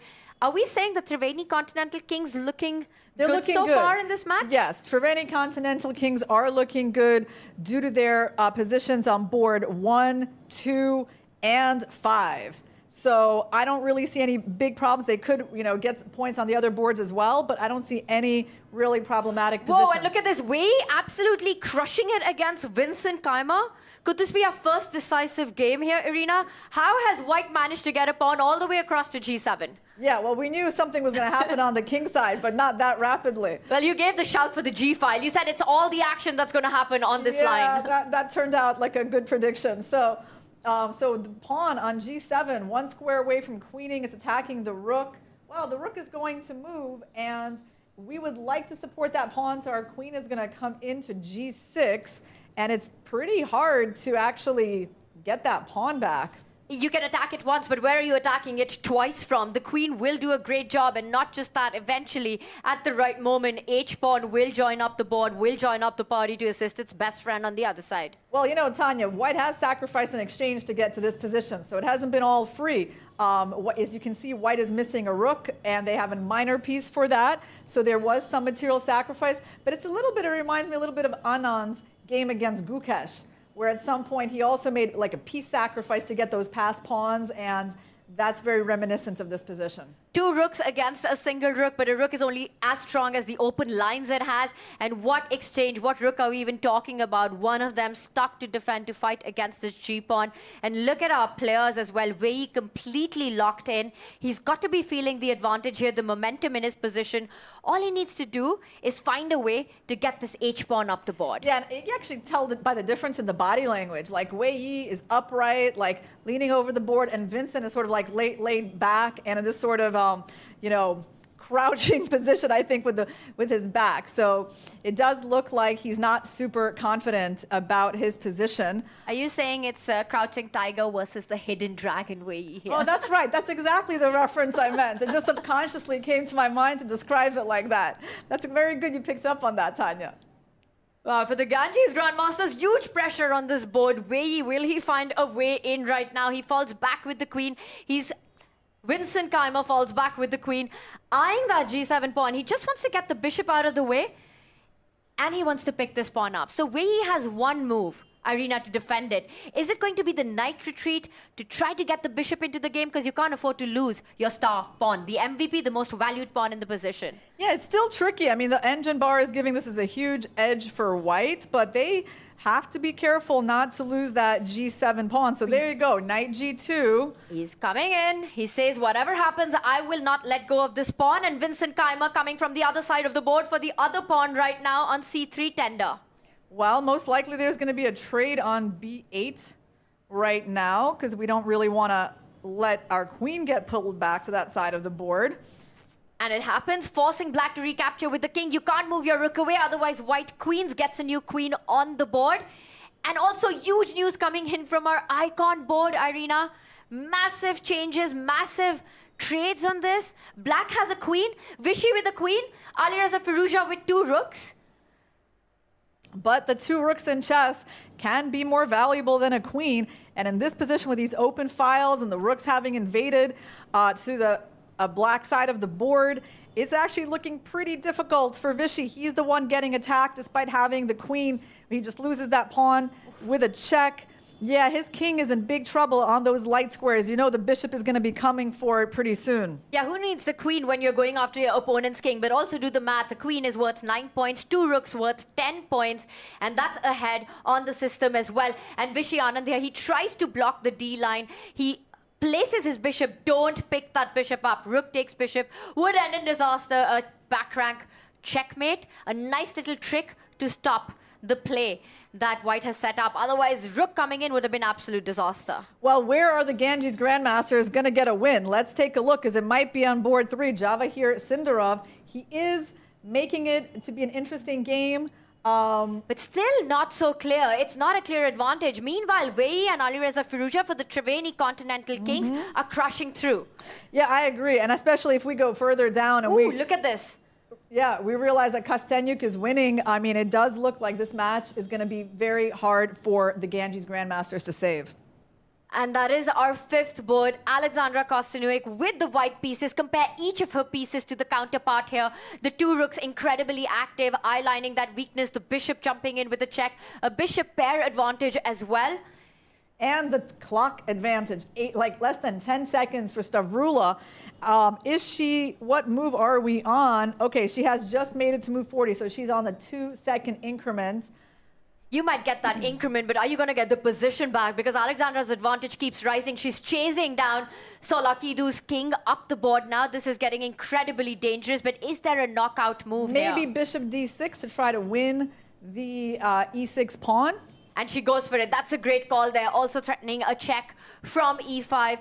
Bishop takes knight would get rid of a key defender, winning the weakened pawn. Or maybe you should just go bishop e5 and like stay with the 2 bishops. I don't know, because giving up the bishop for the terrible knight, And going into bishops of opposite color, I'm actually not sure that is the best winning strategy. And Kostyuk, okay, she's going for it, but it does make Solakito's defensive task a bit easier. And look at this, Vincent Kaima's defensive task. I think that's just getting tougher right now. Alexandra Kostyuk looking good for the Triveni Continental Kings in this one. But Vincent Kaima decided to recapture with the rook. And right now, white is threatening any moment to get a second queen on the board. Down an exchange, and black looking to infiltrate with his own king this last move. And I have to do a really quick action replay here. After rook takes rook, and instead of promoting, allowing any counterplay that black had in mind, first you trade the bishop for the knight, stop the idea of the queen infiltrating on either of these two squares. Knight e3, a beautiful defensive move here. That was so precise by Wei Yi. He really stayed cool with that. Like, look at how that knight is covering all the key infiltration squares that the queen wanted to use, and now he's just focused on getting that pawn to the end of the board and forcing black to sacrifice the rook for it. So yeah, he takes on e6, and all of those pawns are collapsing. This game might even end with some kind of a checkmate to the black king.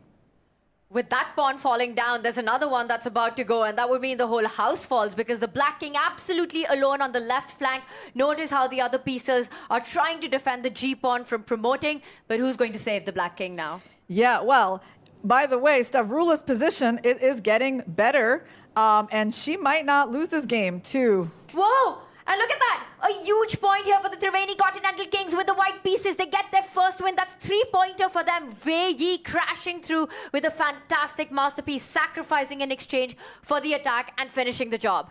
Yeah, well, he just shows his skills in rapid chess once again, and that's why we considered him the favorite in this match. Okay, meanwhile, Alireza Firouzja is still trying to press home his advantage against Vishy Anand. All right, he's going to try to squeeze that one out. Vishy holding solid, trying to defend that one. But can Vidit do the same? He's absolutely lost currently with the white pieces. Huge advantage to Javakir Sindarov. The King's Indian defense has worked its magic. It has. You know, at the moment knight on f1, unable to move, I felt like it didn't really matter what the engine bar was saying. Like, black's practical chances were pretty good in this game. And yeah, this is exactly why people play the King's Indian, to get these kinds of winning opportunities as black. And one thing is the attack on the right flank, but also notice the powerhouse of this c-pawn, just an extreme deflection for the white pieces. Central pawn's been traded. You could just block that check with your bishop, hit the white queen. For Vidit Gujarati, he picks up another pawn, but it's going to be the c-pawn that will decide the game. Exactly. Actually, white is up a lot of pawns. Everything depends on black's c-pawn. So it must be like c2, rook c1, and then the question is maybe rook to d8. Rook to f8 also actually is really good. Rook f8, and then there's knight f2 ideas. Okay, that's how black is planning to use those pieces. And you could even start with the move rook f8, hit the queen on the f line. The queen moves, the knight jumps in with a fork. Yeah, exactly. So it's looking good for Java here. Look at those active pieces. You know, whenever you get a knight on e4 that can give a fork on f2, it's very dangerous. Okay, I don't think that move rook e8 was played. I think it's just the demo board glitching. I'm trying to get a close-up. Can we get a close-up of our players? Because rook f8 feels like it had to be the move there, but I think it's on the e8 square. E8? It is on e8. Wow. It was played. Very strange that he refrained from attacking the queen on the f-file. Is that even possible? It was a move that was being screamed to be played on the board. that is so strange. Okay. Well, Javakir Sindarov for the Ganges Grandmasters has just let slip his entire advantage with this last move. Yes, well, the good news is they barely have any time, so we're still guaranteed to see some chaos on this board. The players are under a minute, playing on the 2-second increment. This is bullet territory. I mean, I say we stick on this board for just a little bit right now as it does heat up. A huge mistake by Sindarov, letting go of that big advantage in a move that was not very hard to find, I would say. I agree. I mean, he will be kicking himself if this turns out to be important. It's not clear that it will be important because it depends on whether Vishy can save his game or not. Marina, it could be extremely important because, yes, Alireza is on the push, but it's far from clear. Right. They've lost one game already, Ganges Grandmasters, and we've got a result on this one. And it is Polina Shivalova and Zhuzhina ending their game in a draw. It was a balanced fight. Yes. And that means it comes down to our last 3 remaining board. Ganges Grandmasters have to strike on at least one. Yeah, and you know, well, Alexandra Kostyuk, we thought she was winning her game, but it has kind of petered out to something that looks like it's going to be a draw. All right, so that one in the balance. Let's move over to our icon board right now. Vishy Anand playing on mere seconds. Well, Alireza Firouzja, in fact, playing on mere seconds. But that's barely saying anything. He's used to that. Yes. That means nothing at all when it's Alireza. He's getting two seconds per move.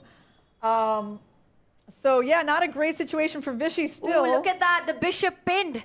That's a doubling down on the pinned piece right now. Queen You've got C1. a bishop. What's his plan? Is it gonna give G3? checks. Is he going to give up that bishop to take the bishop on G7? Or does he just fall back with the bishop? He has to fall back. He has to fall back. Okay. He does it with his rook. He stops the checks. He says no draw here.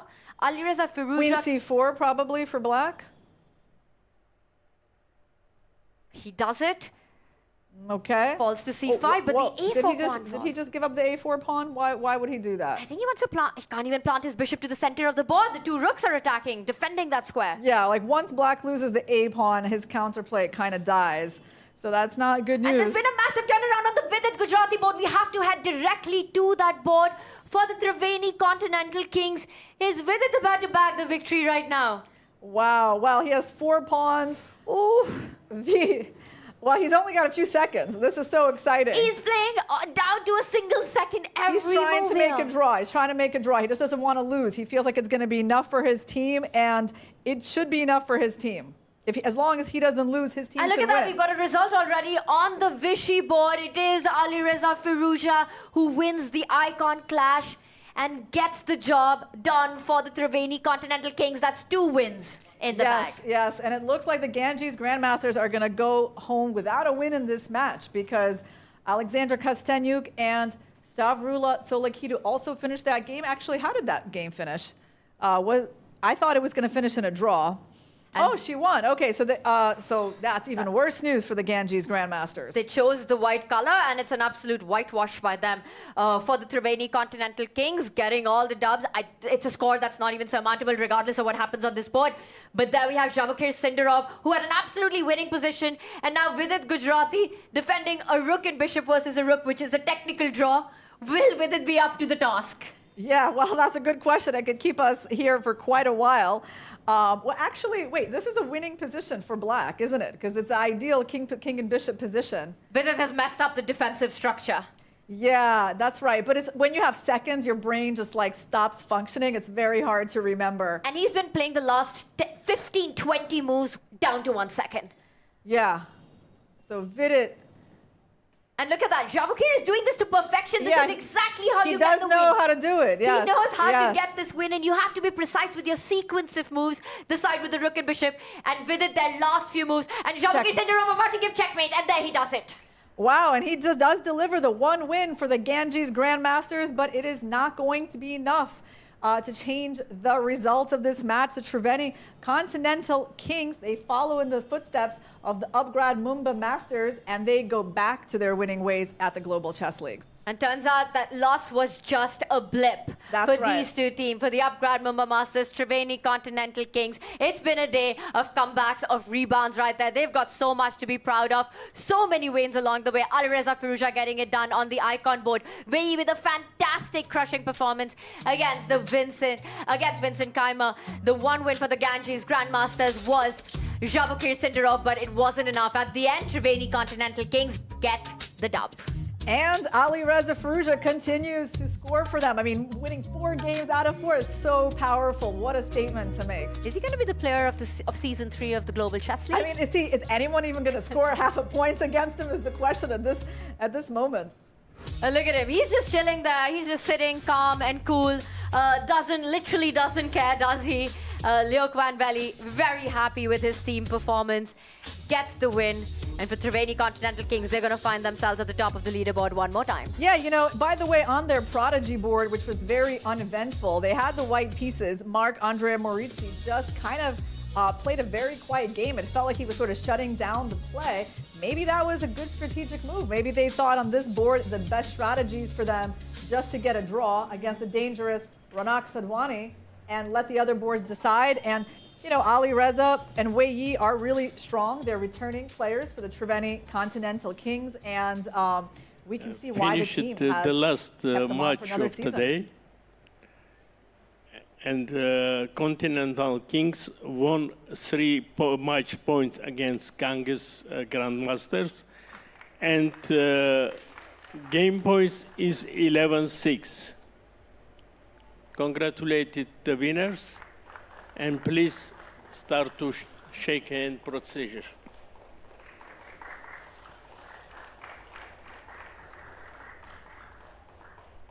And it's a celebration for one team, heartbreak for another. You can see it on the faces there. Ganges Grandmasters, just as they picked up their form, a meter roadblock in Triveni Continental Kings, who truly played like kings, starting from that decision of winning the toss and playing with the white pieces and proving that pick on almost all the boards. Yeah, the only player smiling from the Ganges Grandmasters team was actually Javahir Sindarov, because he's the only one who won, so he still seemed to be in a pretty good mood.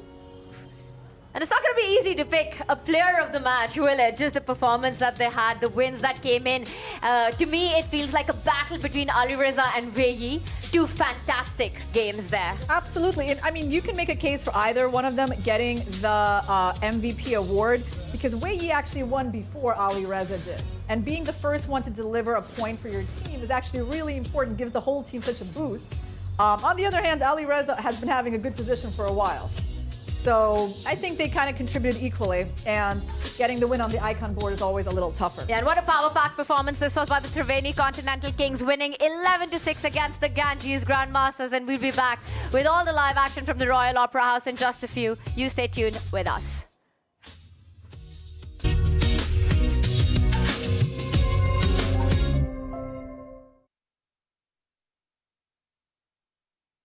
Did we do that?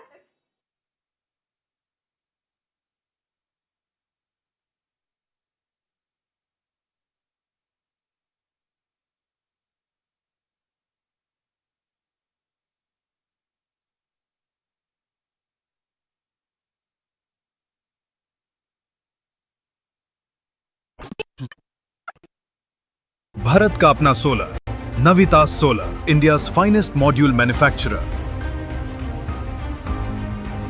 We bring the power behind every winning move.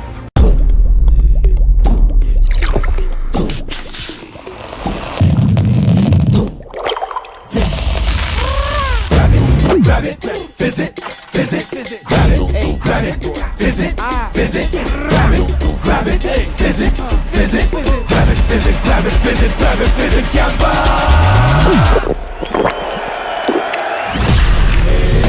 Grab the fizz, Campa wali fizz. Bharat का अपना solar, Navitas solar, India's finest module manufacturer. We bring the power behind every winning move.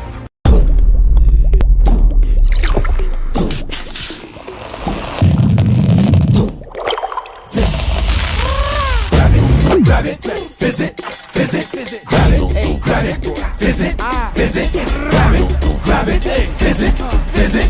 it, visit, grab it, visit, grab it, visit, Gamba!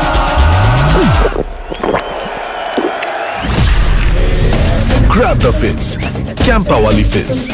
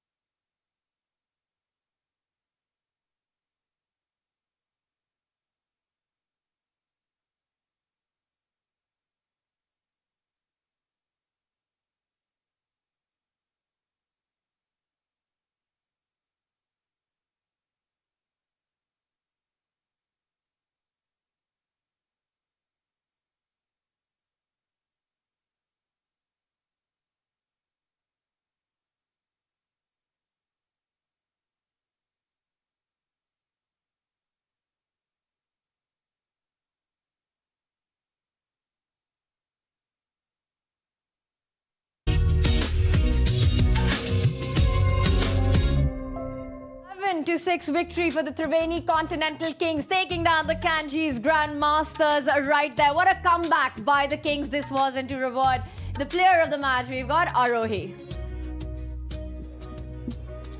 Do it like the Kings way or don't do it at all. Well, this is why the Triveni Continental Kings are the defending champions. Hello and welcome to the post-match presentation ceremony of match number 12, played between the Triveni Continental Kings and the Navita Solar Ganges Grandmasters this evening here in Mumbai. To present the award, joining us is Mr. Ankit Bhatia, Tech Mahindra Global Chess League, and the player of the match award goes to Ali Raza Firoja from Triveni Continental Kings. And we're back here again. 4 kills so far. Tell me the names. Yeah, I'm playing decent, but the team is more important. Yesterday was shocking loss actually, but we managed to come back today. What is the conversation that you were having with yourself? Because, you know, although you won your game, the team lost. But was your win a motivation to the team to do better today, or what is the conversation like? No, we had the good wins yesterday. Another win, actually. Alexandra won, I think. Yeah. So, but it was just unlucky. We lost the match. So if we lose like this, it's fine, because it's just like bad luck, actually. So today we played good, and tomorrow is an important match. So 4-on-4 so far for you individually. 4 games, you've played 4 games, you've won. Started with Fabiano, Gukesh, Hikaru, Anand. Who's next? I'm playing Maxime tomorrow, so we'll see. Yeah. All right, I'll see you probably after that one as well, but congratulations on your win today. Thank you. That is it from the post-match presentation ceremony. Much more exciting action coming up your way tomorrow, but before that, let's head back to the studio. What a beast Ali Reza is on that icon board. 4 out of 4. Looks unstoppable, looks inevitable for the Triveni Continental Kings. A big win against the Ganges Grandmasters, getting the job done on 3 of their boards right now. But we were talking about it, Harshit, that all across, it would have been not easy to pick the player of the match, because Wei also made a strong case for himself. Oh, absolutely. I think they should definitely share the prize of player of the match on this one, because Wei giving those important 3 points before anyone else won, and I think that's very important. To give the first victory to the team, definitely giving a big boost morale for the entire team. But Firoja, I mean, what a player. Talk to me about him right now. I mean, he makes it look so easy. He comes to the board, it feels as if he's just playing some online match or something. He's so effortless in the way that he plays his game. And today, the idea of knight c3 and a3 definitely took Vishy out of his game. Yeah, I think the lesson is don't let Firoja attack your king. Yeah, I think MVL should keep that in mind for tomorrow. And actually, well, for me, the story of the day is that Triveni Continental Kings and the Upgrad Mumba Masters, they repaired things after their surprise losses yesterday. They're back to the top of the leaderboard. And the best thing is that they have set us up for their matchup tomorrow, as Ali Reza has just let us know. Yeah, the 2 teams that seem absolutely unstoppable here in Mumbai will be facing each other. We'll talk about that, because first, take a look at the leaderboard that is shaped up after day 4 here at the Royal Opera House. And those are the 2 teams that we're talking about right up there. 9 match points apiece for them. Upgrad Mumba Masters edging out Triveni Continental Kings of the margin wins that they've had, the game points that they've had. And this is the clash that we've got coming on tomorrow. But I love how it's still a field wide open, simply because of the comeback wins that we've had, Harshit, by the Alpine SG Pipers, by the Fyers American Gambit Ganges Grandmasters, also at 6 points. I mean, Tanya, it feels as if we are so long into the tournament, but we are not even halfway there yet. It's only been 4 games and a lot of rounds still left. It's quite possible that Fyers American Gambits, who's in the 5th spot now, after 3 days, is on the top of the leaderboard. You know, but the question to my mind about the number of rounds left is, are they going to be enough for the PBG Alaskan Knights, who are currently at the bottom of the leaderboard, 0 match points? 1 is the scoreline, 2nd is the mindset. I don't know which one's harder to deal with. Yeah, well, I think it's pretty depressing to lose 4 matches in a row. Do I expect them to come back in this event? Honestly, no. You know, I think it's just too big of a hole to dig themselves out of when other teams are actually doing really well. And one thing about our top 2 teams is, even though they have lost a match, they lost that match by minimal scores. Right, like the Triveni Continental Kings basically lost their match yesterday because they were white instead of black, right? Like a very minimal 2 points. So it's going to be hard to overtake those teams. It's not going to be easy, but the PBG Alaskan Knights need to start somewhere. And what has started was for the Triveni Continental Kings with their games. We started with a draw on the Prodigy board in that one right here. We saw it, a very balanced one. And I think, Arena, it was your point that perhaps this was the board they needed to keep under control. And Harshit, would you agree with that? That was perhaps the match strategy from the start, just neutralized Ronak Sadhwani there. Exactly, for sure. He's definitely someone who can play very well if he's playing with momentum. And Ronak playing really well yesterday, got man of the match. The day before, I think Mark Andrea making a draw was a great strategy by the Triveni Continental Kings. Yeah, it was a little surprising that that game ended so quickly. But then on the women's boards, we had Zhu Janair, the top 2 rated woman in the world, playing Polina Shuvalova, who was on a perfect score. And I think their drawn match was actually a fair result based on their form in this tournament. They're both in good shape. Alexandra Kostenyuk. Yeah, I mean, the chess queen performed so well today against Stavrula, who was struggling in this tournament. And Kostenyuk made sure that they put pressure on that board where Stavrula is struggling. Great win by her. And that really did wrap things up, you know, getting that win on the Kostenyuk board for the Triveni Continental Kings. It was insurmountable by the Ganges Grandmasters with so much action here as well there. Javokir Sindarov, the only winner for Ganges Grandmasters, but not enough. It did not even matter by the point because of Wei playing a fantastically beautiful game against Vincent Keimer. And already, by the time that Vidit's game was going on, the match was already decided. Yeah, and I mean, Vidit lost this game. He wasn't, at some point, he wasn't doing that well. Then he was doing well. Then it turned around again. In the end, he lost. But yeah, that game was topsy-turvy. It was actually a lot of fun to watch. Yeah, and finally, it was the icon board where Alireza Firouzja is always won his game in style. And you know, this is the amazing thing about Triveni, is that someone loses but someone else picks it up. It was ferocious Firouzja all the way, and that's been the storyline, the narrative that we've had here in Mumbai so far.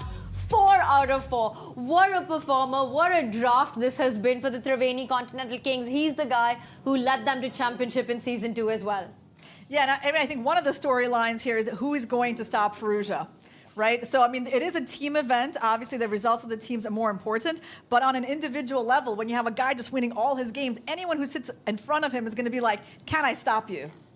And maybe sometimes you're just thinking, I need to just make sure that I don't lose this game. You have to neutralize Firouzja and then try on the other boards. You asked who will stop them. Well, there's one team looking at that right about tomorrow, because take a look at the action that's coming up on day 5 of the Global Chess League. And right there, we start with the marquee matchup of the day. Harshit, I can see you right now. You're loving what we're seeing. It's going to be Upgrad Mumba Masters against the Triveni Continental Kings. It's a banger of a match that we have to start with. Upgrad Mumba is definitely going to try to upset the 2-time champions Triveni Continental Kings. And I think Mumba, playing in their hometown, the Upgrad Mumba Masters, is definitely feeling confident about their chances.